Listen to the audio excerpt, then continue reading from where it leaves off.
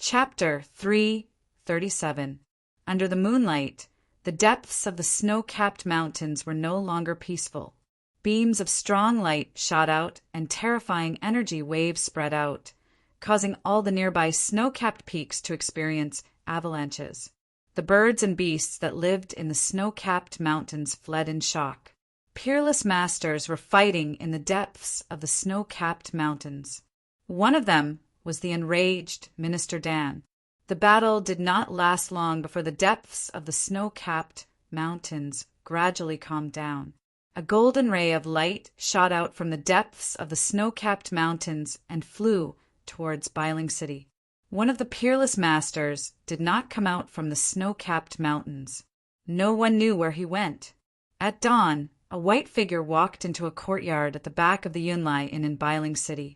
It was a handsome young man dressed in white. "Come in." The young man went straight to a room in the courtyard. Just as he was about to knock on the door, an old but calm voice came from inside. The young man respectfully pushed the door open and carefully closed it. The young man entered the room and saw that it was decorated in an antique style. A screen separated the room into two parts. The front was the living room, and behind the screen was the bedroom. The room was not gorgeous. The young man stood in front of the screen with his head down. He did not go into the back. He seemed to be very respectful to the owner of the room and did not dare to act presumptuously. "I know why you are here. Don't worry, the light has been extinguished." The old voice came from behind the screen. When the young man heard this, he could not help but reveal a smile on his face. "You can leave." The person in the room seemed to be a little annoyed. "Yes." The white-clothed young man didn't say much. After he heard the man's words, he bowed towards the screen and left the room. "Second brother, what did the ancestors say?" After the young man left the courtyard, a young man with a simple long sword on his waist walked towards him. This person was Dongfang Long, and the person Dongfang Long called second brother was none other than Dongfang Chin. It's rare that the ancestor is willing to help. The matter has been resolved. Dongfang Chin seemed to be very happy. Dongfang Long nodded and said, "Very good, this has bought us a lot of time. The entire north is filled with our Dongfang clan and Beitang clan's eyes. As soon as Gu Fei appears, kill him. This time don't fail again," Dongfang Chin said with a gloomy face. Dongfang Long nodded, and the two of them quickly left. In the pale cauldron paradise, on the peak of a spiritual mountain, Gu Fei faced the rising sun and sat cross-legged on a large rock. For the past 2 days, it was as if he could not feel the passage of time. He seemed to have merged with nature, his body and mind condensed together with this spiritual peak, blending with heaven and earth. This was a miraculous state. He seemed to be able to hear the thoughts of the trees and flowers, understand the words of birds and beasts, and sense the pulse of the earth. He seemed to have truly blended into this vibrant world, as if he had become a part of it. The breeze gently blew, and the fragrance of all kinds of plants and flowers slowly rippled in the forest. The rising sun was not dazzling. Like water ripples, it shrouded the entire spiritual peak with a faint layer of golden gauze. Gu Fei stood up from the large rock. Looking at the rising sun, at this moment he felt incomparably calm. He also felt the vitality between heaven and earth. Gu Fei seemed to have a feeling of enlightenment in his heart. A touch of the morning glow cut through the dawn, and rays of golden light sprinkled on the mountain forest that was surrounded by spiritual energy. Infinite vitality rippled. Apes cried, tigers roared, birds chirped, and insects chirped. Gu Fei took a deep breath, and his whole body felt comfortable. As Gu Fei circulated his profound cultivation technique, his body became like a vast ocean that sucked in all the spiritual energy from the surroundings. The essence of the sun, the moon, the wood, and all the other energies that floated in the air were all gathered towards him. Streams of light, which were almost invisible to the naked eye, circulated inside Gu Fei's body, nourishing his body like sweet dew, covering his internal organs, bones, flesh and blood with a layer of precious light. Sitting on the mountaintop for 2 days and 2 nights was not completely fruitless. His state of mind had been improved, and his body seemed to be filled with endless vitality. The essence of heaven and earth was like cold water, washing his flesh and blood over and over again. He tried to activate the pure essence of the sun that was released when the sun rose. He wanted to use the essence of the sun, the pure yang energy, to dispel the remaining ghost qi in his bone marrow. However, he seemed to have failed. The essence of the sun was not that easy to absorb, and the timing was very important. Obviously, Gu Fei did not grasp this fleeting opportunity. Standing on the top of the spiritual peak, Gu Fei breathed in and out the spiritual energy from all directions, pouring endless spiritual energy into his exhausted body. It wasn't until noon that the gathered spiritual qi drifted away. He stopped and sensed the surging energy in his body. He had to admit that the spiritual energy in the Pill Cauldron Paradise was really abundant. This place was indeed a treasure land for cultivation. When Gu Fei stopped operating the mysterious technique, a bone-piercing coldness came from the depths of his body, making him shiver involuntarily. It seemed that the ghost qi that had penetrated deep into his bone marrow was really hard to dispel with his own power. However, this was already good enough. After all, his body had regained its vitality, and the 18 soul-suppressing nails had been pulled out. His soul sense was no longer suppressed. Not only could the 18 soul-suppressing nails suppress the ghost qi in his body, but they also completely suppressed Gu Fei's soul sense inside his body, which made it impossible for him to open the space inside his body. Standing on the top of the mountain, Gu Fei carefully used his soul sense to communicate with the space inside his mud pill palace. The purple vertical scar that had disappeared between his eyebrows began to appear on his skin. Gradually, the vertical scar emitted a misty purple light. Gu Fei's soul sense had successfully communicated with the space inside his body. His real body did not enter the space, but a wisp of his soul sense had descended into the space inside. He was very worried that because of his body, the space that he had opened up would be destroyed and even turn into a piece of chaos. However, he seemed to have worried too much. A giant cauldron that emitted an endless aura, as if it had existed since the beginning of the world, was suppressing the center of the space. Traces of chaotic energy that were visible to the naked eye were guided by the mountain and river cauldron. Gu Fei found that not only did his space not collapse because of the decay of his body, but it was also gradually expanding. The mountain and river cauldron refined the chaotic energy and suppressed the space. At the same time, it was also continuously pouring energy into Gu Fei's space, causing the space to gradually expand. Of course, the growth of the space inside was very slow. It had been a long time since Gu Fei moved the mountain and river cauldron from the chaotic zone into the space inside his space. But Gu Fei found that his space had only expanded to about 60 meters in radius. When he was in the virtual sky world, the old turtle once said that the inner world was closely related to a cultivator's body. As one's strength increased, the inner world would also grow. The stronger one was, the bigger the inner world would be. However, if one's cultivation level regressed, the inner world would also collapse and shrink. According to Gu Fei's situation, when his body deteriorated to the extreme, his inner world would have collapsed long ago. Gu Fei's luck was really good. There was a unique mountain and river cauldron suppressing the void in all directions in his inner world. Even though Gu Fei was seriously injured and on the verge of death, his inner world still showed no signs of collapsing. The mountain and river cauldron could suppress the earth veins in all directions. It was definitely a treasure. Gu Fei found that the 5 or 6 spiritual plants planted in his inner world emitted a floral fragrance. Their branches and leaves were shrouded in a faint misty glow. The spiritual plants didn't show any signs of withering. Instead, they were growing very well. The surroundings of the spiritual plants were green, and green grass grew on the ground. Gu Fei's inner world was no longer lonely and lifeless. After his divine comprehension retreated from the inner world, Gu Fei jumped down from the boulder and walked down the mountain. He wanted to find out what method Yen planned to use to dispel the mysterious Yin ghost aura that had already penetrated into his bones. Minister Dan was very angry and also very depressed.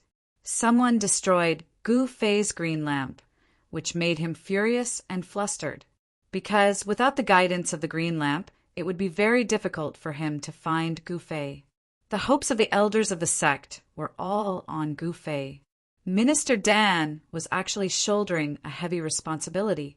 After the trip to the virtual sky world, the elders of the three great Taoist sects didn't find any trace of the 9-colored longevity grass on the other disciples. In the virtual sky world, everyone saw that it was Gu Fei who took the 3 9-colored longevity grass.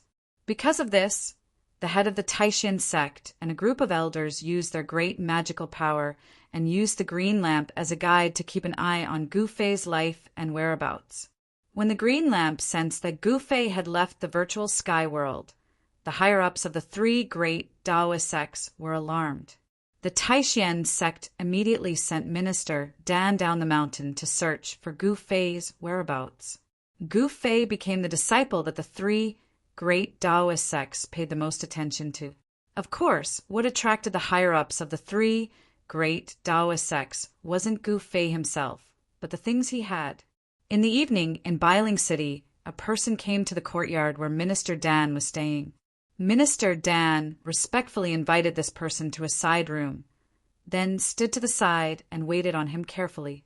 Although he was already a peerless expert in the void-controlling realm, he still didn't dare to show the slightest disrespect in front of this person. How did it go? Taoist Chao Yang, who was sitting high in the hall, asked calmly. He wore a purple jade Taoist crown, 9 suns shining in the sky, and the golden crow-burning sky robe. Martial uncle, Gu Fei is missing, and the green lamp of the 9-colored primordial spirit has also been extinguished. Although Minister Dan was a little hesitant, he didn't dare to hide anything in front of Taoist Chao Yang. What happened? When Taoist Chao Yang heard this, he couldn't help but raise his eyebrows, and an invisible momentum immediately spread in the room. Minister Dan suddenly felt as if his chest was suddenly pressed down by a 1,000-kilogram boulder. He felt like he was suffocating, and his breathing became a little rapid. His forehead was also covered in cold sweat. This book was first published. Chapter 338. As night fell, a bright moon appeared in the sky, sprinkling down cold moonlight that shrouded the icy and snowy northern land in a layer of light gauze. Network, swoosh! A figure suddenly appeared in the sky above an endless snowy forest in the northern land, as if it had teleported.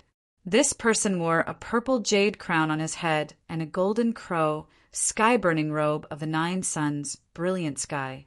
There seemed to be flames flowing all over his body. He was Taoist Chao Yang of the Shaoyang Peak of the Taishan sect.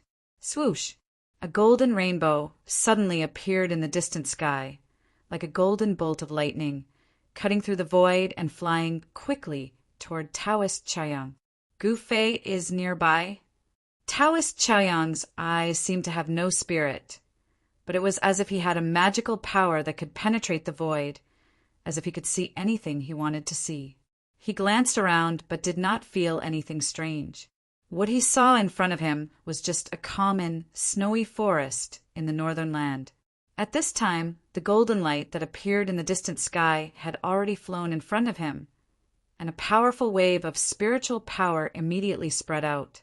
The golden light dissipated, and a figure appeared next to Taoist Chao Yang. "Is it here?" Taoist Chao Yang asked.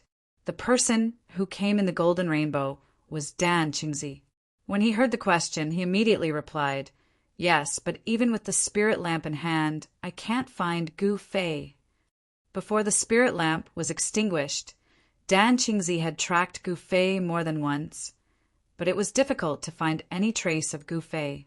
Although they were both cultivators in the royal void realm, Taoist Chao Yang's strength and seniority were not comparable to Dan Qingzi, who had just broken through to the royal void realm. even among cultivators in the same realm. There were strong and weak ones. With Taoist Chaoyang's cultivation, it could be said that it was easy to kill a peerless cultivator like Dan Qingzi. Strange.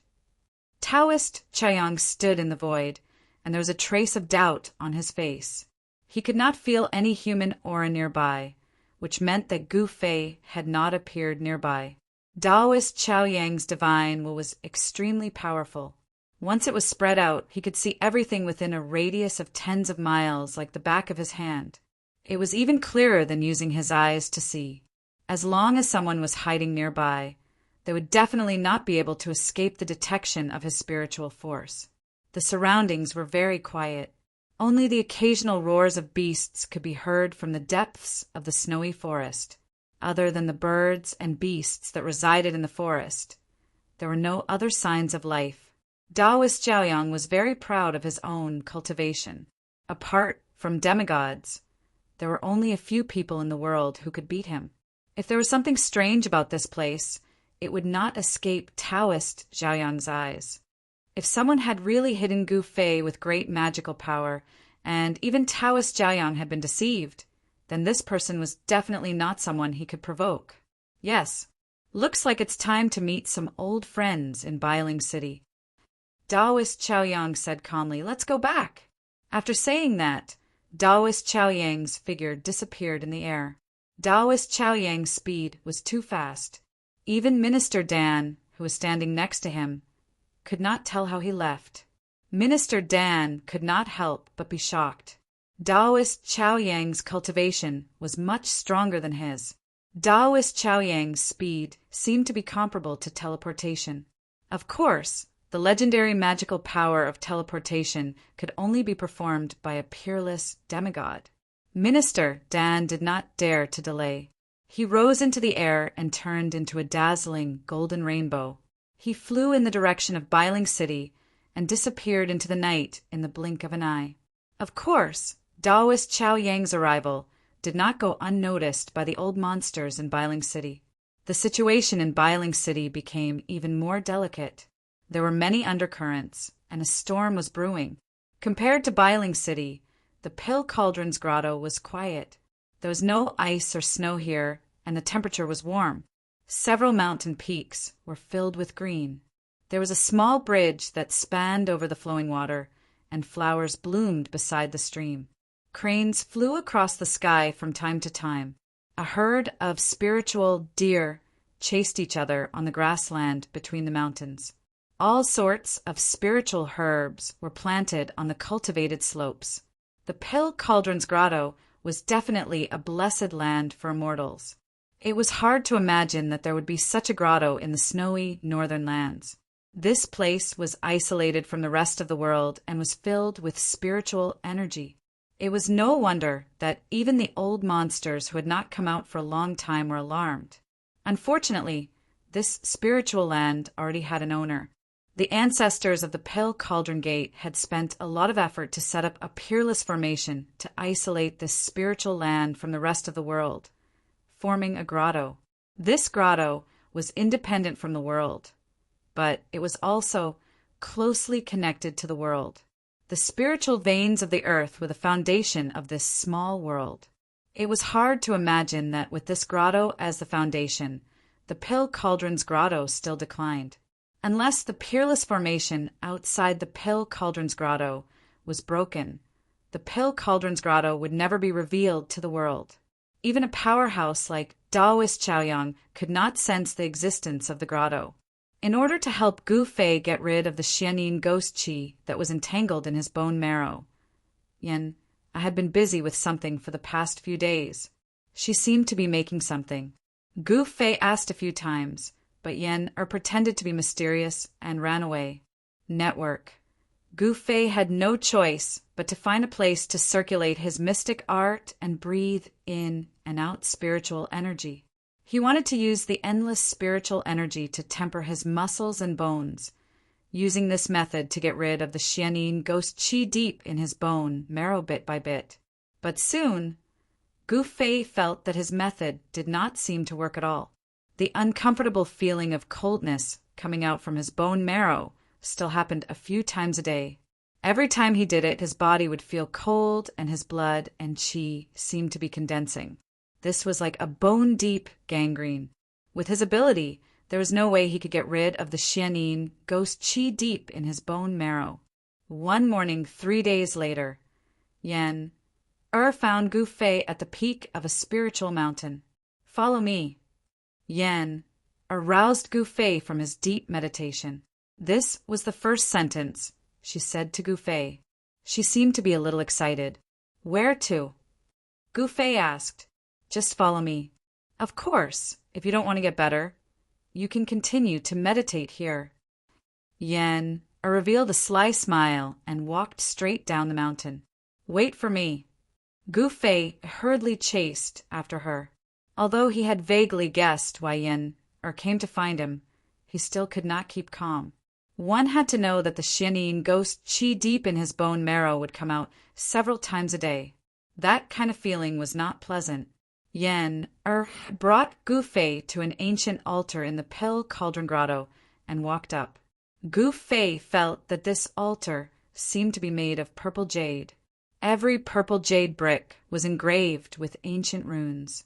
The altar was 15 feet wide and emitted a misty purple glow. After walking up the altar, Gu Fei discovered that the ground of the altar was also engraved with countless runes. The countless runes seemed to form a huge formation. Gu Fei did not set foot in the formation. He could not figure out the function of the formation on the altar, apart from the runes engraved on the purple jade ground. There was nothing else on the altar. Gu Fei was a little surprised. Why did Yan bring him here? He was about to ask, but at that moment, Yan signaled Gu Fei to stand in the center of the altar. Yan came to Gu Fei's side and took out a jade talisman from her storage bag. She handed it to Gu Fei and said, "Take it. It will be useful when we return." Gu Fei took the jade talisman and saw that both sides of the jade talisman were also engraved with runes. Moreover, Gu Fei felt that the runes on the jade talisman in his hand and the runes on the altar seemed to come from the same source. Yan's hands formed hand seals. Then, the ancient purple jade altar immediately emitted a strong energy fluctuation. The runes engraved on the entire altar gradually lit up. The ancient altar obviously contained an incomparably strong energy. Yan's hands continuously formed hand seals to guide this originally dormant power out. Rumble. The entire altar began to shake. Then, thousands of runes rushed out from the altar as if they had come to life. They formed a mysterious formation that enveloped Gu Fei and Yan, who stood in the center of the altar. Gu Fei was shocked. This altar seemed to be a teleportation formation. Swoosh! There was a tremor in the void as ripples spread out from the center of the altar. Thousands of light talismans formed an array. The instant Yan and Gu Fei were enveloped, the two of them disappeared from the altar. Thousands of light runes dissipated on the altar. The runes engraved on the altar also gradually dimmed. The energy contained in the altar also quieted down. The space was twisting. Gu Fei felt as if he had stepped into a void tunnel. A strange feeling welled up in his heart. This feeling was not unfamiliar to him. There was no sky, no earth. It was as if he was walking in an endless void. He had no idea where he was going. Rays of light became the only thing in Gu Fei's eyes. After an unknown period of time, Gu Fei felt as if he was riding on the clouds, as if he was traveling at an extremely high speed. When the surrounding rays of light gradually disappeared, a gloomy void appeared in front of Gu Fei. He did not know when it started, but the surrounding space began to twist and ripples of energy spread out. Rumble! After a loud noise, a dazzling light suddenly burst out from the front. Gu Fei had to close his eyes. When he opened his eyes again, the dark sky flashed with strong lights from time to time. Boom! A thunderclap sounded in Gu Fei's ears. Silver snakes danced in the sky and lightning lit up the heaven and earth. Gu Fei could not help but be shocked by the scene in front of him. He looked around and saw that he and Yen were standing on a small hill. Under their feet was a formation engraved on a rock with a circumference of 5 zhang. The runes on the formation were very similar to the runes on the purple jade altar in the Pill Cauldron Wonderland. "What is this place?" Gu Fei asked. He felt that the heaven and earth were gloomy. Thunder rumbled and lightning flashed, illuminating the gloomy void from time to time. Apart from the small hill where he and Yen were standing, there were lush weeds everywhere. Between the weeds, there were water droplets. This place seemed to be a swamp. "This is the Lightning Lake," Yen said. Rumble. At this time, another earth-shattering thunder came from the sky. Although the sky was gloomy, it was strange that there was only thunder but no rain. Lightning Lake? Gu Fei couldn't help being startled. He knew of this place.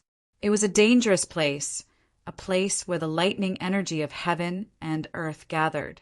The Lightning Lake could be said to be one of the most dangerous places in the Tung-Long continent. Gu Fei had seen descriptions of the Lightning Lake in his sect's records. "We've been teleported to the Lightning Lake thousands of miles away," Gu Fei exclaimed. One must know that the Lightning Lake was not in the northern lands. Although it was within the borders of Northern Wei, it was at least 3,000 miles away from the northern mountain city. That's right. You will be staying here for a few days." Yenna smiled. When she smiled, she looked like a little fox who had succeeded in her evil plan. Gu Fei couldn't help being stunned for a moment before he asked, "What exactly do you want?" Yen's smile made his hair stand on end. "Let's go. Let's find a place with dense lightning." Yen didn't answer Gu Fei. Instead, she walked out of the formation and looked at the sky from the small hill. She saw thick thunderclouds surging in the east and south. The lightning in the thunderclouds was denser and more frequent than the lightning in the other 2 directions. Most of the thunder came from these 2 directions, shaking the heaven and earth. "Let's go to the east. There's a grassland under the thunderclouds. It's just the right place," Yen said and rushed down the small hill. Like a purple smoke, she headed east. Gu Fei had no choice but to follow her. The swamp here was different from the deathly swamp inside the virtual sky world. This place was full of the aura of thunder and lightning, and there seemed to be a burning smell in the air. The death swamp in the virtual sky world, on the other hand, was lifeless and a paradise for the undead. Roar! Just as Yenna rushed to the grassland under the thunderclouds, an unforeseen event occurred. A low and deep roar seemed to come from the depths of the earth. Then the grassland under Yenner's feet began to tremble, as if something was about to rush out from the ground. Yen quickly retreated. Pum! Bang! The grassland suddenly exploded. Soil splashed in all directions, and an unusual beast rushed out of the ground. "What's that?" Gu Fei, who was following closely behind Yen, hurriedly came to a halt. He stared at the exotic beast that had rushed out from the ground in shock. The exotic beast was 4 to 5 meters long and had the appearance of a huge green lion. However, there was a single silver horn on its ferocious head. Roar! The unusual beast looked up to the sky and roared. Its voice shook the sky. A burst of crackling lightning came out of its body. At the same time, a fierce, murderous aura surged out of its body. Chapter 339. The Lightning Lion Beast was a ferocious beast in the Thunder Lake that could control the power of thunder and lightning.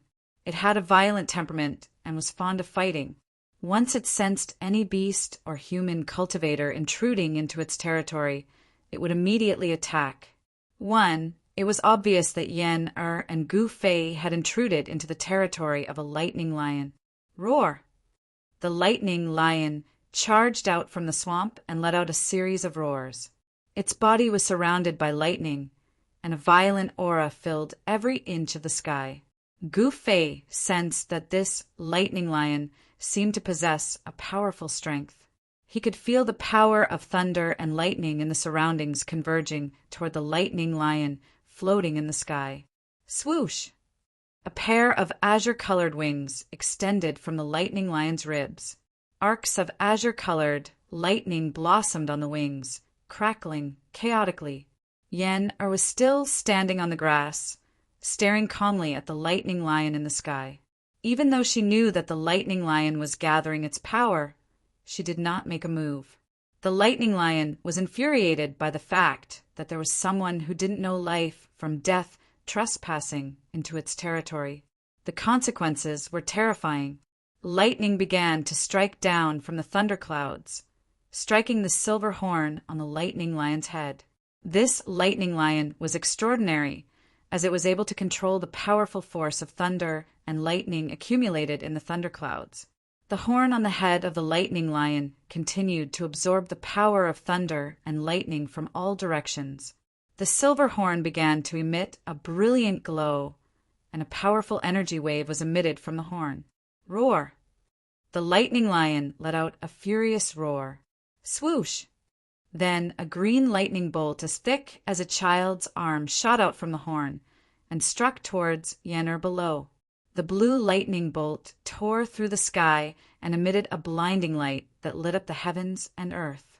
Gu-Fei stood aside and watched the scene quietly. Although he knew that Yen-Er had a high cultivation, he had never seen her make a move before. Yen-Er simply reached out her right hand and pressed forward. Bang! With a bang, the lightning bolt that was bombarding towards Yen-Er seemed to have collided with an invisible wall. It was stopped less than 10 feet in front of Yen-Er by a mysterious force. Yen-Er easily nullified the attack of the lightning lion. After that, Yen-Er waved her right hand lightly. Bang! The lightning lion was directly blasted, flying by a powerful force. Roar! The lightning lion roared again and again as it was blasted, flying 30 to 40 meters away. Only then did it stop retreating. After that, it flapped its wings that were coiled with lightning and transformed into an azure bolt of lightning as it charged towards Yen-Er. Outrageous!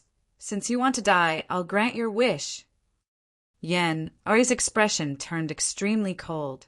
She had only sent the lightning lion flying just now, hoping that the lightning lion would know how powerful it was and leave. However, the violent lion did not seem to appreciate her kindness and charged forward in an instant. Of lightning, crackle, crackle, crackle. Endless lightning flashed in the void around the lightning lion, interweaving into a net of lightning power that enveloped Yen.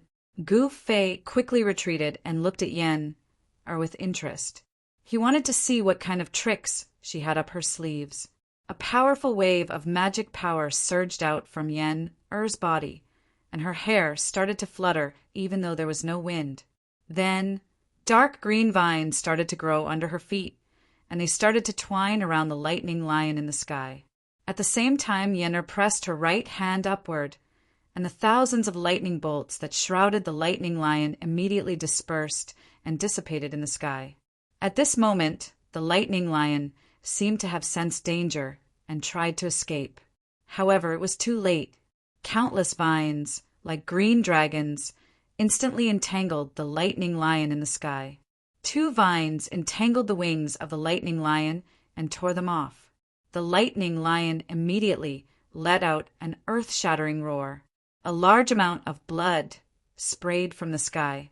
The lightning lion that had lost its wings fell from the sky. Before it hit the ground, a bone-chilling sound of bones breaking could be heard. Bang! Muddy water splashed everywhere as the huge body of the lightning lion smashed heavily onto the turf.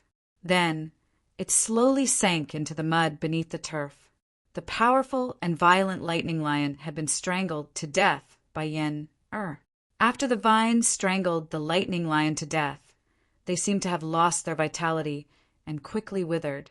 Then they turned into dust and drifted into the sky. Wood elemental techniques. Gu-Fei was a little surprised. He could feel that Yen-Er's body was exuding a vigorous aura. It was as if she was the embodiment of the spirit of vegetation. Gu Fei was no stranger to the fluctuation of qi that was full of vitality. In the Taishan sect, there were many people who cultivated wood elemental techniques.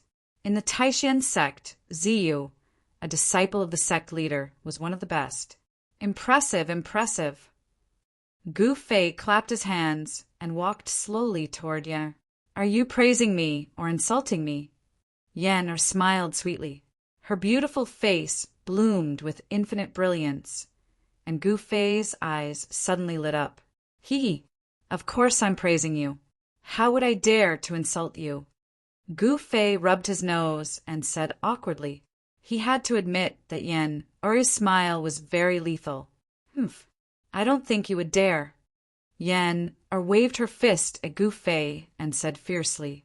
She was like an innocent girl, but compared to the vicious method she had used just now, she felt a little out of place. The sky was still gloomy. In the sky, lightning flashed and thunder roared. The dark thunderclouds seemed to be hanging down to the ground, and bolts of lightning danced wildly in the thunderclouds. The sound of thunder was endless, and from time to time there would be terrifying lightning striking down from the sky. Gu Fei and Yan stopped joking. They came to a grassy area covered by thunderclouds, and Yan took out a big thing from her storage bag. It was a huge lamp. Its four sides were covered with white cloth, and the top was also tightly sealed with white cloth. The bottom was empty, and on the iron frame at the bottom there was an iron bucket filled with lamp oil, with a wick as thick as a child's arm immersed in it. There were talismans drawn on the white cloth around the huge lamp. Each talisman was emitting a faint spiritual energy. What's the use of this? Gu Fei asked. He didn't know what Yan wanted to use this huge lamp for. This huge lamp has a name. It's called the Kong Ming lamp. As Yan spoke, she took out a metal chain from her storage bag. This metal chain was at least 100 meters long. Kong Ming lamp. Gu Fei said, yes. Legend has it that in ancient times there was an almighty expert who was proficient in formations. His name was Zhuge Kong Ming. The Kong Ming lamp was created by him. Yan said, I've never heard of him. Gu Fei said with some embarrassment, I also read about the Kong Ming lamp in the Sex book collection. The Kong Ming lamp can fly into the sky without using any spells or external forces.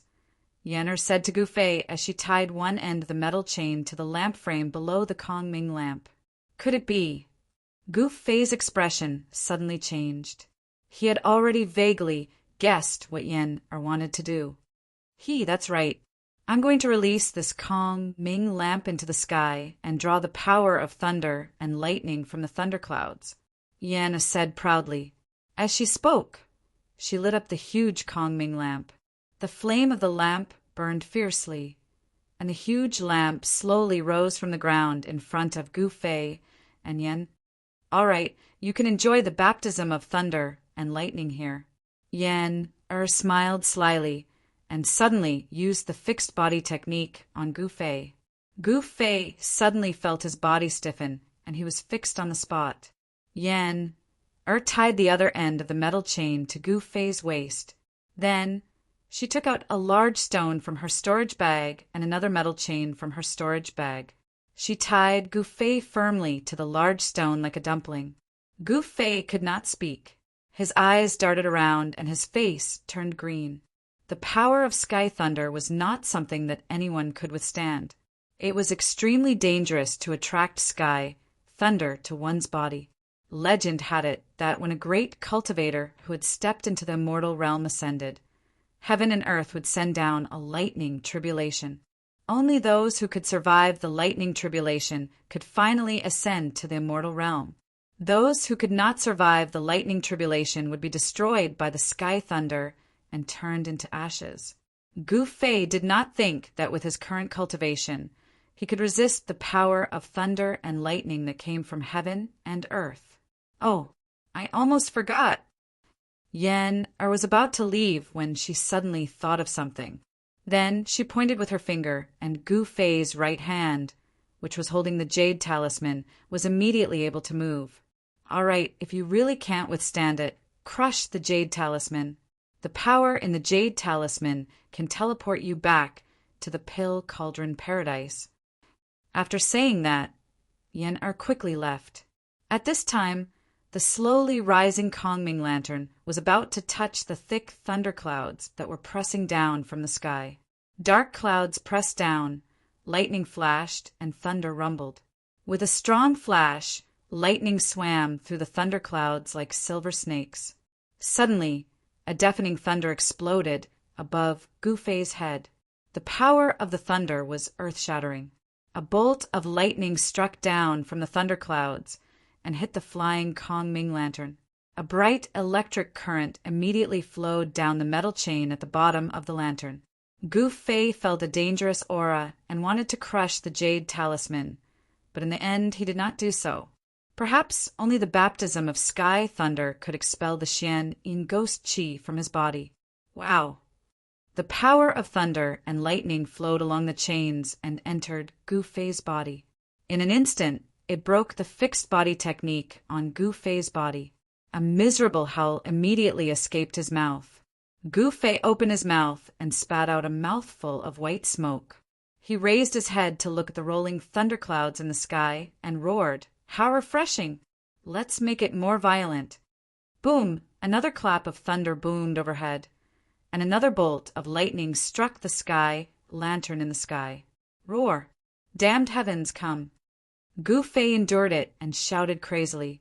Bolts of lightning kept striking the Kongming lantern, and Gu Fei's roars rang out continuously, spreading far and wide.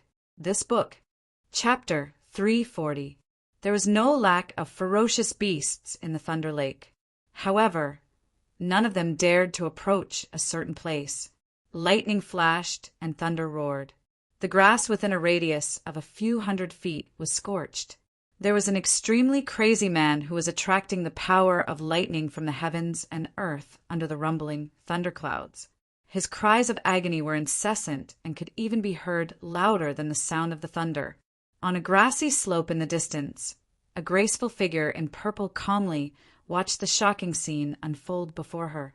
There was no expression on her extremely delicate face. Thunder clouds loomed in front of them as tens of thousands of lightning bolts swam in the clouds. A violent aura that could shock all living beings in the heavens and earth was emitted from the thunderclouds. The Thunder Lake was a strange place in the Tunglong continent. Here, the power of thunder and lightning gathered. Dark thunder clouds hung down from the sky. Terrifying lightning struck from the thunder clouds, connecting the sky and the earth. Some of the lightning even struck the ground. There was no wind or rain. There was only thunder here, and it rarely rained. However, the water in the Thunder Lake was sufficient because it was a swamp. It was difficult to see the sun in the Thunder Lake. However, terrifying lightning bolts would strike down from the sky and strike the ground. The powerful lightning bolts would often strike the soft grass and create huge pits, forming the unique landform of the Thunder Lake. Large and small round ponds were scattered across the entire Thunder Lake like pearls embedded in a piece of jade. Yen-Er and Gu Fei were only at the periphery of the Thunder Lake. They did not venture deep into the Thunder Lake because there were unpredictable dangers in the depths of the Thunder Lake. The power of lightning there was stronger, and the ferocious beasts there were stronger. Only cultivators with a high cultivation base could venture deep into the Thunder Lake. The reason why Gu Fei and Yen-Er came to the Thunder Lake was to borrow the power of lightning to expel the Xian Yin ghost qi from Gu Fei's body. They were not here for an adventure. One should know that the Thunder Lake was one of the most dangerous places in the soaring dragon continent. The power of lightning in the depths of the Thunder Lake was enough to scare even a void-controlling realm expert. The lightning energy outside the Thunder Lake was within the range that Gu Fei could withstand. Of course, if he had not been thrown into the primordial pill cauldron by Yen-Er and refined with hundreds of spirit medicines for 3 days and 3 nights, allowing his body to regain its vitality, his deteriorating body would definitely not have been able to withstand the power of thunder and lightning here. It's already the 98th time. Old Gu seems to be stronger than I imagined. Yen mumbled to herself on a grassy slope in the distance. She stared calmly at the scene before her without any expression on her face. Gu Fei had already been struck 198 times by the power of lightning guided by the Kongming lantern, but his voice was still loud and clear, full of energy. Hey, I want to see how long you can hold on before you crush the jade talisman in your hand. Yen watched with interest. In the distance, Gu Fei, who was tied to a huge rock, was charred on the outside and tender on the inside by the power of lightning. The clothes on his upper body had long been burnt to ashes, and only a piece of rag was left on his lower body, which barely covered his important parts. Even the huge rock behind him had cracks on it, as though it could be smashed by the next bolt of lightning at any time. It had to be said that Yen was very thoughtful and well prepared. The Kongming lantern, the 100-foot-long metal chain, and the huge rock that weighed thousands of kilograms were all for the sake of letting Gu Fei enjoy the baptism of lightning. The fixed body technique that Yen had cast on him had already been broken when the first bolt of lightning struck him. There was no spell that could remain unbroken under the bombardment of the power of lightning. As long as the power of lightning in the world was strong enough, it could break any spell. This was because the power of lightning represented the power of the world. The legendary god of thunder wielded the power to punish on behalf of the heavens. Of course, no one knew if the god of thunder existed in the world. However, what in the world could go against the heavens? Gu Fei did not know, but he knew very well that even a powerful immortal was just an ant in the face of the heavens. Powerful bolts of lightning were constantly guided down by the Kongming lantern in the sky and mercilessly struck into his body. Countless bolts of lightning passed through his flesh and bones before entering the ground beneath Gu Fei's feet. This was an inhumane torture. Even though Gu Fei's body had been tempered 100 times, he still felt extreme pain, as though his skin was being fried and his bones were being torn apart. Every time he was struck by lightning, it was as though there were countless sharp swords slicing his body.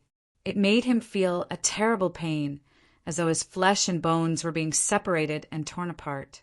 An ordinary person would definitely not be able to withstand such terrible torture. However, Gu Fei's willpower was incomparably firm.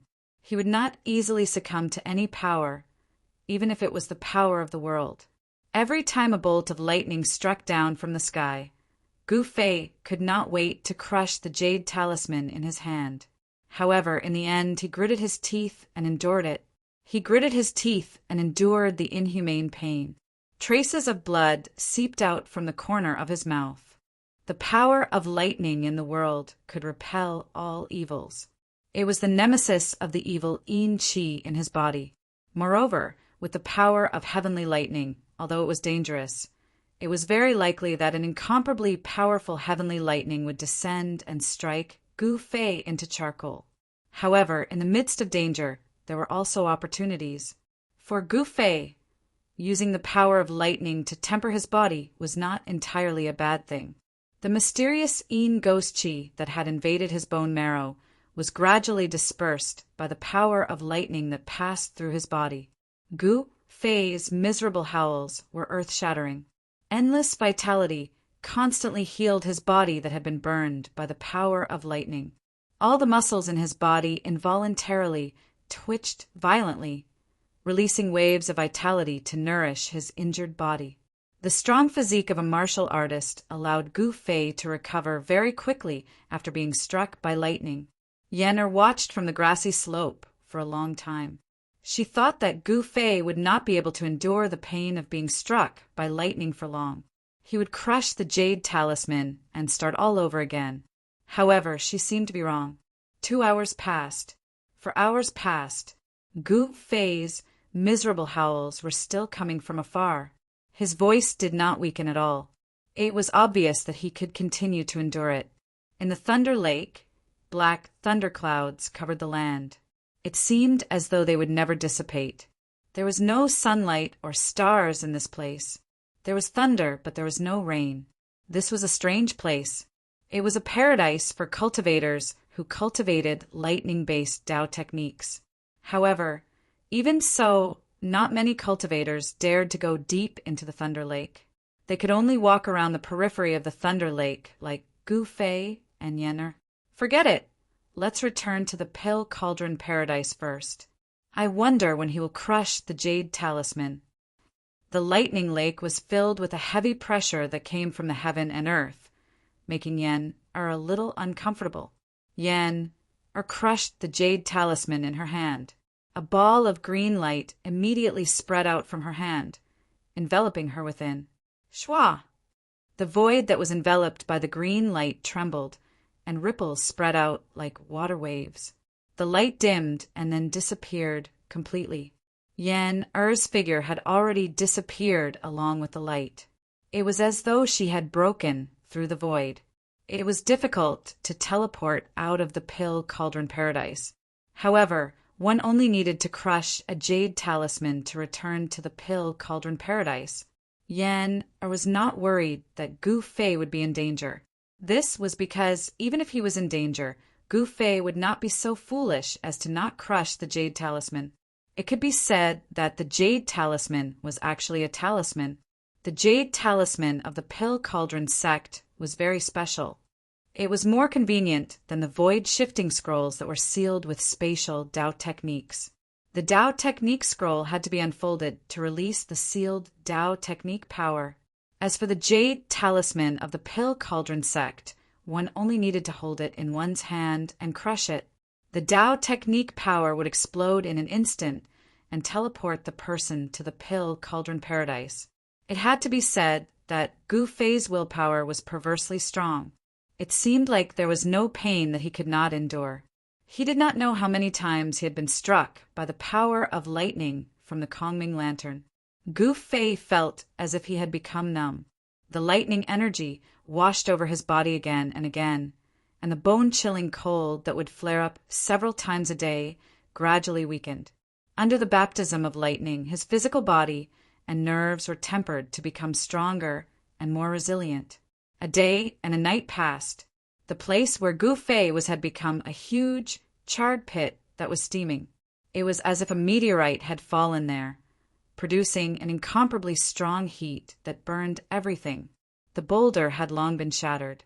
The area within a radius of several dozen zhang had become scorched earth. Only a metal chain that seemed to connect heaven and earth remained intact.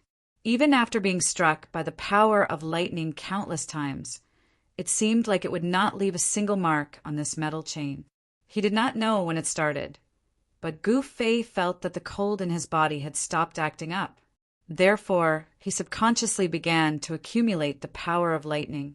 Although the power of lightning between heaven and earth was an incomparably tyrannical and destructive power, it was also one of the powers of heaven and earth. It could also be refined. Gu Fei began to circulate his mysterious art to refine the power of lightning. This was definitely an incomparably crazy action because the power of lightning was extremely hard to tame. If he was not careful, the powerful power of lightning could burn him into ashes. However, Gu Fei did not care so much. His cultivation had already reached the bottleneck of the third heavenly layer of the ascended realm. He wanted to borrow the power of lightning to break through his current bottleneck. He felt that this was an opportunity to break through his current bottleneck. He could not let it go. As he circulated his mysterious art, bolts of lightning began to surround Gu Fei's body. These bolts of lightning did not dissipate. Instead, they were emitted from within his body.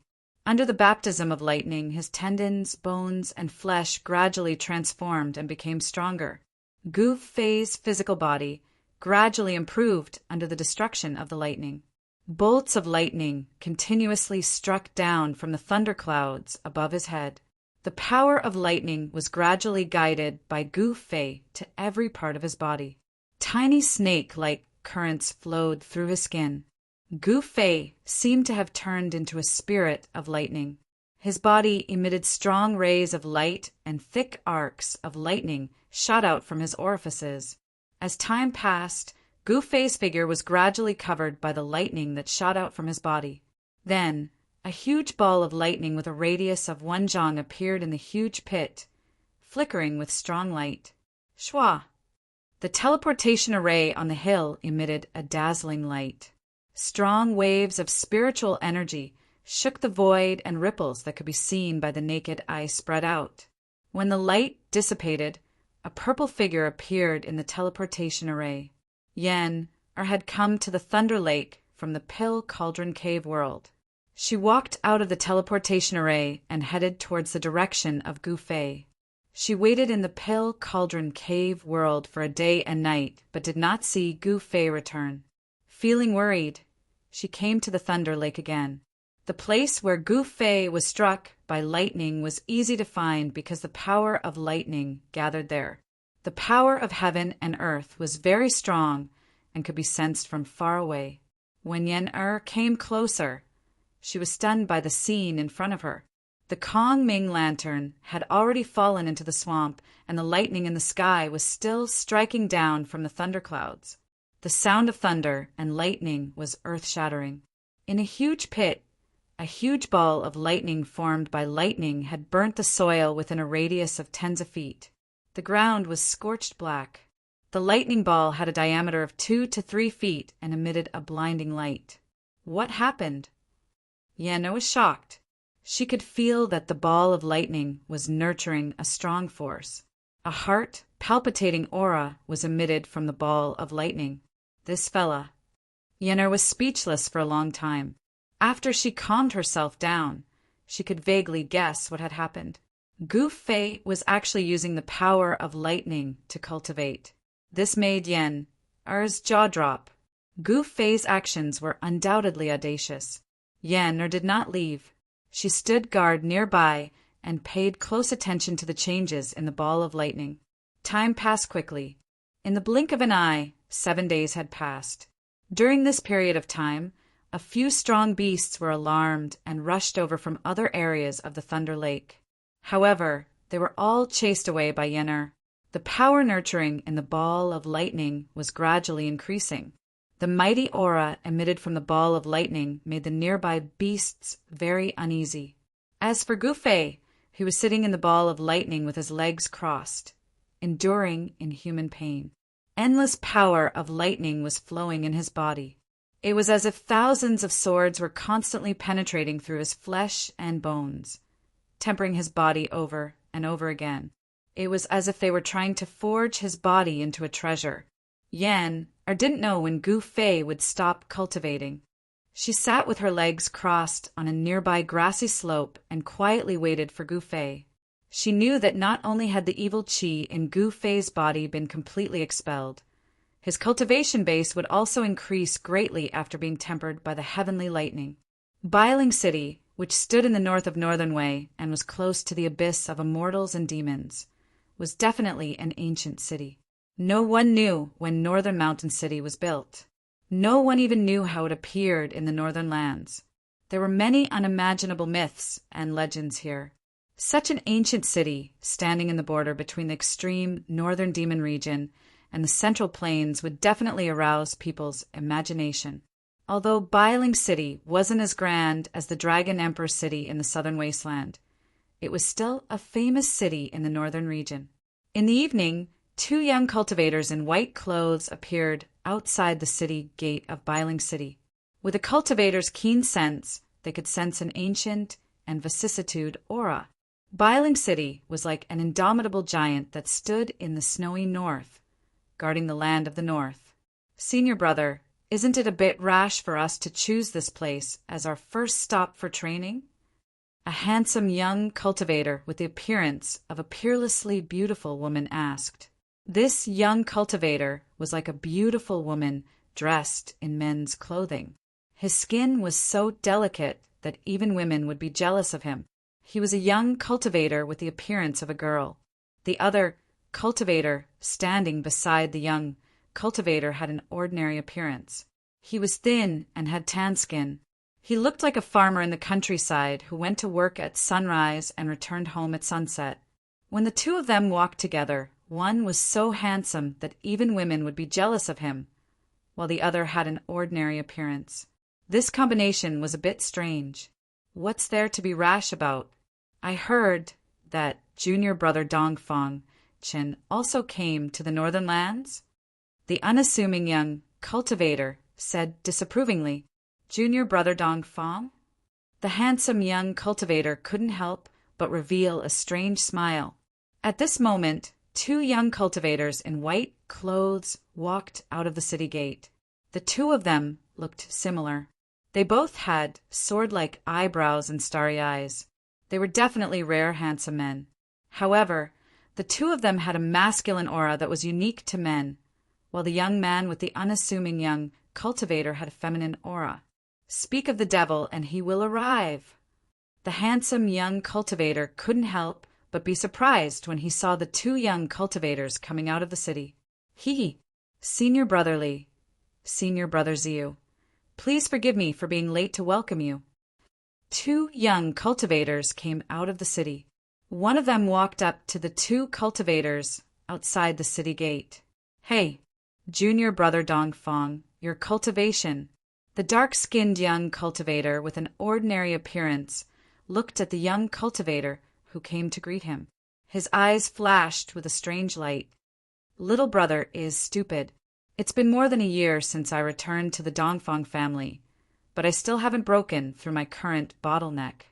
Sigh. Dongfang Chen's expression was a bit depressed and lost. The two cultivators in white outside the city gate were Li Lingfeng and Ziyu, who were walking down the mountain. The two young men in white who came out of the city were the two brothers, Dongfang Chen and Dongfang Long. However, there was no sign of Beitang Ao. Dongfang Chen had found an excuse to return to the Dongfang family more than a year ago. He did this to see if he could break through his current cultivation bottleneck with the help of the family. Secondly, he was preparing to deal with Gu Fei. In the Supreme Mystery Sect, there was the existence of Wang Yuanji and other spies. What happened in the sect, Dongfang Chen knew like the palm of his hand. When he learned that the sect had sent Minister Dan with the primordial spirit lamp down the mountain to look for Gu Fei, it was difficult for Dongfang Chen to stay in the Dongfang family to cultivate. Junior brother Dongfang, you're really well informed. There don't seem to be many people who know that senior brother Li and I have come to the north. You looked at Dongfang Chen meaningfully and said indifferently, First publication of this book. Chapter 341. The people of the three great Taoist sects began to appear in the north. Not only the three great Taoist sects, but other cultivation forces also had disciples enter the north. 1. Some of the old monsters were also alarmed. The first son of the demon lord, Chu Go, was wreaking havoc in the north. In the world of cultivation, there was probably no force that would not be nervous. Moreover, there was the new spiritual land. The true experts of the Tung-Long continent attached great importance to the new spiritual land. Even the old monsters who had not been involved in the affairs of the world for a long time came out. The demons were the enemies of all the cultivators in the world, and a spiritual land was even more attractive. With these two factors, it would be strange if the northern lands didn't attract the attention of others. The people of the Supreme Mystery Sect did not have a fixed place to stay in Bailing City. The Dongfang family booked the entire Yunlai Inn. Dongfang Chen took Li Lingfeng and Ziyu to the inn and arranged two of the best rooms for them. Dongfang Chen and Dongfang Long, Li Lingfeng, and Ziyu only had a brief conversation in the room before the Dongfang brothers left. In Li Lingfeng's room, Li Lingfeng and Ziyu sat down at the table. Senior brother, why is junior brother Dongfang so enthusiastic about entertaining us? Is there something fishy about this? Ziyu said to Li Lingfeng. He did not hide his doubts. Li Lingfeng pondered for a moment, then said, There are not many people who know that we came down the mountain, and even fewer people who know that we came to the north. How does junior brother Dongfang know our whereabouts? In the Supreme Mystery Sect, as long as a disciple broke through to the realm of transcending mortality, they were qualified to go down the mountain and walk in the world of cultivation, gaining experience in the world of mortals. Li Lingfeng and Ziyu were the best of the younger generation of the Supreme Mystery Sect. In the past few years, they had successfully taken that step with the help of the core condensation pill. Cultivators who broke through to the realm of transcending mortality had a qualitative improvement in their lifespan and cultivation. Cultivators who had reached this realm could be considered to stand out among the thousands of people in the world and step onto the path of the strong. Cultivators could condense their power, form their core, and cleanse their marrow. After forming their core, cultivators would be transparent inside and out, and they would be reborn. They would communicate with heaven and earth, and use the surplus of the world to make up for their own deficiencies. They would use their strengths to make up for their weaknesses, steal the sky, and begin to derive power. Network. There seems to be something strange about junior brother Dongfang. Ziyu's expression became serious. Li Lingfeng nodded and said, "Let's wait and see for now. Let's see what junior brother Dongfang is planning." Li Lingfeng and Ziyu were both smart people. The other party seemed to know their whereabouts like the back of his hand. They were already on guard. However, Dongfang Chen's actions made them very puzzled. At this time, in another room in the inn, Dongfang Chen and Dongfang Long were also talking in secret. "Second brother, why did you let Li Lingfeng and the others know that you were in Bailing City?" Dongfang Long, who always had his saber by his side, immediately asked after he sat down. Dongfang Chen smiled and said, "I want them to know that I'm not only in Bailing City, but I also revealed something to them." What happened? When Dongfang Long heard this, he couldn't help but be puzzled. He had been with Dongfang Chen all this time, but he didn't see his second brother reveal anything to Li Lingfeng. "Do you really think I'm just going to welcome them?" Dongfang Chen paused for a moment, then said, "I'm just doing this to let them know that their whereabouts are all under my control." This. Dongfang Long seemed to have vaguely guessed his second brother's intentions. He couldn't help but shake his head. His second brother didn't play according to common sense. In this way, even if Li Lingfeng and Ziyu originally had any plans, it would have been disrupted by Dongfang Chen's sudden move. Time passed quickly. 7 days had passed. In the Thunder Lake, dark clouds still hung over the sky, lightning flashed and thunder rumbled. Roar! Suddenly, somewhere in the outskirts of the Thunder Lake, an earth-shattering roar rang out. The sound was so loud that even the thunder in the sky was overshadowed in an instant. The rolling sound waves echoed between the heavens and the earth. Then, countless dazzling lightning burst out from the place where the roar came from. Endless lightning shrouded this part of the world. Network, rumble, silver snakes danced chaotically between the heavens and the earth. Thunder exploded, causing the sky and the void to tremble. The grass within a radius of several hundred zhang was all scorched by the exploding lightning. That roar was still echoing between the heavens and the earth. The sudden explosion of lightning that covered several hundred zhang of the void suddenly shrank back. Thousands of lightning bolts all sank into a figure. Dazzling electric currents flowed up and down this person's body. In the next moment, this person seemed to have turned into a huge bolt of lightning and shot into the sky. I've finally broken through. That person directly leaped into the sky and laughed wildly. As he waved his hand, bolts of lightning as thick as a child's arm immediately rushed out, tearing through the void and shooting out dozens of zhang before dissipating in the void. 5 elements, sword domain, open. That person separated his hands. A crisp sound of a sword soared into the 9 heavens. A powerful sword chi seeped out from his body and rushed straight into the sky. Amidst the 5-colored light, 5 different colored sword shadows appeared. Each sword shadow exuded a frightening wave of sword chi, forming 5 different colored void worlds: metal, wood, water, fire, earth. It was as if 5 hazy worlds of swords were revolving around that person. This was not a single sword domain, but 5 sword domains. Each domain enveloped an area of the void, and this person was in the center of the 5 voids. It was as if he controlled the 5 worlds of swords. Within the 5 hazy small domains, one could see bolts of lightning flashing from time to time. The power of the 5 elements carried a trace of the power of thunder and lightning. His figure slowly descended. When he landed on the ground, 5 unparalleled sword chi shot out from the 5 void worlds. They stretched for hundreds of zhang and left 5 terrifying sword marks on the grass. Clap, clap. A series of claps came from afar. A beautiful girl dressed in purple slowly walked over from afar. It looked like she was taking a leisurely stroll, but in just a few steps, the fairy-like, otherworldly girl had already arrived in front of that person. "Old Gu, congratulations." The girl in purple's voice was crisp and sweet. "Thank you." That person only said this one sentence, and with a crack, the sound of something suddenly breaking came from that person's hand.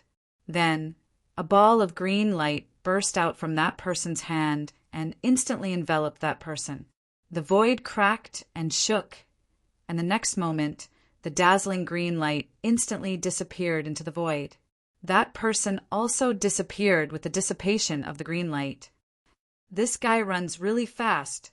The girl in purple couldn't help but be stunned. Then, she seemed to have thought of something and her face flushed red.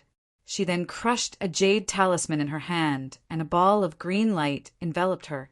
Then, the green light disappeared with a flash and the girl in purple's figure also disappeared into thin air. In the pale cauldron grotto heaven, the sun was setting in the west. Gu Fei sat cross-legged on the peak of the spiritual mountain.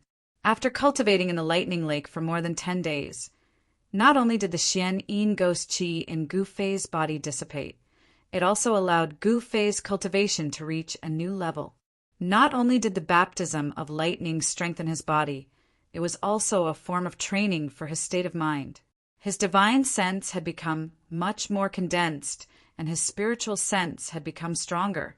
He had successfully broken through the barrier of cultivation, and his cultivation had broken through from the 3rd heavenly stage to the 4th heavenly stage of the ascended realm.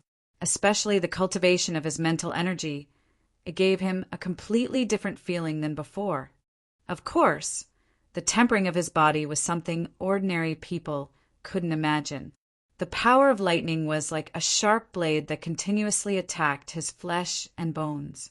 The power of lightning was destroying Gu Fei's body, but the huge amount of life energy within his body was healing Gu Fei's injuries. Destruction, rebirth, destruction, rebirth, this cycle repeated endlessly. It was like a piece of divine metal that had been tempered thousands of times, getting rid of the impurities and leaving behind the essence. His flesh, tendons, and bones became more condensed and resilient. It was as though his body had truly undergone a rebirth. Gu Fei's fleshly body was advancing towards the imperishable realm. If he could continue cultivating like this, Gu Fei's body would become a true physical treasure.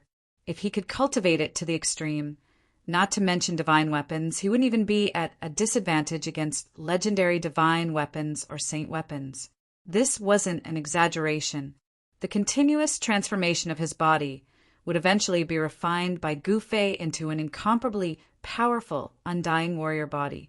At that time, he would become an invincible cultivator.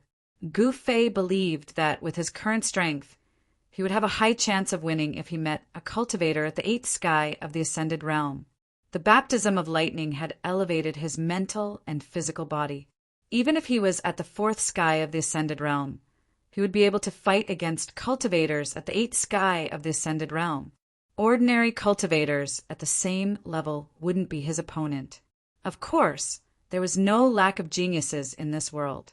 Some people couldn't be measured by common sense. Yan for example, had already reached the peak of the 9th sky of the ascended realm at such a young age. There were definitely many geniuses like Yan in the cultivation world. An opponent like this would be a terrifying opponent. Gu Fei knew that he still had a long way to go. After the ascended realm, there was still the void controlling realm, demigod realm, and entering saint realm. If he wanted to break through the barrier of life and death, he still had to pass through many heavenly moats. The Pill Cauldron Paradise was a mysterious place. Here, there were sunrises and sunsets, day and night, stars and the moon. This wasn't a projection, nor was it an illusion. All of this was real. The grand array around the Pill Cauldron Paradise isolated this part of the world from the outside world. It was difficult for the people outside to sense the existence of the Pill Cauldron Paradise, but the people inside the Pill Cauldron Paradise could see the sunrise and sunset. One had to admit that the methods of the ancestors of the Pill Cauldron School were too unimaginable. This was simply a divine ability that could move mountains and overturn seas. When night fell and the stars started to appear in the sky, Gu Fei stood up from the peak of the mountain and walked down the mountain, disappearing into the grass and trees. The profound Yin ghost qi in his body was expelled by the power of the heavenly lightning. Not only did his cultivation recover, it was also a blessing in disguise. He broke through to the fourth sky of the ascended realm. Gu Fei couldn't sit still anymore. If he didn't take revenge, then he wouldn't be a gentleman. Furthermore, Gu Fei knew that he wasn't a gentleman. He was a person who would repay kindness and vengeance without hesitation. On a morning 3 days later, Gu Fei appeared outside the gates of the northern mountain city. Of course, he didn't appear with his real face. With his current cultivation, he could control the muscles and bones in his body and change his appearance. It wasn't a piece of cake. It was as easy as flipping his palm. Book. Chapter 342. After changing his appearance, Gu Fei had turned into a skinny, unprepossessing swordsman who wore a grayish-white robe and carried an ancient sword on his back. He had asked Yen for this ancient sword. The style of the ancient sword was simple and unadorned, and the scabbard was engraved with ancient patterns. Although it was not a divine weapon, it was still a rare longsword. Gu Fei had suppressed his cultivation base to the 9th heavenly layer of awakening realm. Judging from the aura that Gu Fei exuded, it would be difficult to tell his true cultivation base if one was not a peerless expert of the void controlling realm. After changing his appearance, Gu Fei was not afraid of being discovered by the people of the Dongfang clan. He swaggered into Bailing City. The streets of Bailing City were not deserted in the early morning. The energy of cultivators was much more vigorous than that of ordinary people. Cultivators could be seen everywhere on the streets. Gu Fei noticed that there were no truly powerful experts among the cultivators. They were all very young and seemed to be the younger generation who had left the mountain to gain experience. Although Taoism was particular about tranquility and inaction, leaving the mountain to walk the Tao and enter the world to cultivate was also indispensable. It was difficult for cultivators who had not experienced wind and rain to become truly strong. The doors of the shops on both sides of the street opened one after another. The shopkeepers and workers were busy with their work. Many of them placed their goods in front of the doors to attract customers. Gu Fei went straight to the front of a restaurant. There were already many people dining inside. Looking in from the door, he saw that most of the people dining in the lobby were ordinary people. The restaurant only had 3 floors. Gu Fei walked into the restaurant and found that although the restaurant was not big, the interior was decorated in an antique style. When Gu Fei walked into the restaurant, a worker with a towel on his shoulder immediately came to greet him. The worker quickly sized up Gu Fei. When he saw the ancient sword on Gu Fei's back, he immediately became unusually respectful. "Sir, this way, please." The shop assistant seemed a little nervous. He directly led Gu Fei to the stairs. When they reached the 2nd floor, the shop assistant did not stop and continued to the 3rd floor. Although Gu Fei was surprised by the waiter's attitude and behavior, he did not think too much about it. As he passed by the 2nd floor, he glanced at the lobby and realized that there were already cultivators among the people dining on the 2nd floor. The lobby on the 1st floor was very noisy because it was a place for mortals to eat, but the 2nd floor was relatively quiet. On the third floor, the waiter directly led Gu Fei to a private room. On the third floor, there were no ordinary people. There were only a few cultivators eating. The food of the cultivators was usually very simple.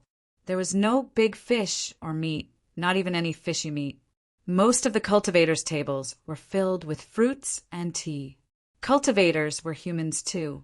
They also needed to eat and drink. Gu Fei casually ordered a few dishes, and the waiter left. The private room of the restaurant was very quiet. Gu Fei had already vaguely guessed why the waiter directly brought him to the third floor. Cultivators usually liked peace and quiet. It seemed that the waiter had served many cultivators before. Therefore, he knew how to treat these cultivators. Soon the dishes were served. Gu Fei began to drink by himself in the private room. His master, Wan Xianqing, liked to drink a few cups when he was alive. Like master, like disciple. This saying was true.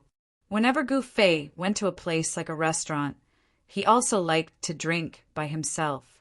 Although he was in the private room, he noticed that other than the cultivators in the lobby, there were also a few subtle waves of energy coming from the other private rooms. Ever since Gu Fei's cultivation broke through to the fourth layer of the ascended mortality realm, his vision, hearing, smell, and perception had all greatly improved. He felt that among the cultivators on the third floor, there were no experts that could truly threaten him. It was no wonder that such a big shot would appear in such a small restaurant. Brother Qin, do you know why the people from the three great Taoist sects came to the northern lands? Suddenly, a sentence from the private room next door caught Gu Fei's attention. I don't know. I just came to the northern lands to have some fun. Does Brother Song know the reason? Another voice came from the private room next door. Hee, of course I know. The cultivator with the surname Qin said with some pride. Hurry up and tell me. The cultivator with the surname Song hurriedly asked. Although the two cultivators in the private room next door spoke in low voices, every word they said fell clearly into Gu Fei's ears. From the sound of their voices, the two cultivators in the private room next door shouldn't be too old. From the aura they emitted, their cultivation seemed to be between the 8th and 9th layer of the awakening self-realm. Yes, a few days ago I met a distant cousin of mine that I haven't seen for many years. My cousin is a disciple of the Shangqing sect. The cultivator with the surname Chen said, I didn't expect you to have a relative in the Shangqing sect. It's not that easy to enter the three great Taoist sects. The cultivator with the surname Song said enviously. The people from the three great Taoist sects didn't come to the northern lands for the rumored spiritual land or the great demon Chugo. The cultivator with the surname Qin said mysteriously, No way. Then why did they come? The cultivator with the surname Song said in shock. After all, the news of the demon Lord's son wreaking havoc in the northern lands and the rumor that the northern lands had discovered a spiritual land had already spread like wildfire in northern mountain city. Humph. The cultivator with the surname Qin chuckled. He seemed to want to whet the appetite of the cultivator with the surname Song. Hurry up and tell me. The cultivator with the surname Song said anxiously. The cultivator with the surname Qin said, You wouldn't believe me even if I told you. The reason the people from the three great Taoist sects came to the northern lands is to find someone. Find someone? Who is it that the three great Taoist sects sent out experts to look for them? I heard that someone saw Taoist Chaiyang of the Supreme Mystery Sect in the city. The cultivator with the surname Song seemed to be very surprised. It wasn't just the cultivator with the surname Song. Gu Fei, who had been quietly listening to the conversation in the room next door, was also shocked. He had already vaguely guessed who the three great Taoist sects were looking for. Who would have thought? The people from the three great Taoist sects were all here for me. After hearing this, Gu Fei was no longer in the mood to listen. The words of the cultivator with the surname Qin shocked him. Taoist Chaoyang was the head of the Shaoyang Peak and one of the most powerful people in the Supreme Mystery Sect. Gu Fei was very confused. It made sense that the Supreme Mystery Sect would come looking for him. After all, he was a disciple of the Supreme Mystery Sect and the only successor of the Ling Chui Peak. If he died, the Ling Chui Peak would be lost. The sect leader, Taoist Xiantian, would definitely not want to see the Ling Chui Peak go extinct. Taoist Xiantian wanted to maintain the legacy of the 9 great branches of the Supreme Mystery Sect. But why did the Shangqing sect and the Guangqing celestial sect come to the northern lands to find him? Gu Fei couldn't figure it out, and there was no one to answer his questions. However, the words of these 2 people couldn't be trusted. This kind of rumor was full of uncertainty. Perhaps it was just groundless rumors. I have to find a way to verify it, Gu Fei thought to himself. He was not an impulsive person. He had to plan before he acted. Only then could he minimize the danger he was in. As Gu Fei thought of this, he walked out of the room, paid the bill, and left the small restaurant. He didn't have any currency in the secular world, but that didn't mean he was going to dine and dash. The way he paid the bill was actually very simple. He threw a gem to the restaurant manager. When Gu Fei came out of the Pill Cauldron Grotto heaven, he conveniently picked up a few gems and carried them with him. With those gems, not to mention a meal, they could even buy the entire small restaurant. Encountering such a forthright customer, the innkeeper of the restaurant was overjoyed. As long as he encountered a few more generous customers like Gu Fei, he would be able to enjoy his old age in advance. After leaving the restaurant, Gu Fei realized that he was being watched. Gu Fei sneered, then quietly wandered the streets, looking here and there. It was like this was the first time he had traveled far away, and he didn't know anything about the outside world. He realized that behind him, there really were 2 people following him. There were 2 people far behind him. Gu Fei couldn't help but feel a little strange. Logically speaking, the people from the Dongfang and Beitang families shouldn't have noticed his traces. He had already changed his appearance. Even if Dongfang Chen and Beitang Ao stood in front of him, they probably wouldn't be able to recognize him. Who are they? Gu Fei couldn't help but be a little curious. He pretended not to notice anything and slowly walked in the direction of the city gate. At this time, it was already late in the morning. The streets of the city were crowded with people, shouting and hawking incessantly. There were even cultivators in 2s and 3s appearing on the streets. The secular world was so fresh to those cultivators who cultivated in the mountains or sects all year round. Of course, the novelty of the secular world for Gu Fei had long since disappeared. Gu Fei walked out of Bailing City without batting an eyelid. The 2 men were still following him from a distance.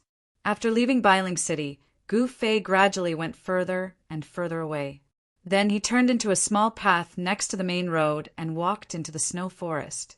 In the snow forest, all that could be seen was snow.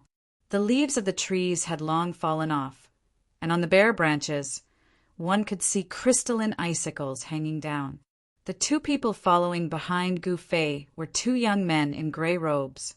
They followed Gu Fei into the snow forest and continued to follow Gu Fei for a while. Suddenly, one of the 2 young men rushed into the snow forest next to the small path, while the other continued to follow behind Gu Fei. Soon, the person who rushed into the snow forest took a shortcut and ran in front of Gu Fei.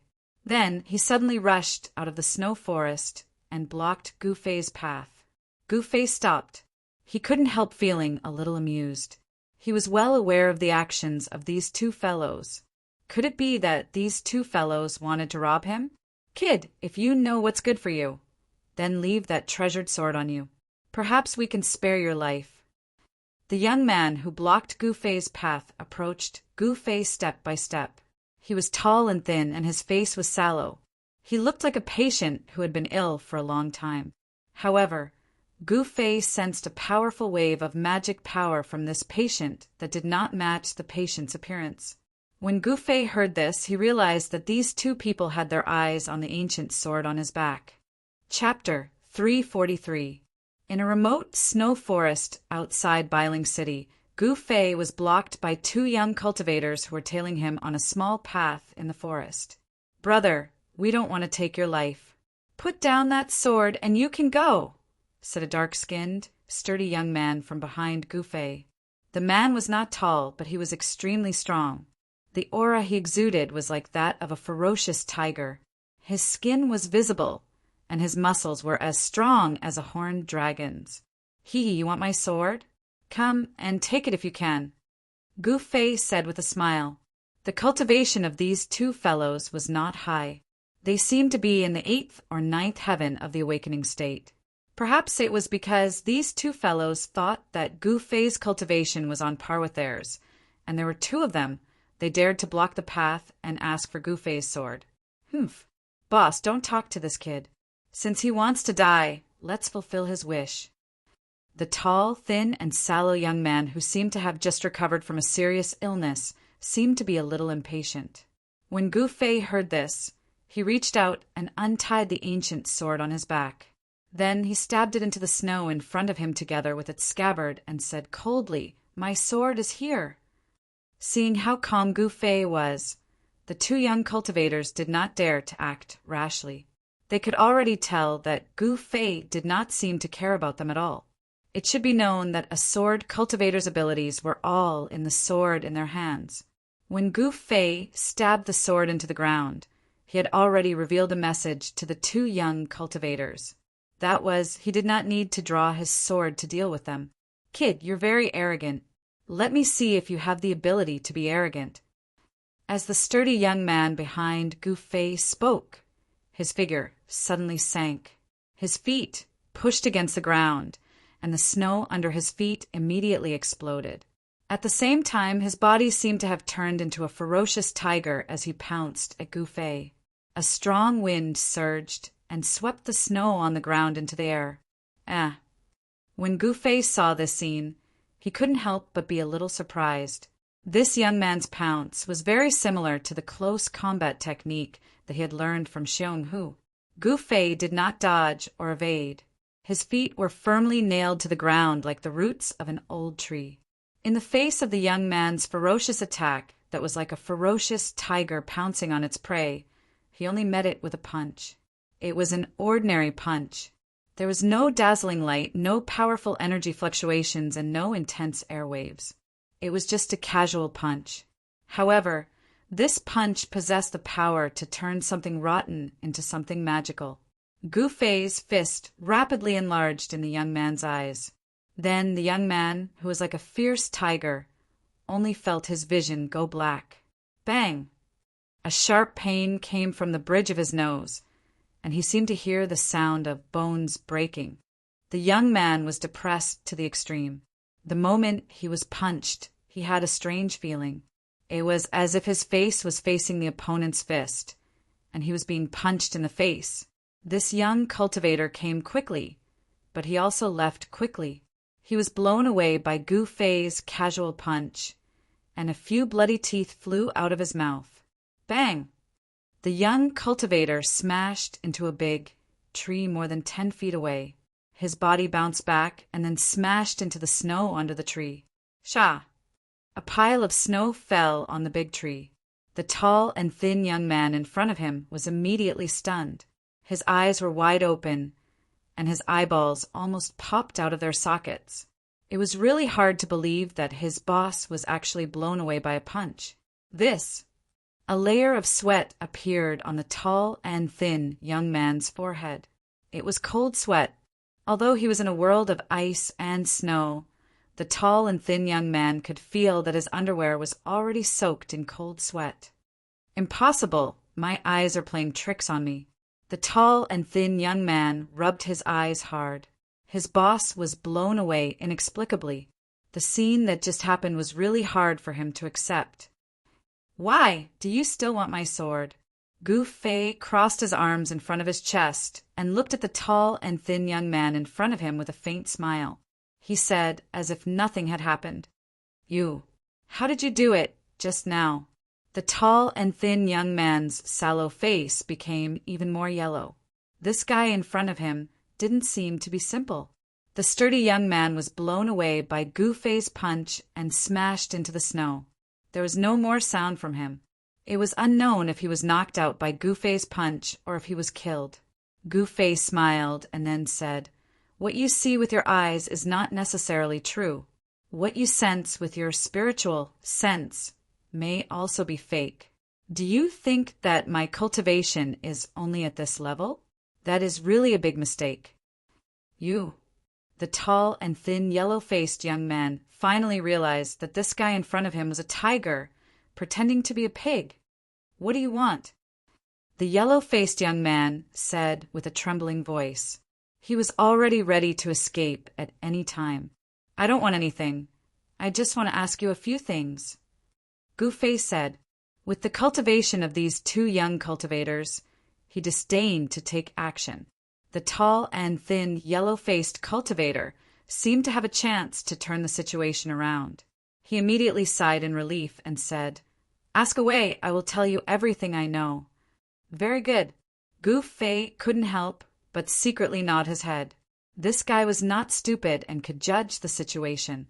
Such people often lived longer than others. "Why do you want to take my sword?" Gu Fei didn't beat around the bush and directly asked. The yellow-faced young man hesitated for a moment, but in the end he didn't dare to hide it and said the reason, this. "We brothers recently obtained a sword scripture and wanted to cultivate it, but we lacked a good sword. So that's how it is." Gu Fei thought that these two must be vagrant cultivators or disciples of some small sect. They lacked cultivation resources and couldn't even find a good sword. "Where are the Dongfang and Beitang families staying in the city?" Gu Fei asked again. He had changed his appearance and entered the northern mountain city to find Dongfang Qin, Beitang Ao, and the others to settle the score. He was not interested in the sword scripture that the yellow-faced young man was talking about. When the sallow-faced cultivator saw that Gu Fei didn't pursue the matter of the sword manual, he inwardly let out a sigh of relief. He was very straightforward and said without thinking, "The Dongfang clan has booked a large inn in the city called Guest Cloud. As for the Beitang clan, they seem to be staying at the city Lord's Mansion." Guest Cloud, City Lord's Mansion? Gu Fei couldn't help but frown. Then he continued to ask, "How many of them came?" I don't know how many of them came," the yellow-faced young man said. With his identity, he wasn't qualified to know the movements of the two families. "Yes." Gu Fei pondered for a moment, then asked, "I know that the people of the Supreme Mystery Sect have also arrived at Bailing City. Where are they staying?" The yellow-faced young cultivator heard this, and his face immediately showed a look of embarrassment. He said, "The people of the three great Tao sects are very secretive. I don't know where the people of the Supreme Mystery Sect are." This guy didn't know anything, which made Gu Fei a little unhappy. However, with this guy's cultivation level, how much could he know? It was already rare for him to know where the people of the Dongfang and Beitang families were staying. "Okay, you can go." Gu Fei waved his hand. He didn't want to ask anymore. The things this guy knew were very limited. The yellow-faced young cultivator was immediately overjoyed. He ran to his boss, who had been sent flying by Gu Fei, and smashed into a pile of snow. He hurriedly carried his boss out of the snow and quickly left. "The people of the Dongfang family are at the inn, but the people of the Beitang family are at the city Lord's Mansion. The city Lord of Bailing City is definitely not a simple person," Gu Fei muttered to himself. After thinking for a moment, he pulled out the ancient sword that was stuck in the snow in front of him and walked out of the snow forest. He decided to meet the people of the Dongfang family first. After returning to Bailing City, Gu Fei didn't know where the inn called Guest Cloud was located, so he asked the passers-by. There was no resident in the city who didn't know the Guest Cloud Inn because it was one of the largest, best, and most luxurious inns in Bailing City. After asking the passers-by, Gu Fei found out where the Guest Cloud Inn was. The Guest Cloud Inn was located in the prosperous area south of Bailing City. Very soon, Gu Fei arrived at the south of the city and found the Guest Cloud Inn. He was not in a hurry. After looking around, he found that there was a tea house opposite the guest cloud arrival inn. He walked into the tea house and found a seat facing the street to sit down. He ordered a pot of fragrant tea and sipped it while paying attention to the movements in the inn opposite. He noticed that there weren't many people going in and out of the inn. Moreover, some cultivators who wanted to enter the inn were stopped by a few young cultivators in white robes. It seemed that only the disciples of the Dongfang family could enter. The Dongfang family's display of dominance was bound to cause dissatisfaction among the other cultivators. As expected, sounds of quarreling could be heard from outside the inn opposite. 3 or 4 young cultivators in green robes were arguing with the 2 disciples of the Dongfang family outside the inn. Others might be afraid of the Dongfang family, but we of Floating City aren't. You 2 watchdogs, get out of my way. The leading cultivator in green robes shouted. He seemed to want to attract the attention of the bystanders, so he deliberately raised his voice. Sure enough, the gazes of the nearby cultivators were immediately drawn to him. Floating City. When Gu Fei heard this, he couldn't help but be startled. He knew that this floating city seemed to be a mysterious force in the Tung-Long continent. Just like the ghost palace of Plentiful City, ordinary people didn't even know where Floating City was. The people of Floating City seemed to rarely move about in the world of cultivation. I didn't think that even the people of Floating City would come to the north. Gu Fei thought to himself. He watched this scene with interest. He couldn't wait for someone to cause trouble for the Dongfang family. What did you say? Say it again if you have the guts. The 2 disciples of the Dongfang family were obviously enraged by the words of the leading cultivator in green robes. One of the disciples pointed at the cultivator in green robes and shouted, looking like he would attack if there was any disagreement. What, are your dogs deaf? Can't hear? That's right. How can watchdogs understand human language? The leading cultivator in green robes said with a face full of disdain, Roar, you're courting death. The disciple of the Dongfang family was completely infuriated. He stretched out his right hand and a cold light immediately rushed out, strangling the neck of the cultivator in green robes in front of him. Chapter 344. The people of Floating City rarely ventured into the world of cultivation. The 2 disciples of the Dongfang family outside the inn had no idea who the other party was. The words of the cultivator in green who had a dispute with the Dongfang family members were too harsh, completely infuriating the 2 disciples of the Dongfang family. One of the disciples from the Dongfang family directly attacked. With a wave of his hand, a cold light shot out towards the leading young cultivator. A chilling aura immediately filled the air outside the door of the inn. Humph! The green-robed cultivator sneered. He was not afraid of the sharpness of the blade and immediately punched the incoming cold light away. His fist did not stop there, and in the blink of an eye he was right in front of the Dongfang family disciple. Bam!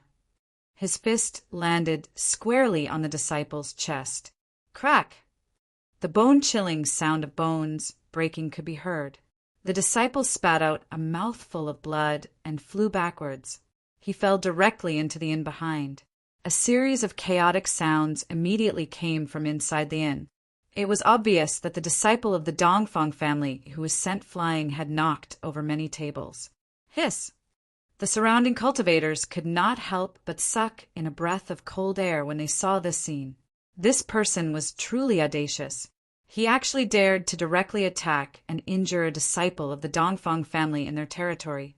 One had to know that ever since the Dongfang family booked this inn, many cultivators had come looking for trouble, but all of them had been driven away by the Dongfang family. Could this young cultivator, who claimed to be from Floating City, be an exception? After hearing the news, more and more cultivators gathered there. Gu Fei, on the other hand, continued to sit quietly in the tea shop across the street, watching the scene with an expressionless face.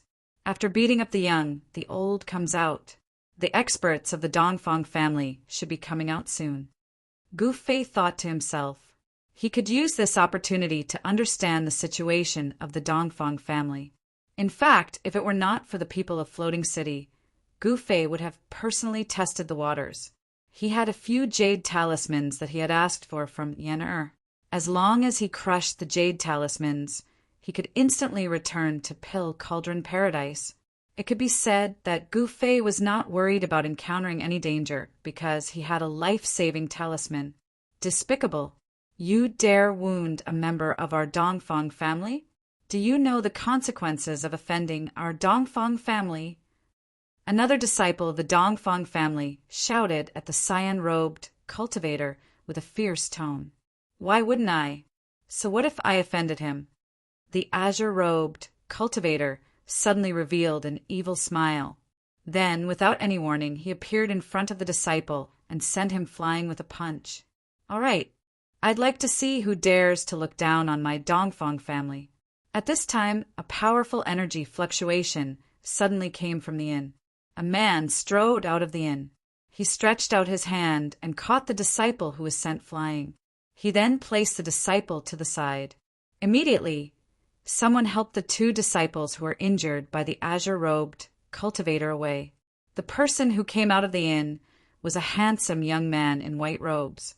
He didn't hide his anger and directly walked in front of the azure-robed cultivator. The azure-robed cultivators still didn't care.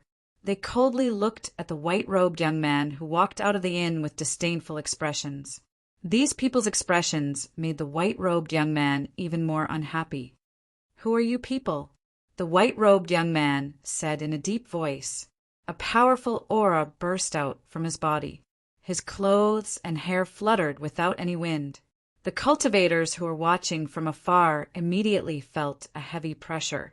Those with lower cultivations already felt uncomfortable, as if a huge rock was pressing down on their hearts. The white-robed young man who walked out of the inn was actually a young man in the transcending mortality realm. The surrounding cultivators couldn't help but be shocked. Oldly, has it been too long since the people of Floating City came out? It's been so long that the world doesn't even know of our existence. The azure-robed cultivator in the lead ignored the white-robed young man and asked another azure-robed cultivator beside him. The azure-robed cultivator called Oldly chuckled and said with disdain, "It seems that we need to come out more often." "Yes, the feeling of being forgotten makes me very unhappy." The other azure-robed cultivator nodded. Floating City, the white-robed young man from the Dongfang family couldn't help but narrow his eyes. Why would the people of Floating City target our Dongfang family? The white-robed young man's expression couldn't help but become serious.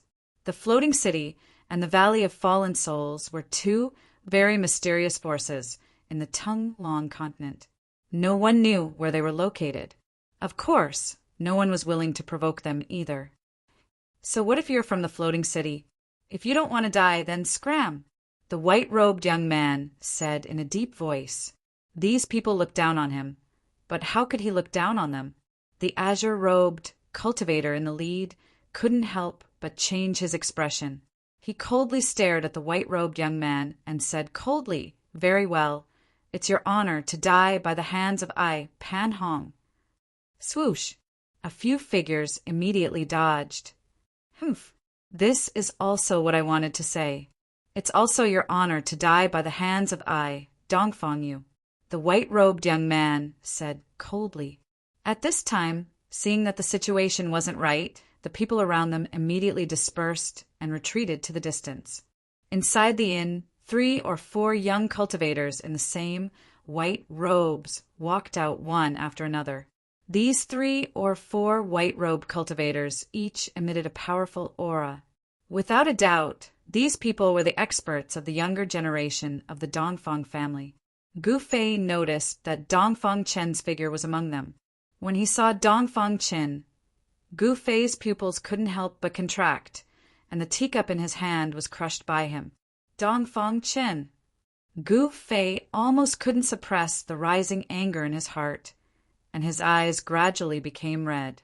He remembered all of Dongfang Chen's actions, especially the scene in the virtual sky world that day. Gu Fei still remembered it vividly.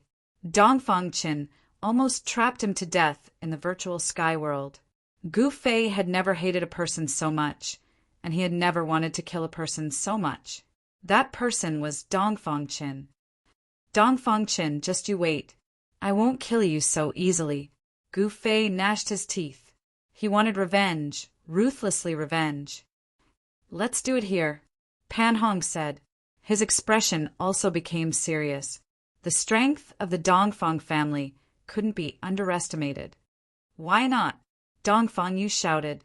As he spoke, he took a step forward and directly grabbed Pan Hong with his right hand. 5 divine lights shot out from the fingers of his right hand and pierced towards Pan Hong. Just an insignificant skill, Pan Hong said disdainfully. He then stretched out his right hand and gently pressed forward. A black light bloomed in his palm, like a black hole, and met the 5 dazzling lights. The 5 resplendent finger flashes collided with the black light that blossomed from Pan Hong's hand. A shocking scene occurred. The 5 finger flashes actually silently disappeared into the black light that was blocking the front. It was as if they had sunk into the void. Dongfang Yu only felt that his attack seemed to have no point of force. This feeling was like a punch, with all his strength hitting the air. What kind of divine ability is this? Dongfang Yu was surprised. At this moment, the black light bloomed in Pan Hong's hand. After swallowing the 5 lights, it quickly spread out and shrouded Dongfang Yu. Pan Hong's face revealed a trace of disdain. This Dongfang Yu was not his opponent. He alone was enough to sweep away all the children of the Dongfang family present. This was not an exaggeration. This person from the Mist City did indeed have this strength. Gu Fei only needed a single glance to know that the outcome was already decided. Dongfang Yu's cultivation was only around the 2nd heavenly layer of the Ascended Mortality Realm, but Pan Hong's cultivation seemed to be between the 3rd and 4th heavenly layers. Sure enough, Dongfang Yu constantly shot out rays of dazzling lights. The magic power in his body surged violently. However, his divine light that seemed to be able to pierce through the void couldn't break through the black light curtain that enveloped Pan Hong. The rays of divine light that shot towards the black light curtain seemed to be devoured and disappeared without a sound. There wasn't even the slightest fluctuation. Anyone with a discerning eye could already tell that there was a great disparity between the two. Dongfang Yu was obviously not Pan Hong's opponent. Swish! The black light curtain that shrouded one side of the world suddenly accelerated and shrouded Dongfang Yu, trapping him in the black light curtain in an instant. At this moment, Dongfang Yu panicked. He desperately gathered his magic power and roared in anger, wanting to break through the black light curtain. However, after trying a few times, it didn't work. At this moment, the few youths of the Dongfang family standing outside theme couldn't stand it anymore. A young man around the age of 27 or 28 made a move. He opened his mouth and spat out a ray of light. Within the ray of light was a small bronze bell. After the simple and unadorned bell rushed out of the young man's mouth, it instantly grew to the size of a small mountain. It flew above Pan Hong's head and covered his head. Humph! Trying to win with numbers? Suddenly, a disdainful sneer sounded from the side. Then, a green figure rushed over from the side. He jumped up and directly punched the bronze bell that was surrounded by rays of light. Dang! A loud sound rang out. The sound of the bell was deafening, shaking the heaven and earth. Ripples that could be seen with the naked eye spread out from the ancient bell. The ancient bronze bell was actually smashed apart by a single punch. The vast sound of the bell caused the ears of the spectating cultivators to ring. Some of the weaker cultivators were even shaken by the sound waves, causing the blood in their bodies to boil. Their faces turned pale, and they hurriedly retreated further away. Chapter 345. The people of Misty City were powerful beyond compare. Pan Hong had trapped Dongfang Yu with unfathomable magical arts and divine abilities. But the performance of another young cultivator from Misty City was even more shocking. He had actually blasted away an ancient bronze bell the size of a small mountain. Amidst the deafening sound of the bell, the giant bronze bell was blasted directly towards the inn. The Dongfang family disciple who had attacked felt as if he had been struck by lightning. His figure swayed, and a trace of blood flowed from the corner of his mouth. The ancient bronze bell was related to his aura. The ancient bell had suffered a great impact, and naturally he was also shaken. He desperately wanted to call back his magical weapon, but the power of the punch from the floating city disciple was too great.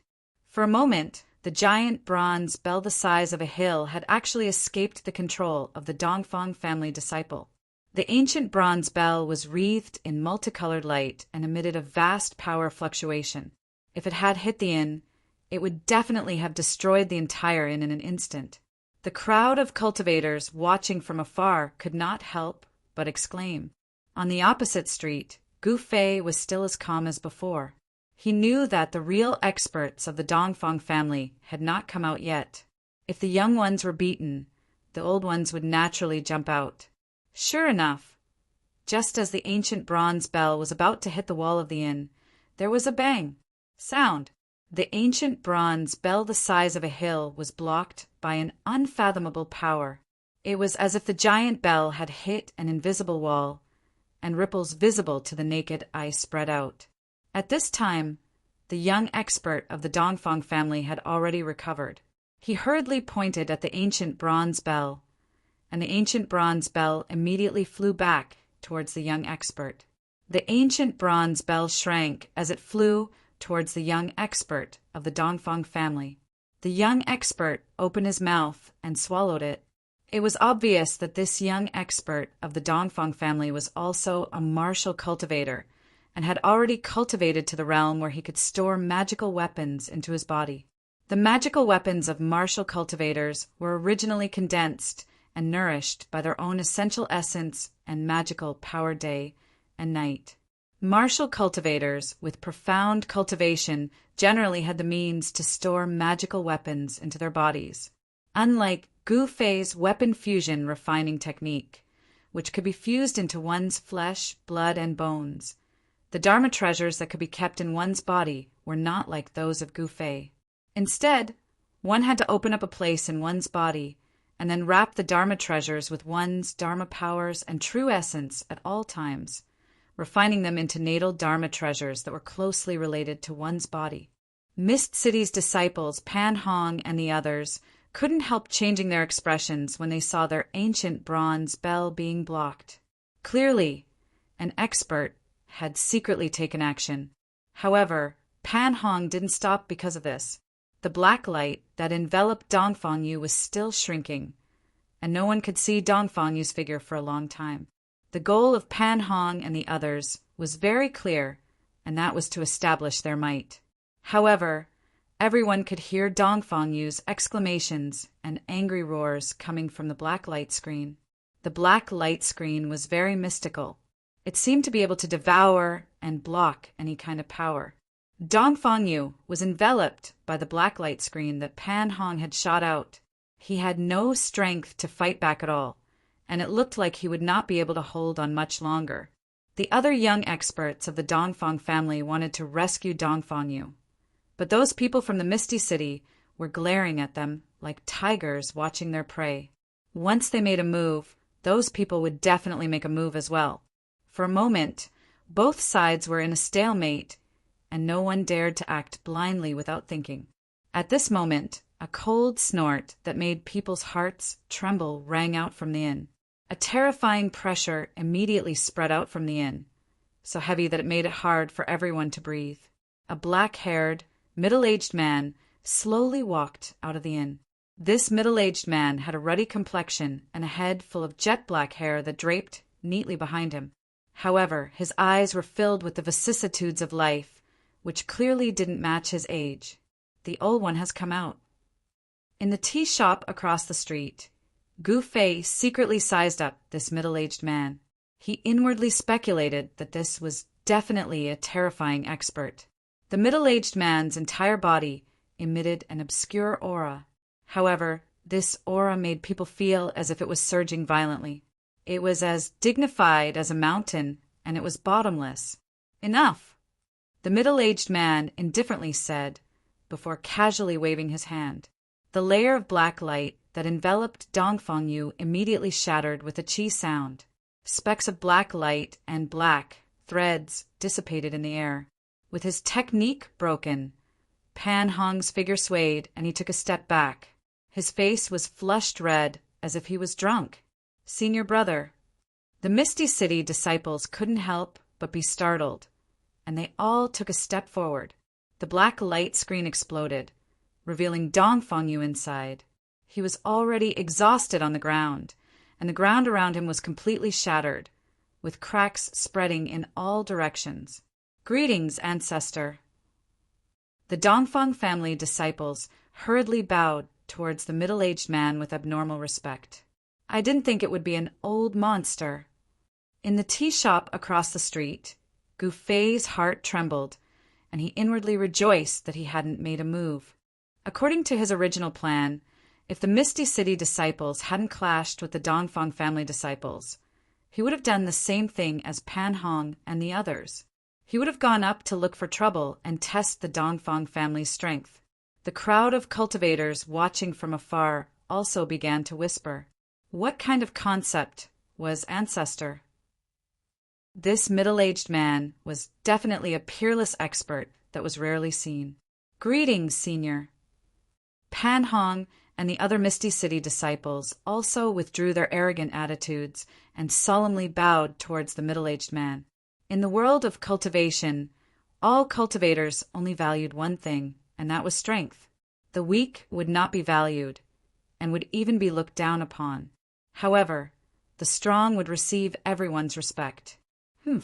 The people of Misty City finally couldn't bear the loneliness and want to come out into the world. The middle-aged man coldly said, emitting an invisible pressure that caused people's hearts to palpitate. Pan Hong's forehead was already covered in a layer of cold sweat. He didn't expect that there would be a peerless expert of the ancestor level in the inn. Senior must be joking. My Misty City isn't hidden from the world, so why would I want to come out into the world? Pan Hong said in a tone that was neither servile nor overbearing. A look of admiration flashed through the middle-aged man's eyes as he secretly nodded. This junior didn't seem to be simple.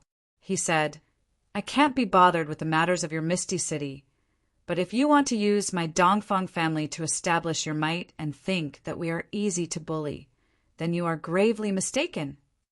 I will remember Senior's teachings.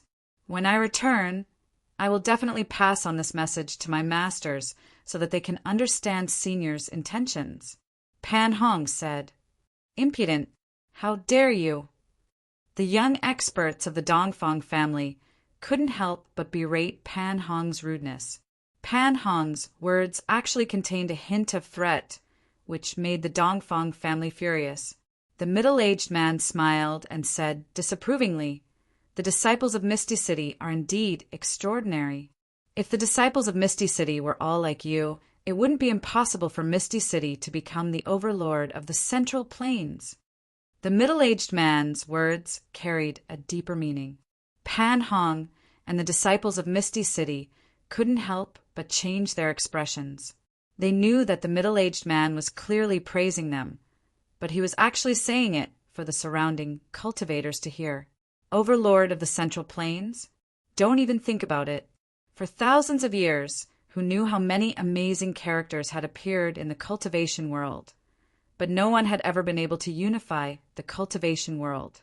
Wouldn't the middle-aged man's words push Misty City to the top of the storm and become the target of public criticism? Although Misty City was powerful and ambitious, it didn't dare to openly challenge the entire cultivation world. Senior, we will take our leave. I hope that we can spar with the experts of the Dongfang family in the future. Pan Hong knew that he wouldn't be able to obtain any benefits today, so he wanted to leave. A wise man knew better than to fight when the odds were against him. This ancestor-level old monster could probably squash them to death with a single finger, and it wouldn't be any more than they were dead. Very well. You are welcome to spar, but I hope that something like today won't happen again, the middle-aged man said indifferently. He seemed to have some misgivings and didn't want to make things difficult for the disciples of Misty City. Pan Hong quickly left with his junior brothers. They didn't seem to want to stay in Biling City any longer, so they headed straight for the city gate. The surrounding cultivators quickly made way for them. The middle-aged man also turned around and walked into the inn. The commotion disappeared just like that. The surrounding cultivators gradually dispersed. I didn't think that such a terrifying expert would come from the Dongfang family. I'm afraid the northern lands are about to fall into chaos. An old cultivator in the tea shop sighed. Gu Fei wasn't the only one in the tea shop opposite the inn. Several cultivators were also chatting in the tea shop, talking about what had just happened in low voices. Old Su, don't say any more. An expert of that level isn't someone we can talk about. Be careful that the people of the Dongfang family hear us and cause trouble. A middle-aged cultivator opposite the old man whispered. That's true. The old cultivator called Old Su nodded and didn't say another word. Gu Fei realized that the cultivation of these two cultivators wasn't high. They hadn't even broken through the awakening self stage. The path of cultivation was like 10,000 people crossing a single log bridge. Those who could achieve anything were few and far between, especially those who were rogue cultivators. This was especially true for some rogue cultivators. They didn't have a good way to cultivate, nor did they have a source of cultivation that they could use. Those who could become successful were few and far between. Judging from the clothes of these two cultivators, they should be rogue cultivators. Gu Fei paid for the tea and walked out of the tea shop. He had changed his appearance and wasn't afraid that Dongfang Chen would recognize him. At this time, Dongfang Chen's figure had already disappeared from the inn. Today, Gu Fei had gained a lot. He knew that an old monster of the ancestor level had come to the Dongfang family. This kind of peerless expert was very terrifying. Things seemed to have to be replanned. After all, there was an old monster in the inn. He was afraid that the moment he entered the inn, he would be discovered by this peerless expert. In front of this kind of peerless expert, he only had one choice, and that was to escape. If he couldn't escape, there was only one outcome, and that was death. Chapter 346. The people of Floating City had left through the South City Gate. Gu Fei did not have to expend much effort to discover Pan Hong and the others' whereabouts. He carefully followed behind them. The South Road was the way out of the northern lands and into the Central Plains. For Pan Hong and his 3 junior brothers to leave Northern Mountain City at this time seemed a little strange. Gu Fei followed behind Pan Hong and the others. He was waiting for an opportunity. He wanted to establish a powerful enemy for the Dongfang family. Misty City was undoubtedly a very good choice, because the conflict that happened in front of the inn today was witnessed by everyone. If the people of Floating City were to be attacked at this time, everyone would naturally think of the Dongfang family. It would be best if the people of Floating City were to clash directly with the Dongfang family. That way, he could take advantage of the chaos between the two families and reap the benefits. Very soon, Gu Fei realized that Pan Hong and the others were not planning to leave the northern lands. Instead, they seemed to have left the city to welcome someone.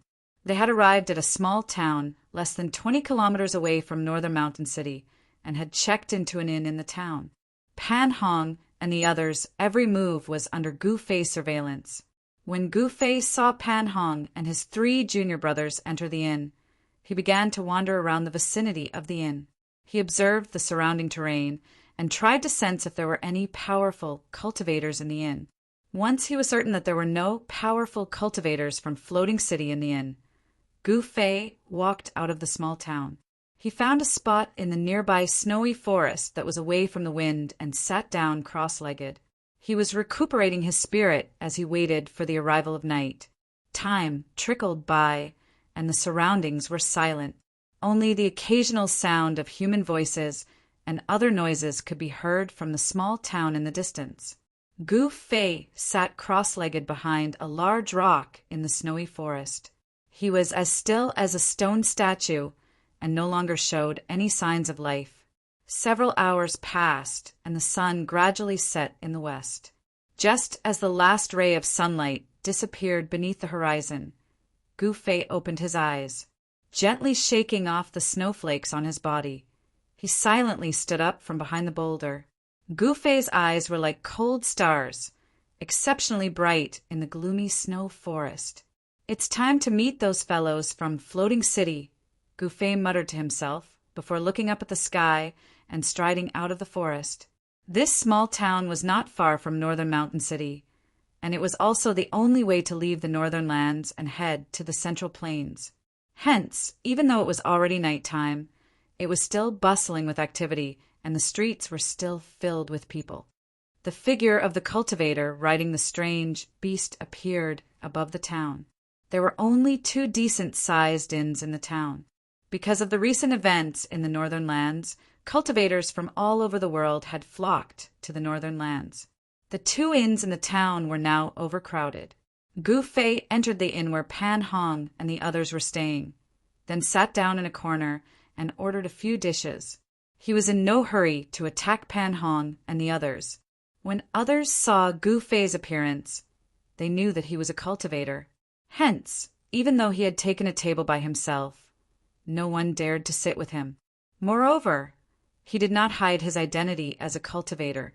With the ancient sword on his back, he only needed to release a slight wave of sword energy, and it was enough to intimidate ordinary cultivators. With Gu Fei's cultivation base at the 4th sky of the Ascended Realm, he could clearly sense the aura of Pan Hong and the others upstairs. Cultivators and mortals belonged to 2 different worlds. Cultivators usually kept a low profile, unwilling to have too much contact with mortals. They would not easily reveal themselves in front of mortals. Gu Fei sensed that Pan Hong and the others were eating in the private room upstairs. Gu Fei's cultivation base was higher than Pan Hong and the others, so Pan Hong and the others had no idea that they were being watched. Gu Fei's meal lasted for half an hour. After he was full, he paid the bill and went upstairs. On the 2nd floor, he went straight to the private room where Pan Hong and the others were. "That friend is here to visit? Why don't you come in for a while?" Just as Gu Fei arrived at the door, Pan Hong's voice was heard from the private room. "Humph." Gu Fei did not reply. He sneered, and the powerful aura of the Ascended Realm suddenly exploded from his body. Pum! With a bang, the wooden door of the private room exploded, turning into thousands of wood shavings that shot into the private room. A few exclamations could be heard from the private room. A few figures quickly moved to avoid the shards of the wooden door. Gu Fei strode into the private room. "You're courting death." Pan Hong's voice rang out once again in the private room. A black light suddenly burst forth in the private room, and the thousands of broken wood shavings immediately disappeared without a trace, as if they were swallowed into the void. Not even a speck of dust fell. At the same time, the black light quickly condensed into a large black hand. It emitted a powerful wave and grabbed towards Gu Fei, who was striding into the private room. Gu Fei. Gu Fei moved his finger like a sword and pointed it forward. Chi! A dazzling, 5-colored sword radiance shot out and pierced forward. The chilling sword aura immediately filled every inch of the void in the private room.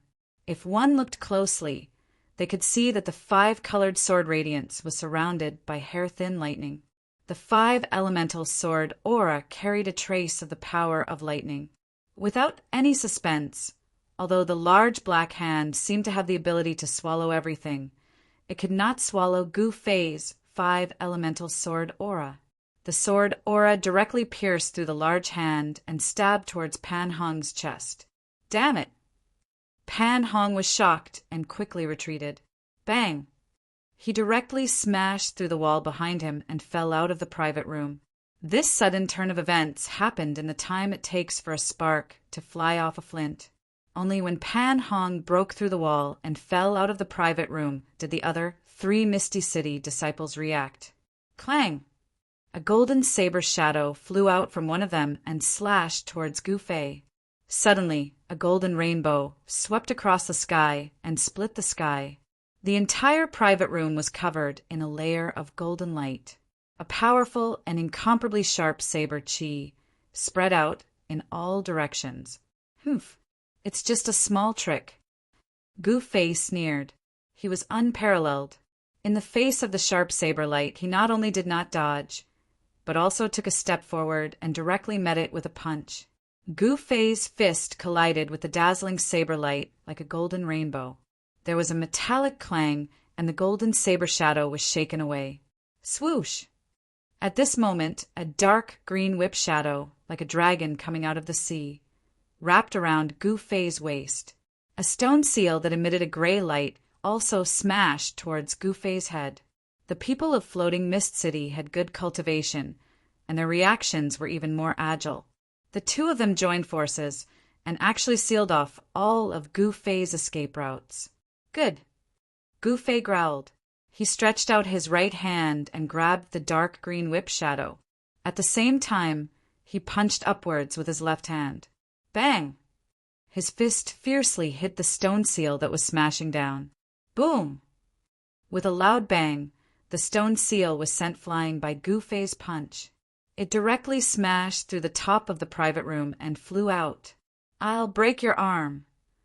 The young man who had wrapped the dark green whip around Gu Fei's right hand shouted. He suddenly pulled with force, wanting to tear off Gu Fei's right arm. Unfortunately, Gu Fei's body was extremely tough. It had been tempered by him to the point that it was comparable to a cultivator's magic treasure. Even if a divine weapon slashed his body, it would not be able to hurt him at all. Gu Fei was like a huge mountain. Under the pull of that cultivator, not to mention Gu Fei's arm, even Gu Fei's body could not be moved at all. The young cultivator couldn't help but be shocked. The long whip in his hand was a powerful magic treasure. As long as it was wrapped around something, he only needed to pull and pull to break it in two. The entire whip was like a sharp blade. Shameless boasting! Gu Fei shouted. He pulled with his right hand and directly pulled the cultivator over. Then he punched the cultivator in the chest and sent him flying. Who are you? At this time, Pan Hong, who had been forced through the wall by Gu Fei, had already jumped in from the outside. He just happened to see Gu Fei beating up his 3 junior brothers. Weren't you very awe-inspiring during the day?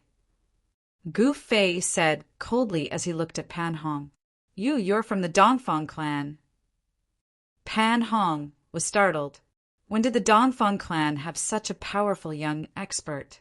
Weren't the people he saw during the day the elites of the Dongfang clan? Pan Hong's thoughts rapidly changed, and his expression changed several times. The powerful aura exuding from his opponent caused him to feel a great pressure. If you have the guts, then come with me. As Gu Fei spoke, he directly rushed out of the roof that had been smashed by the stone seal, and then headed towards the snowy forest outside the small town. At this time, their fight had already alarmed the people in the inn. The noise they made was too loud. Not only did they break through the wall, but even the roof of the private room was broken. All the cultivators in the town sensed the energy fluctuations and headed towards the inn. Preposterous! I want to see just what kind of divine being you are. Pan Hong was infuriated, and he too leapt out. In just a few short exchanges, his 3 junior brothers had been defeated, and this made him furious. The other 3 young cultivators also put away their magic treasures and chased after them. Among the 3, only the young cultivator who used the whip was punched by Gu Fei and suffered internal injuries. The other 2 cultivators used magic treasures to attack Gu Fei, so they weren't injured. As for the other cultivators, other than a few who were at the transcending mortality stage and above, none of them were willing to follow because they didn't have the ability to protect themselves. If they were to be caught in the crossfire, they would be out of luck. After everyone left, the inn owner saw that his inn was almost destroyed by those people. He wanted to cry, but no tears came out. Boom! With a loud sound, the entire snowy forest shook. Gu Fei and Pan Hong moved quickly in the snowy forest and fought fiercely. Large areas of the snowy forest collapsed, and the snow on the ground was swept up into the sky. It had to be said that Pan Hong was very strong. Among the young cultivators, he was definitely one of the best. However, it was a pity that he met Gu Fei. The battle didn't last long. Pan Hong's spells and divine abilities were broken one after another, and he was completely suppressed by Gu Fei. His 3 junior brothers hurriedly went forward to fight with Pan Hong against Gu Fei. The green whip shadow soared into the sky, as if it had turned into a green dragon. It crazily attacked Gu Fei. The golden saber Qi traversed hundreds of feet, constantly slashing towards Gu Fei. A huge stone seal the size of a small mountain emitted a misty gray brilliance, bombarding towards Gu Fei. Chapter 347. Bam! Gu Fei sent the mountain-sized stone seal flying with a punch and pointed with his finger. Qi! Then he swept away the green whip with a whip kick and sent the golden divine saber flying. He displayed great combat strength that made people's hearts palpitate. Master of the Void, I am supreme. Destroy! Destroy! Destroy! Pan Hong bellowed. A vast amount of energy surged out from his body. 2 balls of chilling black light erupted from his hands, as though 2 black holes had appeared in his hands. 2 balls of black light instantly spread out and shrouded Gu Fei. The terrifying fluctuation of the void seemed to be able to annihilate everything in its path. Snow and trees, as long as they were shrouded by the 2 balls of black light, disappeared in an instant as if they had vanished into thin air. Not even a speck of dust was left behind. Humph! Sword breaks all things. Kill! Kill! Kill! Gu Fei was like a reincarnated god of war. His long hair danced wildly. As he shouted, a 10-meter-long, 5-colored sword radiance burst out of his hands. Like 2 5-colored rainbows, they pierced through the 2 balls of black light. Rumble. The earth trembled and the trees fell. 2 rays of dreadful sword Qi instantly pierced into the 2 masses of black light that were spreading out. The other 3 ethereal city cultivators hurriedly dodged to the side. No one knew better than them how terrifying their senior brothers' magical powers were. If they were shrouded by the black light, they would be annihilated in the void in an instant. Not even a speck of their remains would be left. What Pan Hong cultivated was a forbidden magical ability of Floating City, a black demonic light that could obliterate everything. Even the magical treasures of martial cultivators would be obliterated. Unfortunately, Gu Fei's 5 elemental sword Qi was almost tangible and carried a trace of the power of thunder and lightning. The power of thunder and lightning could intimidate all things and was difficult to destroy. Even though it shot into the black light curtain, it was not destroyed. The 2 forces collided violently. The terrifying light curtain formed by the 2 balls of black light shook violently and was actually shaken. The pitch-black light was like the light of death from hell, but it could not destroy the power of the 5 elements. Gu Fei's 5 elemental sword Qi blocked the light curtain of death that enveloped him. Boom! With a loud bang, the void violently trembled. Then, ripples visible to the naked eye spread out as the 2 black light curtains that had enveloped the void exploded. Terrifying energy, fluctuations, swept out in all directions. The earth violently undulated like waves. Large swathes of trees fanned outwards. The accumulated snow on the ground was swept up high into the sky. The 3 young cultivators who had already escaped were also inevitably affected, and they cried out in alarm as they fled even further away. Roar! Pan Hong roared angrily as he flew backward. 2 5-colored sword rainbows with traces of thunder and lightning power pierced through the power of his forbidden divine ability and chased after him like 2 bolts of lightning. Pooh! Pooh! With 2 soft sounds, the 2 5-colored sword rainbows instantly pierced through Pan Hong's shoulders. Blood splattered everywhere. In the air, it was impossible for him to dodge. Senior brother, When the three young experts from Ethereal City saw this, they couldn't help but be shocked. One of them hurriedly leaped forward and caught Pan Hong, who was falling from the sky. The other two young cultivators controlled the golden divine saber and stone seal to slash at Gu Fei, who was chasing after them. Humph! Weren't you very arrogant during the day? Why aren't you arrogant now? Gu Fei sneered, facing the fierce attacks of the two young experts. His expression remained unchanged as he strode forward. Bam! The stone seal that was surrounded by gray light was punched away by Gu Fei. With a point of his finger, the golden saber chi that spanned hundreds of meters immediately collapsed in the air, turning into specks of golden light and dissipating in the void. Gu Fei was unparalleled and displayed his unparalleled combat strength. With every step he took, the earth shook. Bam! Bam! The two young cultivators who attacked Gu Fei coughed out blood and flew backward.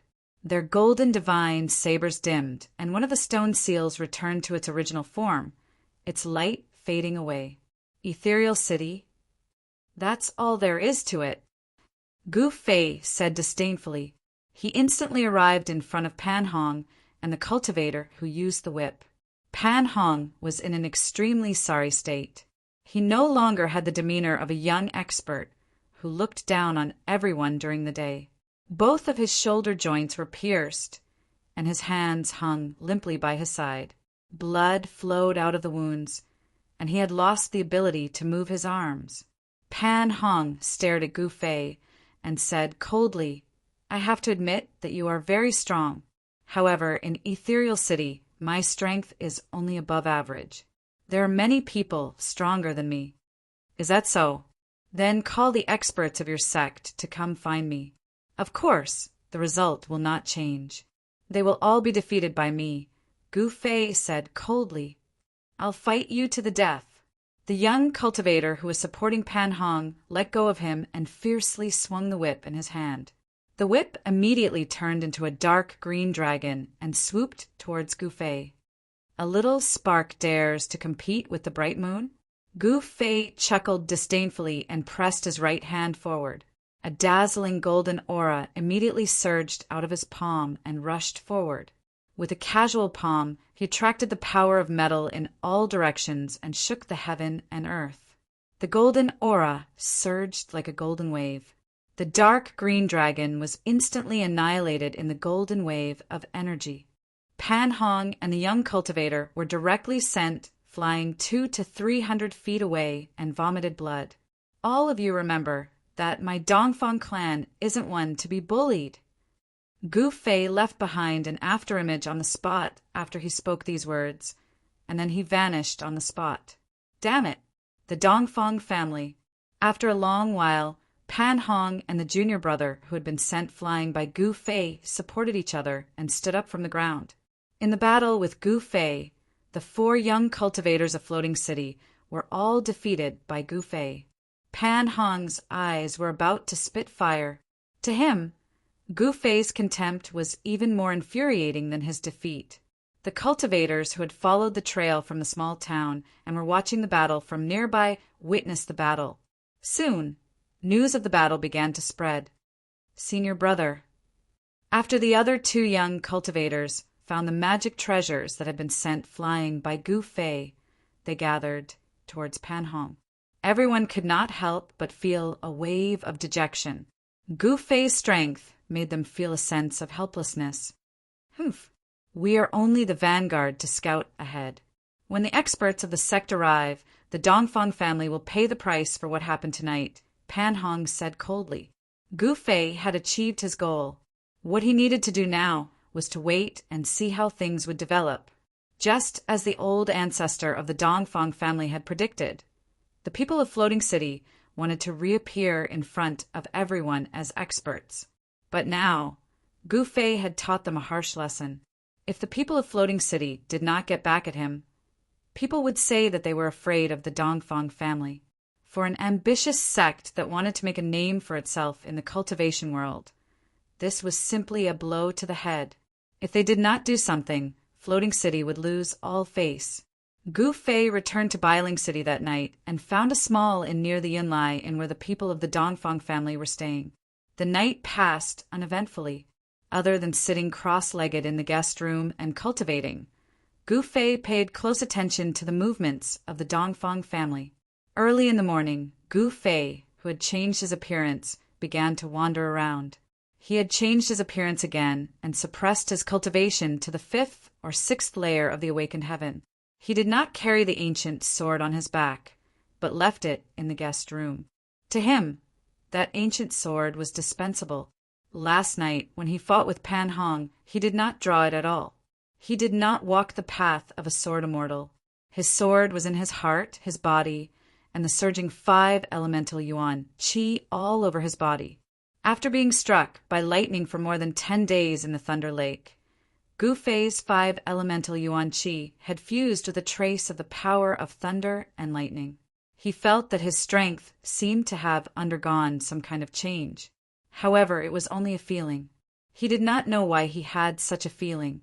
The disciples of the Dongfang family rarely went in and out of the inn, so Gu Fei did not see Dongfang Chen again.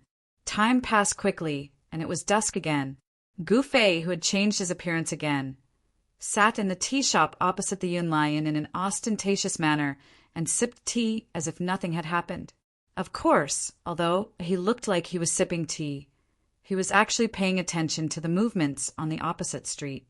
Suddenly, he noticed a few cultivators coming from the direction of the city gate. The few cultivators headed straight for the guest cloud arrival inn.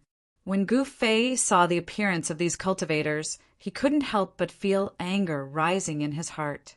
Among the cultivators, he found a familiar figure, the burly middle-aged man who shot him with an evil bow shrouded in ghostly aura outside Bailing Pass and almost killed him, as well as the middle-aged man with a strand of silver hair on his forehead and a black saber on his back were among them. These guys... Gu Fei couldn't help but clench his teeth. These people were too despicable. They were a bunch of sanctimonious bastards. One must know that these people were from the older generation, but they disregarded their status and ganged up on a young cultivator like him. This was too much and could not be forgiven. Gu Fei thought that with his cultivation at the 4th sky of the Ascended Realm, he should be able to fight against these people. However, he wouldn't act rashly, but if he did, he would kill them in one strike. He didn't feel any guilt killing these people because they wanted him dead, so they had to be prepared to be killed by him. He couldn't be lenient to his enemies. There was an old saying that was right. Being kind to your enemies was being cruel to yourself. Gu Fei would never make such a low-level mistake. After watching those people enter the inn, Gu Fei was still leisurely sipping his tea. A few batches of people from the Dongfang family came back one after another. Their expressions were very solemn, and they didn't talk much. They all walked into the inn in silence. It was a peaceful day, and nothing happened. The people from the floating city didn't come to the Dongfang family to punish them. Gu Fei couldn't help but feel a little strange. Could it be that the experts from the floating city haven't reached the northern lands yet? Chapter 348. As night fell, Bailing City gradually calmed down. Gu Fei had long left the tea house, but he did not go far. He continued to keep an eye on the cloud arrival inn. Time to transcending mortality stage cultivators was only a number. They had a lifespan of 500 years, but to young cultivators who had already broken through to the transcending mortality stage, it was not enough for them to worry about prolonging their lifespan. Gu Fei had gone through all kinds of hardships and hardships. His heart was as strong as a piece of godly steel. He was like a ferocious beast hunting its prey. If anyone from the Dongfang family came out alone, or if they were alone, he would make a move. However, it was a pity that he didn't get such an opportunity. The Dongfang family seemed to be very cautious and cautious. No one moved alone and no one was alone. In Bailing City, where powerful cultivators gathered and the situation was complicated, the Dongfang family would undoubtedly protect themselves. After a day and a night, Gu Fei did not find a worthy opportunity to make a move. When it was late at night, Gu Fei quietly sat on the roof of a pavilion a few hundred meters away from the inn. He hid his body in the shadows as he quietly watched the inn under the night sky across from him. Are the people of Floating City strong in appearance, but weak in reality? Are they afraid of offending the Dongfang family? Gu Fei could not help but doubt the strength of Floating City. Gu Fei was not impatient. On the contrary, his state of mind was as calm as a mirror. He sat on the roof for a few hours. When dawn was about to break, Gu Fei thought that there was no chance for him today and was about to leave. But at this moment, a figure silently flew out of the inn across from him. In a flash, it disappeared into the darkness before dawn. Gu Fei was instantly invigorated. He immediately stood up and jumped down from the pavilion like a phantom. He silently chased after the figure. You're unlucky. I'll start with you, Gu Fei thought. Soon he caught up to the figure. Looking at the figure's back, it seemed to be a young cultivator. The young cultivator ran quickly above the houses, sometimes leaping onto the streets. He seemed to be very careful, stopping from time to time and hiding in the shadows for a while to see if anyone was following him. Then he would continue forward. However, his tricks were useless against Gu Fei. Gu Fei was a veteran in stealth and had rich experience. How could he be fooled? As the young cultivator was thinking about heading towards the southern part of the city, Gu Fei did not want to recklessly take action. Thus, he kept a certain distance from the young cultivator, neither too far nor too close. That person didn't seem to notice that someone was following him. Soon, the young cultivator arrived at the southern city wall. He jumped onto the wall and jumped over it. For cultivators, it was not difficult to climb over a city wall that was dozens of feet tall. Gu Fei was very careful. He did not follow them immediately, but waited in the dark for a while. Sure enough, a head suddenly popped out from the city wall and looked around. This guy is too paranoid. Gu Fei thought to himself. If he had jumped over the wall just now, he would have been caught red-handed by that person. The person on the city wall saw that there was no movement in the surroundings, so he jumped off the wall. Only then did Gu Fei come out from the dark and leaped onto the city wall. He looked outside the city and saw a figure quickly disappearing into the snowy forest outside the city. What is that guy trying to do? Why is he so careful? Gu Fei couldn't help but be a little curious. The person in front was definitely a disciple of the Dongfang clan. But why did he leave the city alone? Swoosh! Gu Fei jumped down from the city wall and landed on the ground like a feather without making a sound. After he landed, he immediately used his extreme speed 8 steps movement technique and rushed into the snowy forest, leaving no traces in the snow. That person's cultivation doesn't seem to be low. Gu Fei noticed that there were no obvious footprints in the thick snow in the forest. After walking for about a mile in the snow forest, a pavilion appeared in the snow forest. Gu Fei carefully walked towards the pavilion. From a distance, there seemed to be 2 figures standing in the pavilion. When he was only 20 to 30 meters away from the pavilion, he was shocked. He actually knew the 2 people in the pavilion, and one of them, Gu Fei didn't expect to see him here at this time. The young cultivator who had come out of the guest cloud arrival and was indeed a disciple of the Dongfang clan. This young cultivator had once been defeated by Pan Hong. Dongfang Yu, why did you ask me to come to this place? A crisp voice with a hint of anger came from the pavilion. A slender and elegant woman in white was glaring angrily at the young cultivator. Hee, do I need a reason to see my fiancé who is about to marry me? Dongfang Yu said with a smile. His eyes were constantly moving around the white-clothed woman's body. Humph. Who said I'm going to marry you? Don't think too highly of yourself. The woman in white said coldly, her face as cold as frost. Li Mengyao, Junior Marshal Sisterly, you still don't understand the situation? Marriage is an important matter. It's decided by the parents and the matchmaker. How can you just say no? Dongfang Yu said proudly. She is Dongfang Yu's fiancée? Gu Fei couldn't help but be shocked. The woman in the pavilion was Guangqing's Junior Marshal's sister, Li Mengyao, who he had intimate contact with in the virtual sky world. Back then, in the virtual sky world, Gu Fei and Li Mengyao accidentally entered the Valley of Passion Flowers. They were enchanted by the fragrance of the Valley of Passion Flowers and had sex with each other. Today, when Gu Fei suddenly saw Li Mengyao, he couldn't help but have a strange feeling. Dongfang Yu, don't be delusional. The reason why I came to see you is to make it clear to you that I'm wholeheartedly cultivating and comprehending the Tao. I'll never get married, Li Mengyao said. Dongfang Yu smiled frivolously, then said ambiguously, Mengyao, don't reject me. Those who cultivate and comprehend the Tao are not allowed to get married. In this world, who knows how many immortal couples there are who cultivate and comprehend the Tao together? Dongfang Yu. Li Mengyao couldn't help but be angry. She pointed at Dongfang Yu with her trembling hand. Outrageous! You want to marry my woman? The conversation in the pavilion passed into Gu Fei's ears. Gu Fei couldn't help but be furious. Gu Fei didn't want to listen anymore, so he walked out from the darkness. Dongfang Yu immediately sensed something strange. He turned around abruptly and shouted in Gu Fei's direction, Who is it? Li Mengyao also looked at Gu Fei's direction cautiously. She was very surprised that someone was nearby, and she didn't notice it at all. There was only one possibility, and that was that this person's cultivation was higher than hers, much higher. Swoosh!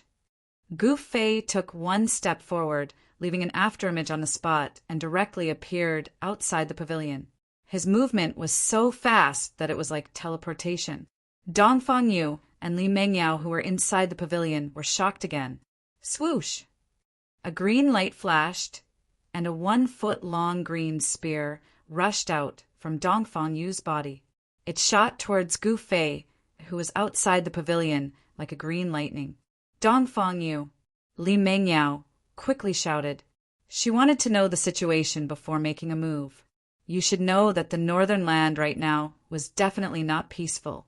She didn't know how many cultivators had entered the northern land. Dongfang Yu was really too rash. He rashly attacked someone. If the opponent's cultivation level was lower than his, it would be fine. But if the opponent was an expert, the consequences would be unpredictable. At this time, Gu Fei had moved all the muscles in his body. Not only did he change his appearance, but he also changed his figure. Li Mengyao didn't know that the person who suddenly appeared in front of her was the person who had the most intimate contact with her in the virtual sky world. Dongfang Yu had already made his move, so the result couldn't be changed. A grim smile appeared on Gu Fei's face. He stretched out his right hand and caught the green spear that was shooting towards him. In an instant, he forced himself in front of Dongfang Yu and punched Dongfang Yu's chest. The clear sound of bones breaking immediately rang out. Dongfang Yu let out a blood-curdling scream and flew out of the pavilion while vomiting blood. Bang! He smashed into the snow outside the pavilion. Everything happened too quickly. Gu Fei's movement technique was extremely fast. In just a single exchange, he had already heavily injured Dongfang Yu. If it wasn't for the fact that he wanted to spare Dongfang Yu's life, Gu Fei's punch would have killed Dongfang Yu. Li Mengyao couldn't help but be stunned. The opponent's attack was extremely ruthless, and his cultivation level seemed to be extraordinarily high. She couldn't help but be greatly shocked. She immediately opened her mouth and spat out a sword light to protect herself. You're courting death. Gu Fei deliberately lowered his voice. He then grabbed the green spear and took another step, directly passing through the pavilion towards Dongfang Yu. Be lenient, Li Mengyao exclaimed.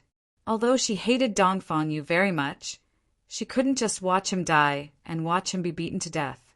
Gu Fei turned a deaf ear to her and directly arrived in front of Dongfang Yu, who was rolling in the snow.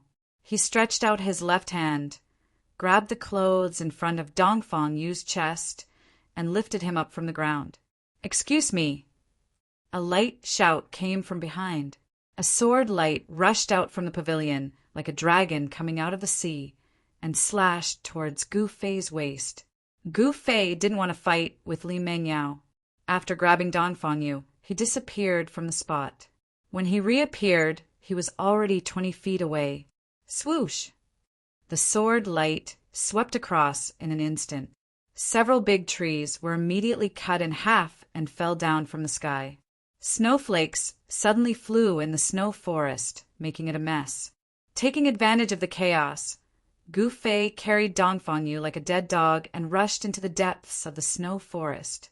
Li Mengyao wanted to chase after him, but after chasing for a few hundred feet, she lost the trace of Gu Fei. Gu Fei carried Dongfang Yu and quickly went through the snow forest. Soon, he got rid of Li Mengyao's pursuit and entered the depths of the desolate snow forest. He carried Dongfang Yu and came to a piece of snowland. Then, he threw Dongfang Yu on the snowland. Cough, cough! Dongfang Yu coughed up a mouthful of blood, then gasped for breath and said, "You, who the hell are you?" Gu Fei's punch was extremely heavy. With just a single punch, it had already shattered Dongfang Yu's sternum. The force of the punch even penetrated his internal organs and caused serious injuries to Dongfang Yu. "Who am I? Hasn't your Dongfang family been looking for me?" Gu Fei said coldly. Then, the muscles on his body began to return to their original position, gradually revealing his true appearance. You. Dongfang Yu's eyes gradually widened as if he had seen a ghost. In his excitement, he spat out another mouthful of blood with a wah sound. "Do you know who I am now?" Gu Fei said with a chuckle. After Dongfang Yu saw who the person in front of him was, he was scared out of his wits. He was almost scared to death. His already pale face became even paler. "You're Gu Fei." Dongfang Yu's entire body was ice cold. He collapsed powerlessly on the snowy ground. First publication of this book. Chapter 349. Although Dongfang Yu hadn't really seen Gu Fei, it didn't mean that he couldn't recognize Gu Fei, because all the young masters of the Dongfang family had seen Gu Fei's portrait. The person who has enmity with you is Dongfang Qin. If you want to take revenge, you should look for him. Why did you attack me? Dongfang Yu still had a glimmer of hope. However, when he saw the incomparably cold smile on Gu Fei's face, he knew that he didn't even have a glimmer of hope. "Dongfang Qin? I will look for him, but now." Gu Fei grinned at Dongfang Yu, who was paralyzed on the snow. His snow-white teeth were so conspicuous in the dark. But in Dongfang Yu's eyes, it was like the smile of a devil. "What do you want?" Dongfang Yu panicked and hurriedly struggled to shrink back. However, as soon as he moved, he suddenly felt a sharp pain in his chest, causing him to involuntarily groan in pain. Gu Fei took a step forward, looked down at Dongfang Yu and sneered, "What do you think?" Then he grabbed the short spear that was surrounded by green light, and with a poof sound he fiercely stabbed it into Dongfang Yu's right thigh. Wah! Dongfang Yu screamed, and blood suddenly splashed from his thigh. Blood dripped down, and in just a short while his clothes were soaked.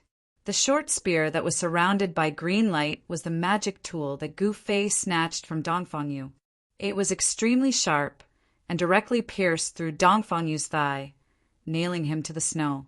"Hee, I just want to collect some interest from the Dongfang family first." Gu Fei's words were extremely cold. He didn't have any pity for the people of the Dongfang family. Roar! Those who go against the Dongfang family will absolutely not have a good ending. My family will definitely avenge me. Dongfang Yu's handsome face was extremely twisted in pain, and he roared fiercely.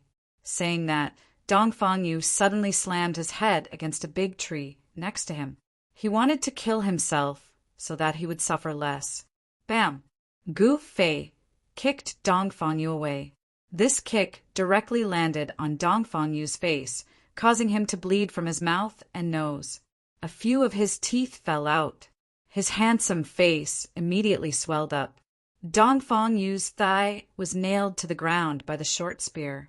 When he was kicked by Gu Fei and rolled to the side, the wound on his thigh immediately burst open, turning into a bloody mess. But because of this, Dongfang Yu was freed from the pain of being nailed to the ground by the short spear and unable to move. Gu Fei did not intend to kill Dongfang Yu immediately. Therefore, the strength of that kick was just right, only injuring Dongfang Yu but not killing him. Kill me now. Dongfang Yu felt dizzy from Gu Fei's kick, but as soon as he came to his senses, he immediately rushed towards Gu Fei and roared loudly. Blood splashed out from Dongfang Yu's mouth along with his muffled voice. I will kill you, but before that, I have to properly greet you, Gu Fei said in an understated manner. These plain words, in the ears of Dongfang Yu, had a different feeling. Dongfang Yu's swollen face suddenly turned green, and his whole body involuntarily trembled. Killing is not too much. Please give me a quick death, Dongfang Yu said to Gu Fei in a pleading tone. Give you a quick death? That's impossible, Gu Fei said disdainfully. If you want to blame someone, blame Dongfang Chen. In fact, I really don't want to attack you. Who told you to be a member of the Dongfang family? Roar. Gu Fei, you will die a horrible death. Dongfang Yu threw caution to the wind and cursed at Gu Fei, wishing he could roar out the most vicious words in the world. Humph! I want you to die a horrible death now. Gu Fei's face sank, stepped forward, and stepped on Dongfang Yu's thigh with the short spear. Kacha! The creepy sound of bones breaking immediately came from Dongfang Yu's thigh. There was no doubt that his thigh bone was broken. Blood splashed out from the wound, pierced by the short spear, and the blood shot out several meters away. Dongfang Yu's cursing immediately turned into a scream. Dongfang Yu screamed, suddenly made up his mind, put his tongue between his teeth, and then fiercely bit it. Suddenly, blood gushed out from his mouth, and his tongue and blood were spat out on the ground. Biting my tongue to commit suicide? Gu Fei was stunned, let go of his right foot that was stepping on Dongfang Yu's thigh, and then said coldly, You idiot, you actually bit your tongue to commit suicide? Haha, what a joke. Gu Fei laughed. Dongfang Yu's move was really stupid. The physique of a practitioner was much stronger than that of ordinary people. Even if he bit his tongue to commit suicide, he would absolutely not die. In the period of time before Dongfang Yu died because of excessive blood loss, it was enough for Gu Fei to torture him to his heart's content. Gu Fei wielded his palm like a knife, and a bright aura rushed out of his palm. Puff, puff, puff, puff. For soft sounds sounded and blood burst out. Gu Fei directly cut off Dongfang Yu's limbs. Don't you want to marry that fairy-like woman? I don't believe that the elders of that woman will marry her to a stick. Woo-woo. Dongfang Yu bit his tongue and could no longer speak. He stared at Gu Fei fiercely, and his eyes became blood red, revealing endless resentment. Remember, the reason why you have such an end is completely thanks to Dongfang Chen. Gu Fei had no mercy because he was dealing with the enemy, and there was no mercy for the enemy. Just when Gu Fei was about to continue to torture Dongfang Yu, a long roar suddenly came from the distance. Woo-woo! When Dongfang Yu heard that long roar, he suddenly became excited. He wanted to shout and tell the people in the distance that he was here, but unfortunately his tongue was gone and he couldn't shout. Hearing the roar, Gu Fei couldn't help but frown. He looked in the direction of the roar and muttered to himself, So fast! Should I kill or not? Gu Fei immediately looked down at Dongfang Yu, who had turned into a bloody person. His expression changed several times. He raised his right hand and put it down again. In the end, he didn't directly kill Dongfang Yu. However, before leaving, Gu Fei stepped on Dongfang Yu's crotch. Dongfang Yu's eyes suddenly bulged, and the sound of balls breaking came from under Gu Fei's foot. In the mortal's palace, I heard that there are people who are neither male nor female, called eunuchs. It's not good to kill you. It's better to make you a eunuch. Gu Fei's words before he left angered Dongfang Yu so much that he vomited blood and passed out. After a while, in the snow forest, there were a few long roars. It seemed that there were experts searching for traces of Dongfang in the nearby forest. Dongfang was seriously injured and taken away. Although the process was short, Li Mengyao saw it all. Obviously, Li Mengyao sent out a message to inform the people in the city. Swish! A white figure appeared nearby. This person was tall and had a mighty appearance. He was an expert of the older generation of the Dongfang family, eldest brother Dongfang. He followed the smell of blood in the forest and found Dongfang. When he saw Dongfang's miserable state, his eyes turned red. In the snow forest, there was a roar of grief and indignation. Gu Fei didn't go far. He watched everything in the dark. Swish! Swish! Swish! Very soon, a few figures appeared nearby after Boss Dongfang roared. Every single one of them emitted obscure energy fluctuations. Not a single one of them was a weakling. Gu Fei decisively retreated. Although his cultivation had broken through to the fourth sky of the ascended mortality realm, he knew that it would be difficult to deal with these experts at the same time. He was like a ghost, silently traversing through the snow forest. From time to time, angry roars could be heard behind him, but he turned a deaf ear to them. Gradually, the voices behind him could no longer be heard. Gu Fei walked a big circle in the snow forest, then returned to Northern Mountain City. Without anyone noticing, he entered his inn and returned to his room. Tonight, he finally got his revenge. Although the other party wasn't Dongfang Qin, it made Gu Fei feel a sense of satisfaction after taking revenge. Knowing that not only did he not die, but he also came back, the Dongfang family should be panicking now. Although Dongfang's limbs were cut off and he killed himself by biting his tongue, the Dongfang family would still know, through Dongfang that it was him who did it. The reason why Gu Fei had revealed his true appearance in front of Dongfang was because he had planned to torture Dongfang before killing him. However, Gu Fei had changed his mind. He wanted Dongfang Qin and the others to panic so that he would have a chance to make a move. Ever since he left the mountain, Gu Fei learned a lot of things. His heart became harder, and his methods of dealing with enemies became more ruthless. The cultivation world was cruel. The weak were prey to the strong. Only by being more ruthless than others could he live longer. Dongfang Chen wanted to put him to death again and again, completely disregarding the friendship between him and his fellow disciples. There was nothing more to say. The hatred between Gu Fei and Dongfang Qin had reached an irreconcilable point. Either he dies or I die. After returning to the inn, Gu Fei sat cross-legged on the bed and closed his eyes to rest. Ever since his cultivation broke through to the transcending mortality realm, Gu Fei rarely slept. The time he rested was the time he meditated. Closing his eyes to adjust his breath instead of sleeping was the most basic difference between a cultivator and an ordinary person. A cultivator in the transcending mortality realm was gradually breaking away from the habits of ordinary people. When Gu Fei returned to the inn that was booked by the Dongfang family in the distance was boiling.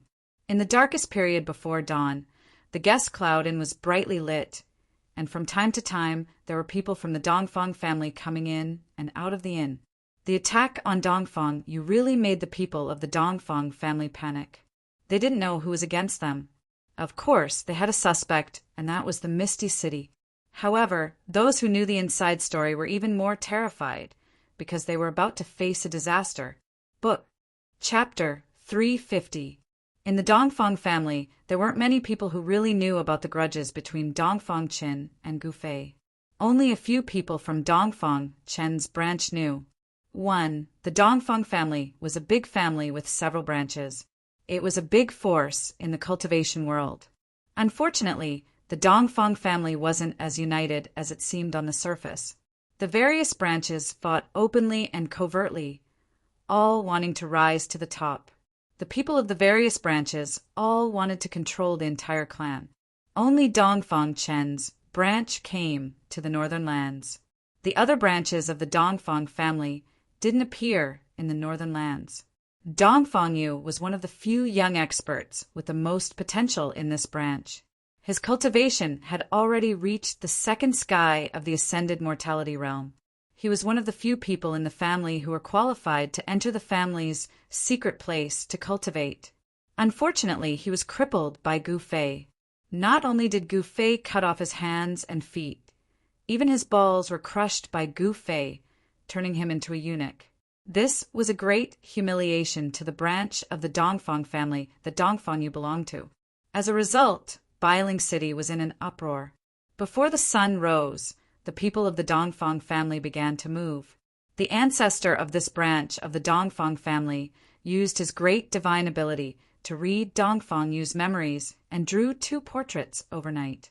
Then he ordered the disciples of the Dongfang family to search the city with the portraits in hand. They sent out all the people they could and rushed into all the inns and restaurants in the city, trying to find the person in the portraits.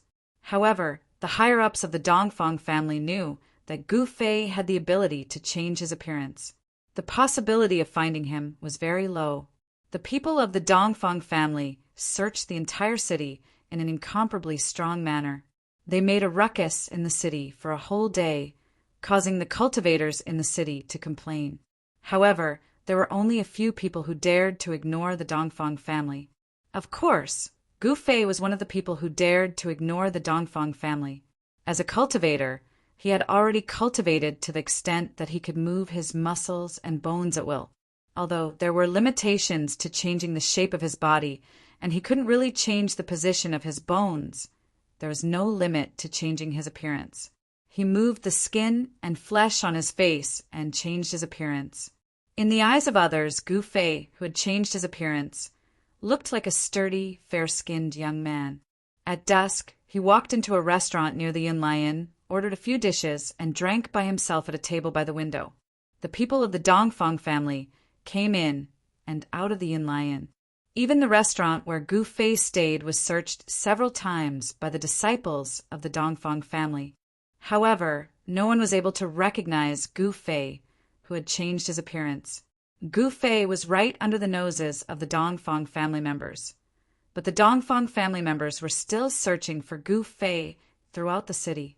Apart from the city governor's mansion, the Dongfang family could be said to have turned the entire Bailing city upside down. However, no one would have expected Gu Fei to be drinking alone near the inn they were staying at. The Dongfang family was a place with a high status in Bailing City. Even the Dongfang family didn't dare to step into it easily. In a courtyard behind the Yunlai, many disciples of the Dongfang family gathered. In a guest room in the courtyard, a young man with an abnormally pale face was sleeping on the bed. In front of the bed stood a dark-skinned, middle-aged man with a gloomy face. This middle-aged man was the ancestor who scared away Pan Hong when the people of Misty City came to cause trouble. Behind the middle-aged man, a burly man stood with his head lowered. This burly man looked mighty, and his muscles bulged under his clothes like a horned dragon, giving off a strong sense of oppression. This man was the Dongfang eldest brother, who saved Dongfang Yu. That person is too ruthless.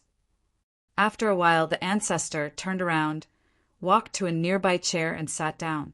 Ancestor, can you recover? Dongfang eldest brother said in a trembling voice. In front of this middle-aged man, he didn't dare to be the slightest bit presumptuous. Even if he was angry and excited, he could only suppress it. Network, the middle-aged man frowned, thought for a moment, and then said, "Freeze his limbs and keep them safe. When we return to the family, maybe we can ask for elixirs and medicines to reattach them." "Thank you, ancestor." Dongfang eldest brother was overjoyed.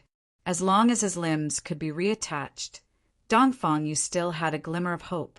His cultivation would not be wasted. But the broken limbs can be reattached, but the damage to his lower body will be difficult to heal. He may completely lose the ability to reproduce. The ancestor's face was so gloomy that it seemed as if it was about to drip water. This, Dongfang eldest brother, couldn't help but be dumbfounded. He was Dongfang Yu's second uncle, and his eldest brother only had Dongfang Yu. If Dongfang Yu became a eunuch, then wouldn't his eldest brother have no descendants? "Hey, Gu Fei. Dongfang eldest brother's eyes were red, and his whole body was surging with murderous intent. Right now, he couldn't wait to tear Gu Fei to pieces and burn his bones to ashes. Even if that little guy is from the Supreme Mystery Sect, I will still kill him. The middle-aged man said coldly. It was obvious that he was also angry. Pass down the order. If you find that little guy, don't hesitate to kill him. The middle-aged man's eyes were like cold lightning, flashing with a threatening cold light. Yes. Dongfang, eldest brother, quickly accepted the order, then turned around and walked out of the room. At the same time, in a courtyard in the east of Bailing City, several people were sitting in a pavilion, whispering about something. Everyone's expression was very serious. Brotherly, why is the Dongfang family looking for Brother Gu? Do they have the same purpose as us? A young man in white, sitting at a stone table, asked a dark-skinned, unprepossessing young man. I don't know. The Dongfang family is Brother Dongfang Chen's family. He may know why the Dongfang family is also looking for Brother Gu, the unprepossessing young man said indifferently. In the pavilion, there were 4 young cultivators in white sitting around. They were all disciples of the Supreme Mystery Sect. The unprepossessing dark-skinned young man sitting in the seat of honor was the eldest senior brother, Li Lingfeng. The other 3 were Ziyu, a disciple of the head of the Supreme Mystery Peak, Song Ruochen, a disciple of the Tongtian Peak, and Qin Daoyan, a disciple of the Taishu Peak. The actions of the Dongfang family are very strange, Ziyu said thoughtfully. Could it be Brother Dongfang actually told the secrets of the sect to the people of the Dongfang family? Song Ruochen said in surprise. Otherwise, it would be difficult to explain why the Dongfang family was looking for Gu Fei. The Dongfang family had made such a big move in the city that it attracted the attention of all the major forces. Li Lingfeng and the others were surprised to find that the Dongfang family was only doing this to find 2 people. Among these 2 people, one was actually Gu Fei. Although Li Lingfeng and the others were disciples of the Supreme Mystery Sect, like Gu Fei, Li Lingfeng and the others never imagined that the 2 people the Dongfang family was looking for were actually the same person. These 2 people were both Gu Fei. Brother Dongfang shouldn't be going so far as to betray the sect, Li Lingfeng said in a low voice, and his eyes shot out 2 cold lights that made the hearts of 2 people palpitate. When everyone heard this, they could not help but fall silent. They all knew very well what the consequences of betraying the Taishan sect were. Any disciple who betrayed the sect would be crippled of their cultivation and expelled from the sect. If it was serious, they would be killed by the law enforcement disciples. Betraying the sect was a great taboo in the world of cultivation. It was an act of deceiving one's master and destroying one's ancestors. Just as everyone was silent, a figure silently appeared outside the pavilion. Li Lingfeng was the first to notice the person. He hurriedly came out of the pavilion and then respectfully bowed to the person. Greetings, Uncle Dan Qingzi. The others in the pavilion also hurriedly came out and bowed to the person. Li Lingfeng, take a few of your juniors and go out for a walk. Dan Qingzi waved his sleeves and did not say much. He directly ordered Li Lingfeng. Yes. Li Lingfeng hurriedly accepted the order. After Dan Qingzi gave the order, he gathered his spiritual power and turned into a golden rainbow that shot into the sky. In the blink of an eye, he disappeared into the sky. No one knew where he went. Senior brother, what does Uncle Dan Qingzi mean by this? Ziyu asked Li Lingfeng. Could it be that Uncle Dan wants us to go find junior brother Gu? Qin Daoyan, who was standing next to Ziyu, said aloud. Li Lingfeng rubbed his chin and lowered his head to think for a while. Then he said, Since Uncle Dan wants us to go out for a walk, then let's go out for a walk. As he said this, Li Lingfeng walked straight out of the courtyard. Ziyu and the others looked at each other. Although they did not understand what was going on, they still hurriedly chased after him. The sudden action of the Dongfang family not only alerted the people of the Taishan sect, but also the other two major Taoist sections. The Guangqing Celestial Sect and the Shangqing Sect also sent out disciples to understand what was going on.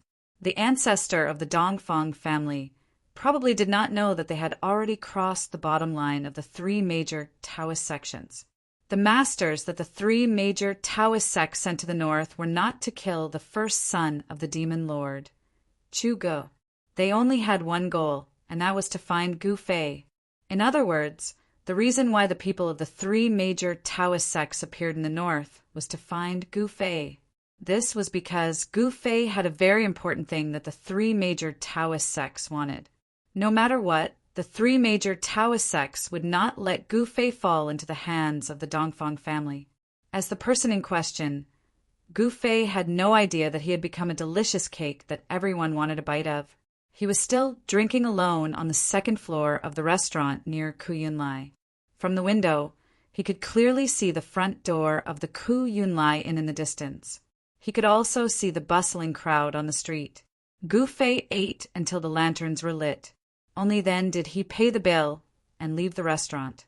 However, when he walked out onto the street, Gu Fei saw two young cultivators walking toward him. When he saw the two young cultivators, Gu Fei could not help but be startled. A look of surprise flashed across his face. The two young cultivators walking toward him were actually people he knew. Li Lingfeng Ziyu? I didn't think I would meet them here, Gu Fei thought. At this time, Li Lingfeng and Ziyu walked over slowly. They did not recognize Gu Fei, who had changed his appearance and walked straight past Gu Fei. Book Chapter 351. Li Lingfeng and Ziyu did not recognize Gu Fei, who had already changed his appearance. They brushed past Gu Fei and walked towards the inn where the people of the Dongfang family were staying. They did not even look straight at Gu Fei, who walked past them. Network. Gu Fei stopped, then turned around and quietly followed behind Li Lingfeng and Ziyu. He did not follow too closely, but he did not deliberately hide his tracks either. He felt that Li Lingfeng and Ziyu did not enter the inn, but wandered around the vicinity. They seemed to be monitoring the people in the inn. After searching for more than half a day, the people of the Dongfang family gradually stopped their search. The disciples they sent out all returned to the inn one after another. No one moved alone anymore. They became even more careful. No one moved alone anymore, giving the opponents hidden in the dark a chance to attack them one by one. The Supreme Mystery sect did not send too many disciples into the northern lands. Having too many people often did not bring about the effect of doing good things. The Dongfang family was a very good example. With Shaoyang Peak's Taoist Chaiyang making a move, it was enough.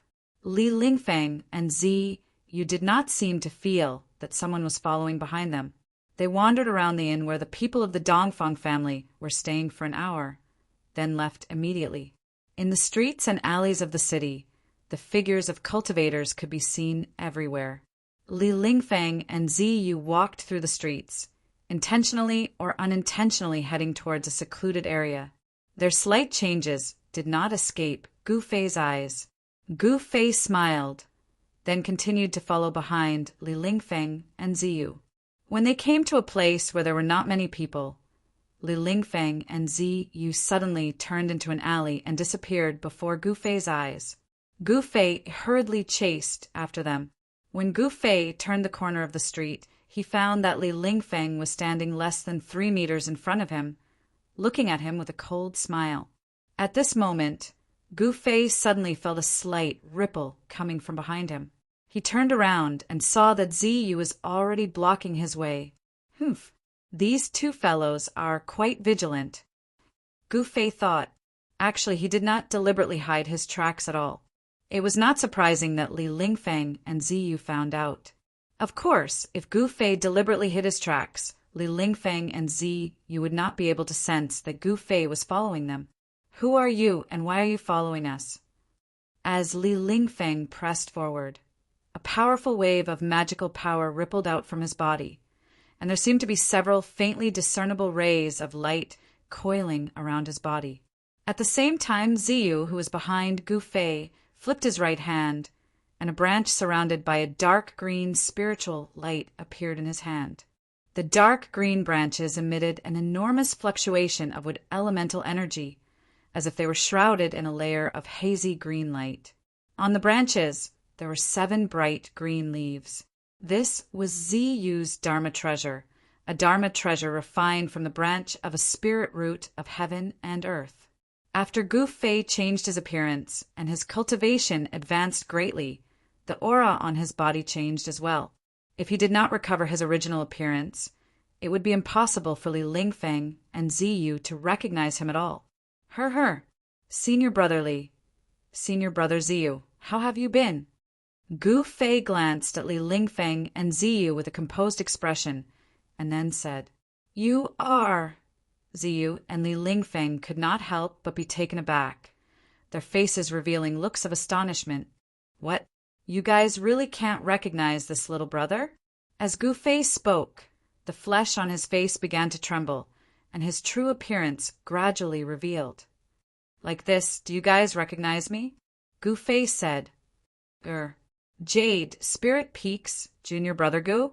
After Li Lingfeng looked at that Gu Fei's true appearance that was gradually revealed, his eyes gradually widened, and he asked in shock, "Junior Brother Gu, is it really you?" Ziyu hurriedly put away his Dharma treasure and walked forward.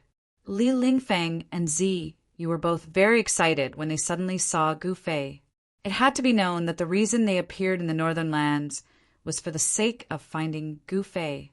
"Online, this isn't a place to talk. Follow me," Gu Fei said in a low voice, and then, without waiting for Li Lingfeng and Ziyu to react, he turned around and walked out of the alley.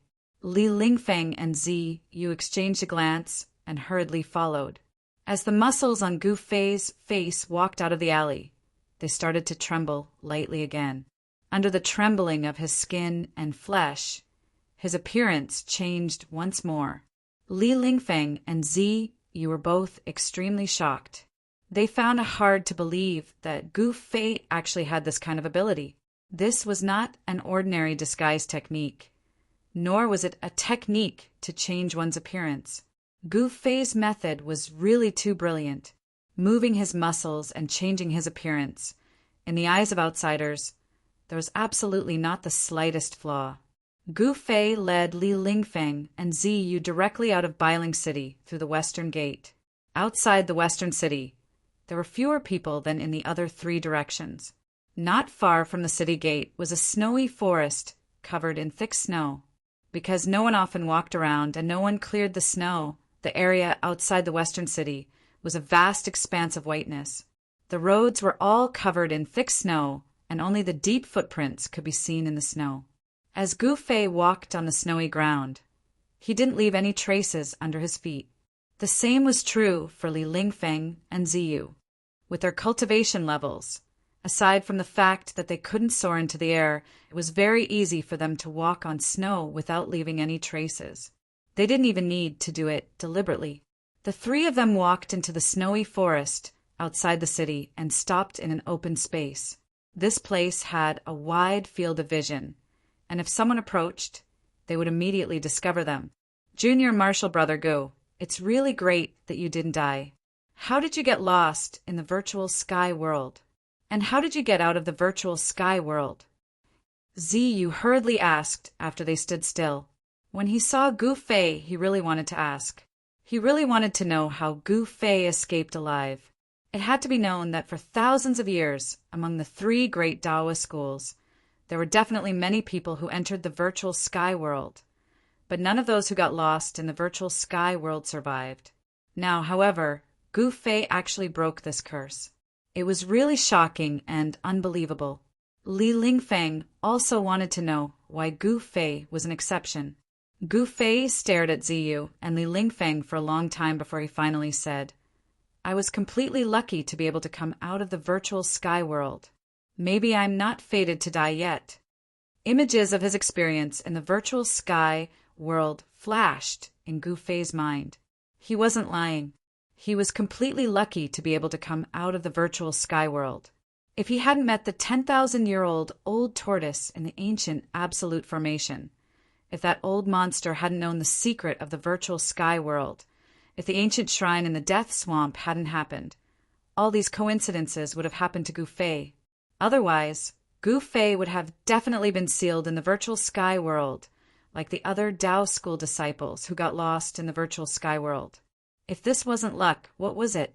Without the old tortoise and the ancient shrine, Gu Fei definitely wouldn't have been able to escape alive. If he got lost in the virtual sky world, there would only be one outcome: death. Luck. Luck? Ziyu and Li Lingfeng couldn't help but be stunned. They looked at each other and didn't really believe what Gu Fei said, but they could see that Gu Fei didn't seem to want to say much. They still had an important task, so everything else had to be put aside for the time being. Therefore, Li Lingfeng said to Gu Fei, "Junior Marshal Brother Gu, the Chaoyang constellation of Shaoyang Peak is in the city. Come with us to see the Chaoyang constellation first." "Yes, the Chaoyang constellation came to the north to find you," Ziyu said immediately. "To see the Chaoyang constellation?" Gu Fei couldn't help but frown. If he was with Li Lingfeng and the others, it would be difficult for him to deal with Dongfangchen. After all, Dongfangchen was a disciple of Taishan sect. If he attacked him, Li Lingfeng and the others would definitely not stand by and watch. Gu Fei didn't want people to know about the grievances between him and Dongfangchen, and he didn't want to use the power of others to deal with Dongfangchen. He wanted to fight Dongfangchen with his own strength. Moreover, the leader of Shaoyang Peak actually came to the north to find him. This seemed to be making a big fuss over a minor issue. "I still have some things to take care of. I'm afraid I can't go with you now," Gu Fei said after pondering for a while. Li Lingfeng and Ziyu heard this and couldn't help but feel a little surprised. In this bitter cold place, what other things did Gu Fei have to take care of? Ziyu said, "So it's like that. What do you have to take care of? Maybe we can help. If we can't help, we can ask the Chaoyang constellation to take care of it." "Yes, come with us to see the Chaoyang constellation," Li Lingfeng continued to persuade. "I'm very sorry. I have to take care of this myself," Gu Fei said. He didn't want to leave it to others. He had to take revenge himself. Only then would he be able to vent his anger. "Junior Marshal Brother Gu, the situation in the north is complicated. It will be dangerous for you to travel alone." Ziyu saw that Gu Fei wasn't willing to go with them and couldn't help but feel a little anxious. "I'm afraid you still don't know the current situation. The people of the Shangqing sect and the Guangqing Immortal sect have also arrived in the north," Li Lingfeng suddenly said. Gu Fei was startled. He faintly felt that there was more to Li Lingfeng's words. He then said, "The people of the Shangqing sect and the Guangqing Immortal sect have come to the north. What does that have to do with me? I'll tell you the truth. They're all here for you. They're not here to slay demons." Ziyu then explained to Gu Fei. "They're here for me," Gu Fei said in shock. Li Lingfeng and Ziyu both looked at Gu Fei, then nodded with serious expressions. "Why are they here for me?" Gu Fei said in a low voice.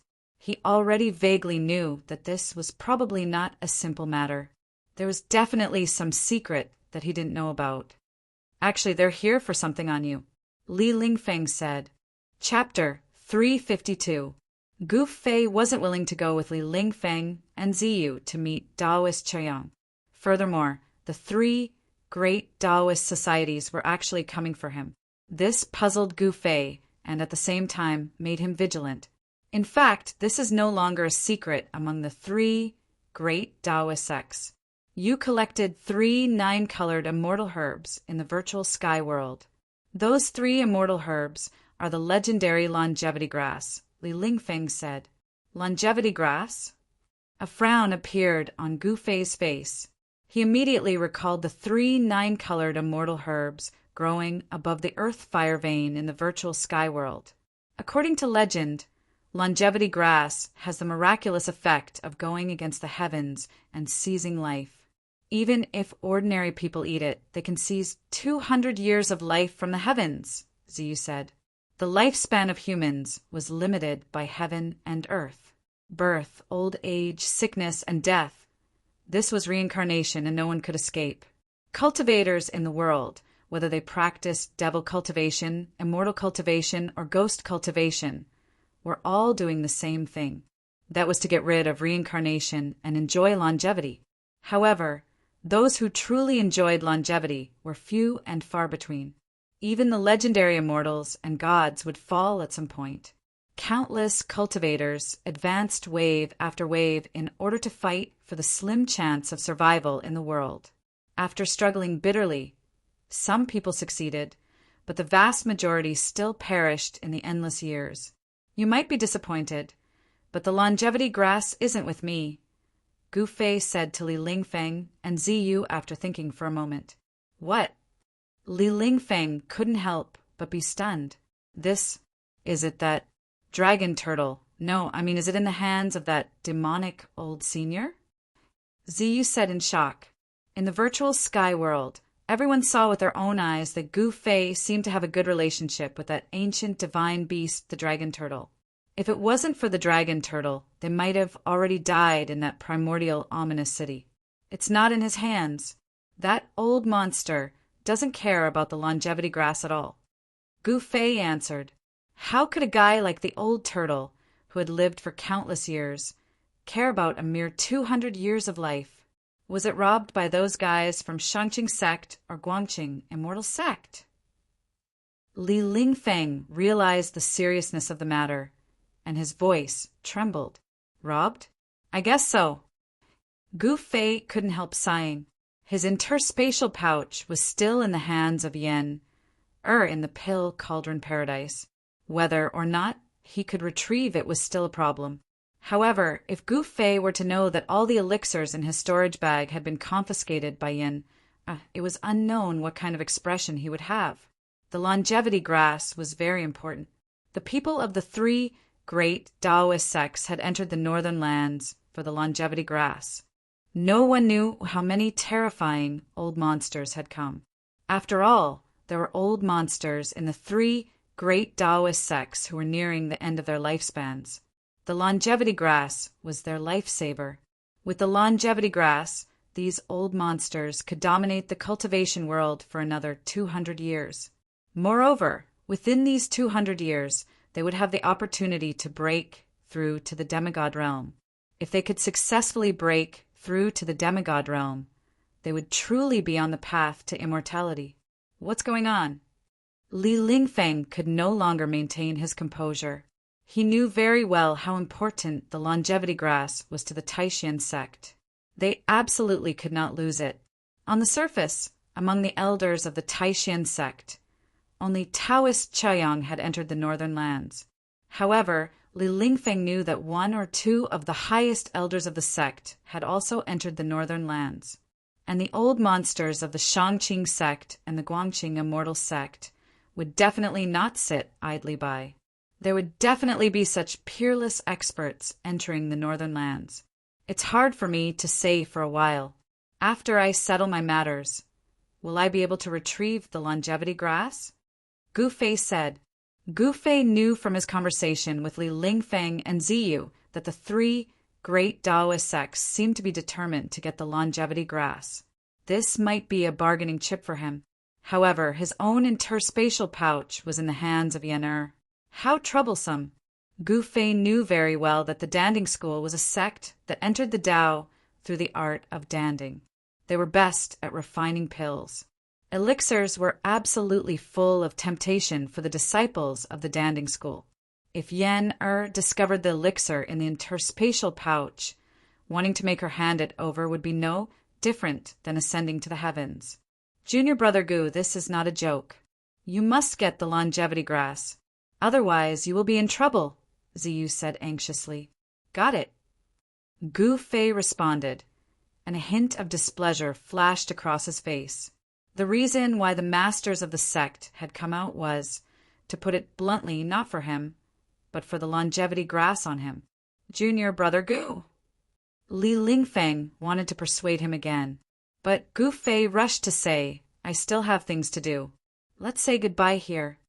As he spoke, he bowed to Li Lingfeng and Ziyu, leaving behind an afterimage where he was, and disappeared into the snow forest in an instant. By the time Li Lingfeng and Ziyu reacted to it, Gu Fei was already several hundred feet away. Li Lingfeng and Ziyu could not help being startled. Gu Fei's movement technique was swift like the wind and lightning. Furthermore, he left as he pleased. This made them very astounded. Gu Fei's figure rapidly disappeared into the snow forest. Li Lingfeng and Ziyu could not help exchanging glances, both rather helpless. Only after good while did they come back to their senses and walked out of the snow forest. "Senior brother, should we report today's events?" Ziyu asked as he walked. "Of course. Junior brother Gu's appearance is a major event. This matter is not what we can resolve," Li Lingfeng said solemnly. Actually, he already wanted to make a move to stop Gu Fei earlier, but Li Lingfeng had misgivings, because he could not tell Gu Fei's depths. Furthermore, everyone belonged to the same sect. Li Lingfeng did not wish to offend Gu Fei. Li Lingfeng and Ziyu quickly left the snow forest and returned to Bailing City. At this time, Gu Fei, who had returned to Bailing City first, once again arrived near the inn where the people from Dongfang clan stayed. He, who had changed his appearance, did not have to worry about being recognized at all. The setting sun was infinitely beautiful, but it was nearing dusk. Time passed unknowingly, and Bailing City at dusk was still cold. The blood-like setting sun hung high above the horizon, emitting the last radiance of the day. His conversation with Li Lingfeng and Ziyu made him feel rather displeased. If it were not for the fact that he collected the longevity grass in the virtual sky world, the people in the sect would definitely not regard him so highly. The people in the cultivation world were all very realistic. Sometimes they were so realistic that it made people's hearts turn cold. Only by becoming powerful would one not be ignored by others, and only then would one be respected. Gu Fei secretly made up his mind that he must become a strong cultivator who could look down on the world. When the last ray of light from the sun disappeared below the horizon, the night had completely enveloped the world. The people who had gone out had already returned to the city. Gu Fei walked into a tavern across from the inn where the people from Dongfang clan stayed, found an inconspicuous corner, and sat down. The tavern was not big, and there were only a dozen or so tables in the lobby. The people drinking and chatting in the tavern were all ordinary people. There were no cultivators present. Gu Fei's aura was completely restrained, and he did not release any fluctuations of energy. In the eyes of others, he was not a lofty cultivator, but rather an unprepossessing young man. No one noticed Gu Fei in the corner. Gu Fei ordered a pot of wine and leisurely drank by himself. However, he was constantly paying attention to the movements in the inn across from him. The people from Floating City did not show up last night, but Gu Fei knew that after being beaten up so miserably by him, they would definitely not swallow this insult. If they wanted to end their seclusion and forcefully return to the world of cultivation, the best way to do so was to cause some disturbance in the world of cultivation. Just as Gu Fei was drinking by himself in the small tavern, as if he had completely blended into the mortal world, a figure suddenly appeared in the air above a courtyard behind the Cloud Arrival Inn. "Dongfang Lai," the newcomer said in a deep voice, his voice filled with dignity. In an instant his voice spread to all the courtyards behind the inn, echoing mightily in the air. However, the people outside the inn did not hear any sound at all. It was very obvious that the person who spoke had used magic power to restrict his voice to a certain range. It seemed that he did not want to alarm anyone other than the people from Dongfang clan. Whoosh! A figure rushed out from the courtyard below. "Brother Chaoyang, you have graced us with your presence. I apologize for not going out to meet you." The figure who rushed out from the courtyard down below stopped in front of the man who was wearing a golden robe and a purple golden Taoist hat and a golden crow robe. The person who rushed out from the courtyard below was the middle-aged man that the young cultivators of the Dongfang clan called Great Ancestor. This person was Dongfang Lai, and the Taoist who suddenly appeared in the air above the courtyard, like a true immortal descending to the world, was the head of the Shaoyang peak of the Taishan sect, Taoist Shaoyang. Dongfang Lai, why are you searching for the disciples of the Taishan sect? You better give me a reasonable explanation. Otherwise, As soon as they met, Taoist Shaoyang's eyes fiercely shot out 2 rays of cold light. He glanced at the person in front of him and said in a low voice. Taoist Shaoyang's temperament was the same as his cultivation method. He was like a raging fire, and in the Taishan sect he was the most aggressive elder. When it came to external matters, it was usually him who came forward to resolve them. When Dongfang Lai heard this, his expression could not help but immediately become cold. He said coldly, Taoist Chang, are you here to denounce me? Could it be that this is your analysis? Taoist Shaoyang said coldly. When he learned that Gu Fei was being hunted by the Dongfang family, he was already angry. The Dongfang family really did not give the Taishan sect any face. Were they not deliberately embarrassing him? Other people did not know that Gu Fei was a disciple of the Taishan sect, but the people of the Shangqing sect and the Guanqing celestial sect knew. What made Taoist Shaoyang even more angry was that in this way, the people of the Guanqing celestial sect and the Shangqing sect also knew that Gu Fei was in the north. Gu Fei crippled an outstanding disciple of the Dongfang family for no reason. Do you want to protect your sect? Dongfang Lai said tit for tat. Although the Dongfang family was weaker than the Taishan sect, they were not to be bullied. The right and wrong will be decided by the public, but you should not have searched for the disciples of the Taishan sect without informing me. Don't tell me you did not know I was in the city. Taoist Shaoyang's voice became colder. The 2 sides were full of the smell of gunpowder. At this time, the people of the Dongfang family were all alarmed. They all came out of the inn in surprise and looked at the 2 peerless masters standing in the air. This book was first published. Chapter 353.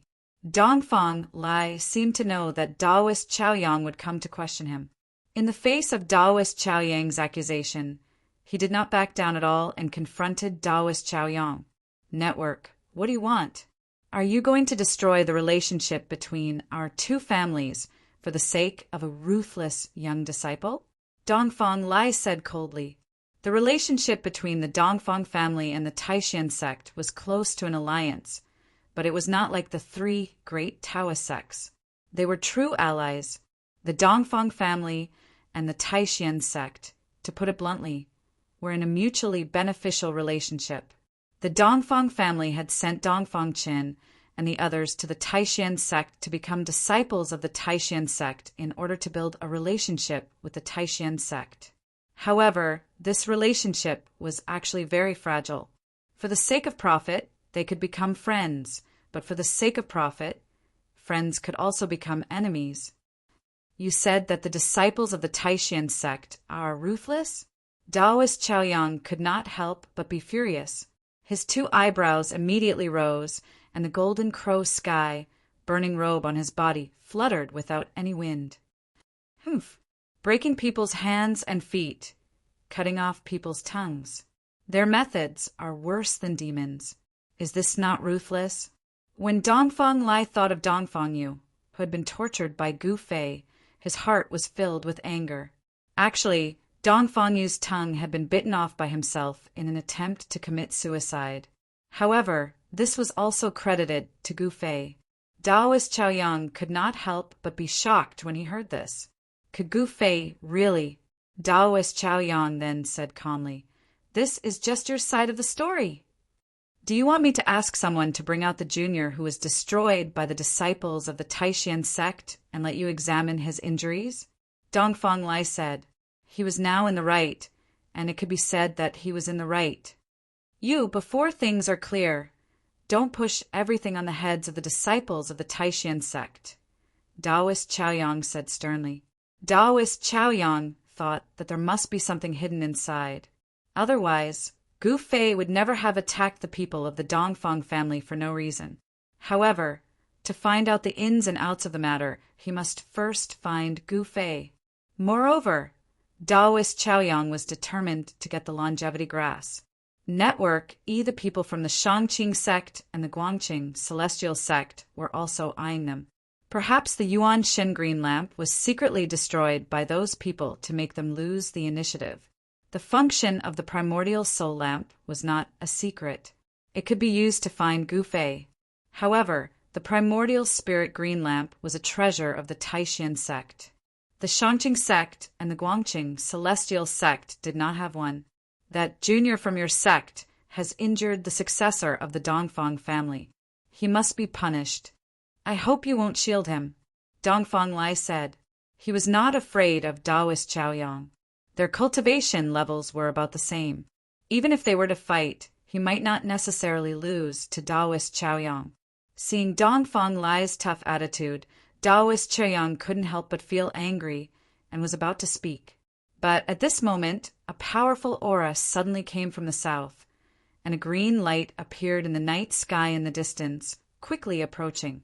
Taoist Chaoyang and Dongfang Lai were both shocked and quickly looked in the direction of the aura. Where is Dongfang Lai?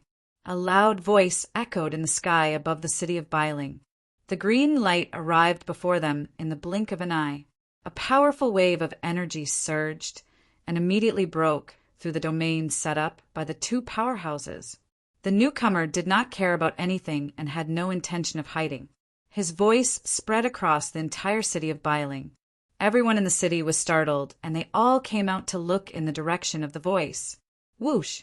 A green light pierced through the sky and appeared before Taoist Chaoyang and Dongfang Lai. Within the green light, a silhouette appeared. After the domain set up by the powerhouses was broken, everyone near the inn saw the three blurry silhouettes in the sky. Some ignorant mortals saw people flying in the sky and thought they were mortals descending to the mortal world. They hurriedly knelt before the three people in the sky. Network E, the cultivators who were startled, were also inexplicably shocked. It was unbelievable that there were powerhouses appearing in Bailing City without fear. Although there had been many peerless experts appearing in the northern lands recently, there had never been a situation where three peerless experts appeared at the same time, let alone in Bailing City. The cultivators in Bailing City quickly gathered at the inn where the Dongfang family was staying. I am Dongfang Lai. Dongfang Lai was inexplicably shocked. He did not know why this middle-aged man, shrouded in green light, would specifically look for him. Very well. I, Yen Chonglu of Mist City, would like to learn from you. With that, the middle-aged man in black stretched out his right hand and pressed it towards Dongfang Lai. A green radiance surged out from Yen Zhonglu's hand, illuminating the night sky. The entire world was illuminated, and the fierce Qi radiance was like a surging river, rushing towards Dongfang Lai, who was standing in the void. Friend, let's talk this out. Dongfang Lai could not help but be shocked when he saw that the man was directly attacking him. As he spoke, he quickly retreated, leaving a series of afterimages in the air. At the same time, Dongfang Lai pushed his right palm forward. A purple light rushed out from his palm and collided with the green light. Boom! There was an earth-shattering sound, and the surging power shook the world. A dazzling light illuminated the entire Bailing City. The collision of the two terrifying forces produced a huge airwave that seemed to blow a hurricane in the air. A great pressure shrouded all directions, and the mighty aftershock caused the entire city to tremble. Even Taoist Chaoyang turned into a ray of fire and retreated at the first instance. Dongfang Lai and Yen Chonglu, the powerhouse from Mist City, were both sent flying hundreds of feet away before they stopped and steadied themselves. In the distance, under the shadows of the eaves, Gu Fei watched the scene in the sky coldly. He was extremely excited. His guess was right. The people from Mist City had indeed come to find the Dongfang family. To Gu Fei's surprise, he actually saw Taoist Chaoyang, the leader of the Shaoyang Peaks lineage. The disciples of the Dongfang family below the inn were also shocked by the scene before them. At the same time, the terrifying aura of the two peerless experts made them tremble with fear. The mighty aftershock from the sky made their blood boil. The disciples of the Dongfang family rushed out of the inn in panic and retreated into the distance. Gu Fei had been paying attention to the disciples of the Dongfang family. Suddenly, he saw a few familiar figures in the crowd that was retreating in panic. I didn't expect Dongfang Long to be here. Saves me the trouble of looking for him. Gu Fei looked at the 7 or 8 figures retreating into the street in the distance, then walked out from the shadows under the eaves. Friend, I, Dongfang Lai, don't seem to have offended you in any way. Dongfang Lai said in a low voice. His voice reverberated in the air, and every word was heard by everyone present. Humph. Your people almost crippled 4 of my floating city's young disciples with unlimited potential, and you still say you haven't offended me? Yan Zhonglo shouted. What? Don't accuse me first. It was your floating city's disciples who came to find trouble yesterday. My Dongfang family's disciples didn't hurt anyone, Dongfang Lai said loudly. He didn't understand why Yan Zhonglo would say that. Could it be that he was also looking for an excuse to attack him? Dongfang Lai couldn't help but feel a little annoyed. Did the people of Floating City really think that the Dongfang family was easy to bully? Dongfang Lai never thought that someone would go to their door and teach Pan Hong and the others a good lesson, and then frame the Dongfang family. And the person who framed them was Gu Fei. Taoist Jiayang stood in the air far away, watching the scene before him with interest. He didn't intend to interfere and was happy to watch the show from the side. Cut the crap. Yan Zhonglo was extremely domineering. He didn't give Dongfang Lai a chance to analyze and once again closed in on Dongfang Lai. His entire body surged with a monstrous wave of magical power, displaying the power of a peerless cultivator. However, at this moment, a monstrous wave of energy spread from somewhere in the city. The terrifying wave caused the expressions of the 3 peerless cultivators in the sky to change at the same time. That was because the power was too great. It was like a vast ocean that drowned the world in an instant. At this moment, not only the 3 peerless cultivators in the sky, but all the cultivators in Bailing City also felt as if a huge mountain was pressing down on their heads, causing everyone to feel a heavy pressure. Then an old voice sounded as if it came from the 9 heavens and rang in everyone's ears. You 2 juniors, how dare you fight in the city? Don't you know the rules of the city? I order you to leave now, or you'll have to bear the consequences. It seemed like only the cultivators in the entire Bailing City could hear that old voice. All the cultivators understood that the old man in the dark was using a sound technique to speak to them. Other than the cultivators in the city, the residents of the city probably didn't hear anything at all. A turbulent wave of power rose and fell between heaven and earth, enveloping the entire Bailing City. Whether it was the 3 peerless cultivators in the sky or the hidden cultivators, all of them were shocked. The old man's power in the city was too terrifying. His cultivation base was definitely above theirs. Moreover, the old man had called Yan Zhonglo and Dongfang Lai Juniors. His background was unimaginable. Perhaps that person was the legendary demigod who guarded the north. It was said that there was a demigod guarding the area near the abyss of immortals and demons. This demigod was definitely a ruthless character who could be mentioned in the same breath as the demigod in the far north demon region. Otherwise, it would be impossible for him to have such power. He seemed to have controlled the entire sky above Bailing City before he even arrived. Perhaps the old man was in one of the houses in the city. Perhaps he was very far away, but he was definitely in the city and not outside Bailing City.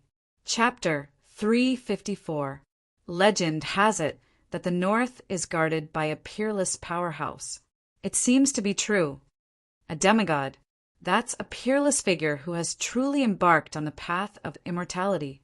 The cultivators in the city were inexplicably shocked. Everyone vaguely guessed the owner of the old voice. What kind of existence was he? They could not help but whisper among themselves. All the cultivators in the city were shocked by the remarkable ability of the suspected demigod. Dongfang Lai, Do you dare to fight outside the city? Yan Zhonglo did not dare to continue his attack. He did not dare to provoke the powerful figure in the dark. He loudly invited Dongfang Lai to fight. His voice echoed in the air and spread throughout the entire Bailing city. It was as if he wanted everyone to know. The people in the city were also shocked. They were all inexplicably shocked and did not know what was going on. Why not? Dongfang Lai said coldly. At this time, under the watchful eyes of the cultivators in the city, it was no longer up to Dongfang Lai to refuse the challenge. Swoosh! Swoosh! 2 figures, one in front and one behind, flew out of the city. Divine rainbows streaked across the sky like 2 meteors streaking across the night sky. Daoist Jiayang immediately turned into a flame and chased after the 2 of them. There was definitely going to be a battle between the 2 peerless powerhouses. Daoist Jiayang did not want to miss it. 3 divine rainbows, 2 in front and 1 behind, rushed out of Bailing City in an instant and disappeared into the night sky. The cultivators in the city did not want to miss the upcoming battle between the peerless powerhouses either. Therefore, figures rushed out of the city, stepped on the roof tiles, flew past the houses, and chased in the direction where the 3 peerless powerhouses disappeared. Under the night sky, there was a loud sound as hundreds and thousands of powerhouses rushed out from the dark. Terrifying energy waves gathered into a vast ocean, causing the people in the city to be extremely terrified. The scene of thousands of powerhouses rushing out of the city was absolutely shocking. In the dark, there were even a few obscure rays of light that shot into the sky and chased after the 3 peerless powerhouses. The disciples of the Dongfang family also rushed out of the city. The battle between their ancestor and someone concerned the reputation of the Dongfang family. The disciples of the Dongfang family were more anxious than anyone else. Dongfang Chen and Dongfang Long were also among them. Those who were as powerful as first brother Dongfang had already rushed out of Bailing City, leaving those with weaker cultivations behind. Dongfang Chen's cultivation was shackled at the awakening self 9th layer, and he was quickly left behind by the transcending mortality cultivators. However, his big brother, Dongfang Long, stood beside him with a grave expression. They couldn't ignore Gu Fei's threat. One had to know that Dongfang Yu, who was at the 2nd sky of the Ascended Realm, had been crippled by Gu Fei. Dongfang Long knew that he was only slightly stronger than Dongfang Yu. With the treasured blade in his hand, he was confident that he could fight against cultivators at the 4th sky of the Ascended Realm. Very soon, the Dongfang brothers crossed the city wall and rushed out of the city. They didn't notice that a ghost-like figure was following them silently. The speed of the transcending mortality cultivators wasn't something that the awakening self cultivators could compare to. The awakening self cultivators had long been left behind by the transcending mortality cultivators. If it wasn't for the fact that Dongfang Long had to protect his brother, he would have already rushed to the front. The ones lagging behind were all the awakening self cultivators. Of course, Dongfang Long and the person who was secretly following them were excluded from the group. Following the tracks left behind by their predecessors, the group of cultivators rushed into the depths of the snow forest. Boom! A loud sound suddenly came from the front, followed by a terrifying wave of energy. Everyone was shocked. They could even clearly feel the tremors coming from under their feet. In the snow forest, the snow on the trees rustled and fell down. It's starting. Under the shock, all the cultivators in the snow forest immediately understood that the 2 peerless cultivators had begun to fight in the depths of the snow forest. All the cultivators immediately stepped forward and rushed towards the direction of the energy wave. Some of the transcending mortality cultivators didn't hesitate to use their magic power to activate their magic treasures and soared into the sky. They rushed out of the snow forest and flew towards the direction of the energy wave. Although transcending mortality stage cultivators couldn't be like imperial void stage peerless experts who didn't need to rely on external objects and directly fly in the air, They relied on the help of magic treasures to fly in the sky and burrow into the ground. Shwa! Shwa! Shwa! A dozen or so streaks of sword light shot out from the snowy forest like divine rainbows. They were sword cultivators who could control their flying swords. With a single sword, they could soar into the sky and burrow into the ground. Dozens of sword lights, like meteors, swept across the snow forest and rushed into the depths of the snow forest. At this time, a terrifying wave of energy that made people's hearts palpitate came out from the depths of the snow forest. Beams of strong light shot up to the sky and lit up the dark sky. After entering the snow forest, the awakening self-realm cultivators who were lagging behind immediately dispersed. The number of cultivators around the Dongfang brothers quickly decreased. Everyone's attention had been attracted by the two peerless cultivators fighting in the depths of the snow forest. No one noticed that someone had already set their eyes on the Dongfang brothers. After entering the snow forest for tens of miles, there were only a few young cultivators of the Dongfang family left around the Dongfang brothers. The transcending mortality realm cultivators had already rushed into the depths of the snow forest to watch the battle. Suddenly, a figure abruptly appeared in front of Dongfang Qin and the others and stopped them from running. Dongfang Qin. A cold voice rang out in the forest. That person's eyes were as bright as stars in the dark snow forest. His gaze was as sharp as a blade as it swept across the faces of Dongfang Qin and the others. Dongfang Qin and the others were shocked. They felt as if a blade was at their throats. Just a glance from the person in front of them made them feel cold. "Friend, please step aside." Dongfang Long took a step forward and said coldly. His right hand had already quietly pressed on the hilt of the treasure, sword tied to his waist. The Guangqing celestial sect cultivated the sword Immortal Tao. However, Dongfang Long was a disciple of the Saber Emperor and cultivated the tyrannical Saber Tao. With a saber, he would slay gods, Buddhas would slay Buddhas, and devils would slay devils. Dongfang Long seemed to have become one with the saber. A tyrannical saber aura surged out from his body. In the snow forest, a biting cold air flow suddenly appeared out of nowhere and swept up the snow on the ground. The incomparably sharp aura forced Dongfang Qin and the others behind him to continuously retreat. Their faces were pale. "Dongfang Long, we haven't seen each other for a few years. I've missed you very much." That person slowly walked forward and said such words. No one would think that this mysterious person who suddenly appeared and stopped them would be Dongfang Long's friend. This was because this person's words revealed a cold, killing intent. "Who are you?" Dongfang Long couldn't help but change his expression when he heard this. The tyrannical saber aura from his body became even stronger. His right hand was already tightly gripping the saber hilt, ready to be unsheathed at any time. Holding the treasured saber, his heart was at ease. This was because Dongfang Long knew very well the terrifying power of this treasured saber that his master had passed down to him. When his master passed the saber to him, he had once used this treasured saber to split a 1,000-meter-tall mountain in half. The might of that saber was earth-shattering, and it had already been deeply imprinted in his mind. This was a tyrannical saber.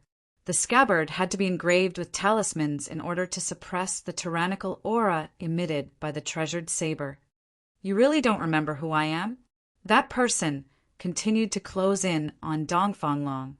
His entire body emitted a terrifying, murderous aura, and there was a faint light flowing around his body. "He's Gu Fei." Suddenly, a voice came from behind Dongfang Long. The person who spoke was Dongfang Qin, who had already retreated. "Gu Fei? You're Gu Fei?" Dongfang Long was shocked and couldn't help but take a step back. He looked at the young man who was approaching him step by step in disbelief. "Humph." That person sneered. His gaze swept over Dongfang Qin, who was behind Dongfang Long, and coldly said, "Dongfang Qin, I have to say that you're really smart, but unfortunately, you seem to be too smart." Although you've changed your appearance, at this time, other than Gu Fei, I really can't think of anyone else who would attack us." Dongfang Chen's tone was very calm, as if he had already expected this to happen. "Hee." That person stood 3 feet away from Dongfang Long. Then his face began to change. In the blink of an eye, the unassuming young man turned into a young cultivator with a resolute expression.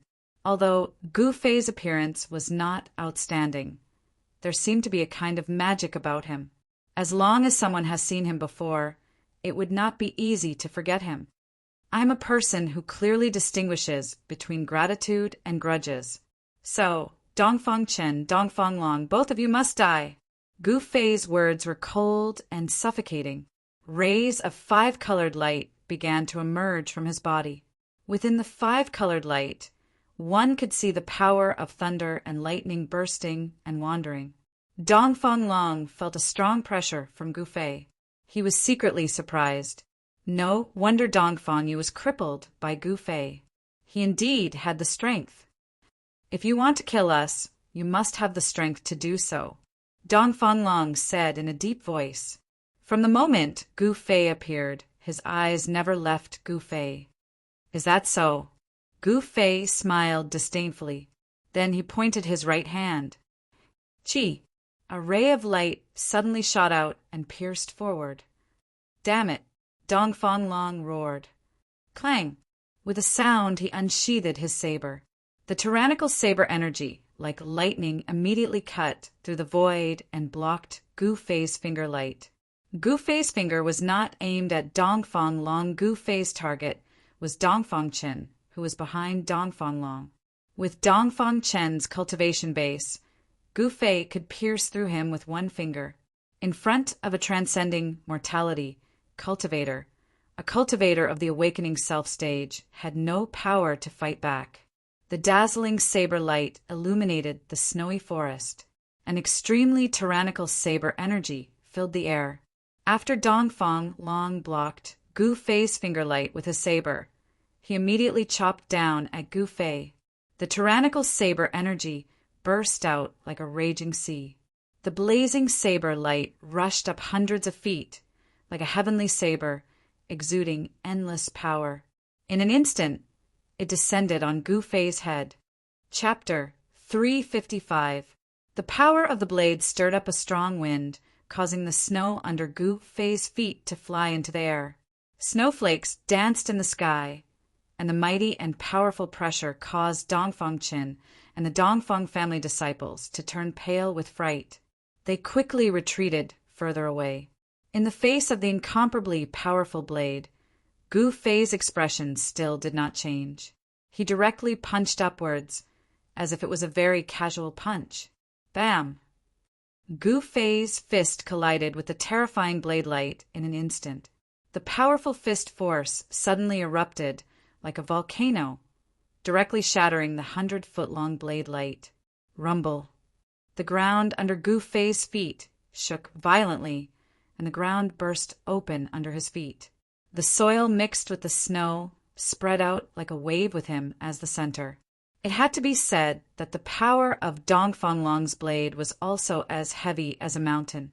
The blade energy and the fist force collided, and the powerful force that erupted immediately caused the surrounding trees to be affected and fall outwards.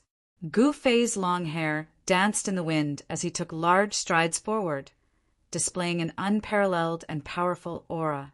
Dongfang Long, on the other hand, was shaken by Gu Fei's punch and flew backwards. No one had thought that this would happen. Dongfang Chen, who had retreated, also changed his expression. Although he knew that Gu Fei was able to cripple Dongfang Yu, his cultivation must be above Dongfang Yu's. However, he never thought that Gu Fei would be so powerful.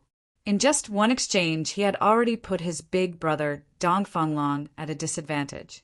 Although Dongfang Long's blade energy was tyrannical, Gu Fei was obviously stronger than him. He could directly contend with Dongfang Long's unparalleled blade with his bare hands. Could it be that his body was cast from fine iron? Not only the Dongfang brothers, but the other Dongfang family disciples present were also incomparably shocked. Gu Fei's physical body was so strong that it had exceeded the scope of their understanding. In fact, when Gu Fei's fist collided with Dongfang Long's blade, the treasured blade still left a bloodstain on his hand. However, no blood flowed out, and the wound immediately healed at a speed visible to the naked eye, as if it had never been injured. This was the strength of a martial artist. Even if a powerful martial artist was injured, they could quickly recover. The toughness of a martial artist's body was not something that other cultivators could imagine. If Gu Fei cultivated to the indestructible body-martial body realm, his physical body would truly be indestructible. Without special methods, it would be difficult to completely kill him. Die. Gu Fei used the 8 desolation steps and took a step forward, leaving an afterimage where he stood. In an instant, he arrived in front of Dongfang Long, who was flying backwards, and punched him in the chest. He did not use any martial skills. Instead, he simply swung his fists with overwhelming force. Even so, Dongfang Long felt that his life was in danger. Roar! Dongfang Long roared furiously and spun the saber in his hand. At the critical moment, he used the saber to block in front of his chest. A strong saber, qi, surged out from the saber. Bam! Gu Fei's fist heavily hit the saber, directly dissipating the heavy saber qi, and the saber heavily hit Dongfang Long's body. Wah! Dongfang Long felt as if he had been hit by a mountain. He opened his mouth and spat out a mouthful of blood. Like a meteorite, he smashed into the snowy forest behind him. Dongfang Qin was sent flying by Gu Fei's punch. He broke 7 or 8 trees in succession before rolling on the snowy ground, no longer breathing. Everyone was stunned by the scene in front of them, including Dongfang Qin. It was hard to believe that Gu Fei had defeated Dongfang Long in 2 moves. It seemed that Dongfang Long had no room to fight back. Humph! Can't even withstand a single blow. Gu Fei sneered, and then his cold eyes fell on Dongfang Qin. Now it's your turn. Gu Fei's tone was very calm. He looked at Dongfang Qin as if he was looking at a dead man. Dongfang Qin's face became pale. Under Gu Fei's emotionless gaze, he couldn't help but take a step back and said with a trembling voice, Gu Fei, do you know the consequences of killing a fellow disciple? Several disciples of the Dongfang family behind Dongfang Qin suddenly turned around and fled. Gu Fei didn't attack them. In his eyes, there was only Dongfang Qin. Ha! Gu Fei laughed when he heard this, as if he had heard the funniest joke in the world. Dongfang Qin, at this time you can't be so naive to think that I will let you go because of the sect rules, right? Dongfang Qin knew that he couldn't escape, but he quickly calmed down. Gu Fei, you are too arrogant. Do you think that after you crippled Dongfang Yu, I will still not be vigilant? The panic on Dongfang Chen's face disappeared in an instant and was replaced by a cold face. Oh, is that so? You really know how to act.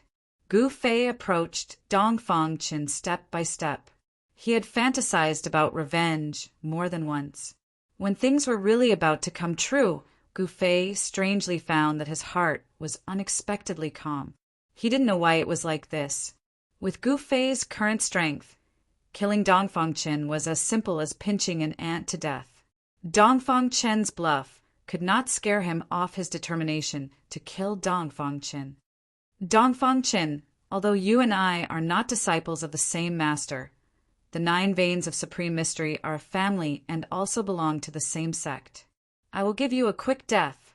As Gu Fei said this, he slowly raised his right hand and pointed his index finger at Dongfang Chen.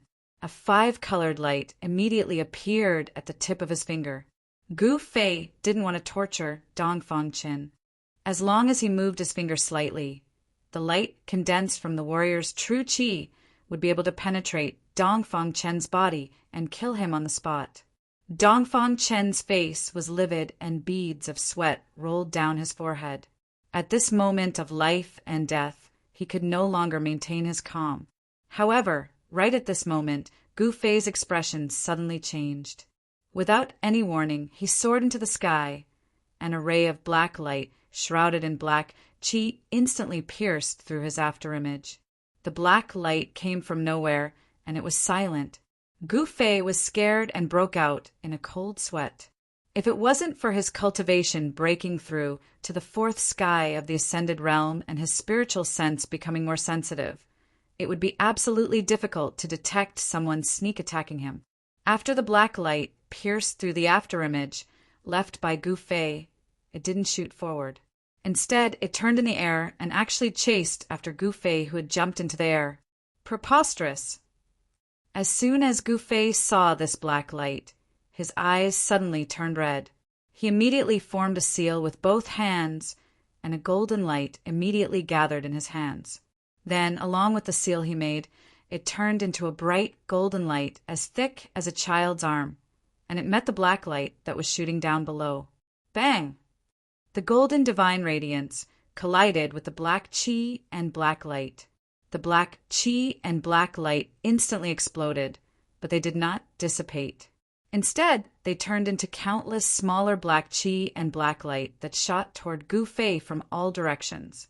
Gu Fei's attack was like poking a hornet's nest, causing him to fall into a dangerous situation. Gu Fei couldn't help but be shocked. He knew that he definitely couldn't let these black lights land on his body. He had already recognized the origin of these black lights. It was the profound Yin ghost arrow shot by the 9 hell black bone bow in Boss Dongfang's hand. It was an evil object that had once tortured him to death. Roar! Gu Fei let out a furious roar. Being in the air, it was difficult for him to dodge, but he definitely wouldn't sit and wait for death. Just as the countless black lights were about to land on his body, Gu Fei's skin suddenly turned purple. A hazy layer of purple light emitted from his skin. His entire body seemed to have become a piece of dark green divine jade. Rays of purple light revolved around his body, and a powerful sword chi rippled out from his body. Chi! Chi! Chi! Countless black lights shot onto the purple light and exploded one after another, then dissipated in the air. The profound Yin ghost chi couldn't invade Gu Fei's body. After suffering a loss, Gu Fei would definitely not allow himself to suffer the same pain. He spread the essence of the divine weapon he had refined into his body, temporarily giving his body the characteristics of a divine weapon, rendering the profound Yin ghost arrow useless. Gu Fei slowly landed on the snowy ground from the air. At this time, a tall figure walked out from the darkness. When he saw this person, Gu Fei's pupils couldn't help but shrink. The person who came was the Dongfang boss who had shot him with an arrow. Humph! Plotting behind people's backs is the Dongfang family full of despicable and shameless people like you? Gu Fei's sharp eyes stared at this person's face and said coldly. Dongfang boss sneered and didn't answer. Do you think you can save Dongfang Chen? Gu Fei said. Then he directly pressed his palm towards Dongfang Chen. A vast power fluctuation surged out from his palm. A 5-colored palm of light rushed out from Gu Fei's hand and rushed towards Dongfang Chen. Shua! A figure suddenly appeared in front of Dongfang Chen. Clang! A black light rushed out for hundreds of feet and then struck forward. Boom! Amidst the loud noise, Gu Fei's palm of light collided with the terrifying black blade light. Gu Fei's 5-colored palm of light dissipated, and the black blade light that spanned hundreds of feet also collapsed in the void. The figure of the person who attacked swayed a few times and took 3 steps back. Gu Fei, on the other hand, was like a huge mountain, standing on the ground without moving an inch. The energy storm that exploded shook the void, swept out a huge wave of air, rolled up the snow on the ground into the sky, and the surrounding trees fell outwards. It's you! At this time, Gu Fei clearly saw the person's face. This person was the middle-aged man with a black blade on his back who once attacked him with Dongfang Boss outside Bailing Pass. How is this possible, your strength? Black Blade Song Wentian was even more shocked than Gu Fei. In the battle with Gu Fei just now, he actually fell into a disadvantageous position, which was unbelievable to him. All right. Since those who should come are here, I will reluctantly take care of you all at once, so that I don't have to find you one by one. Facing two transcending mortality realm masters, Gu Fei couldn't help but feel a sense of pride in his heart. At this moment, his battle intent was like a rainbow.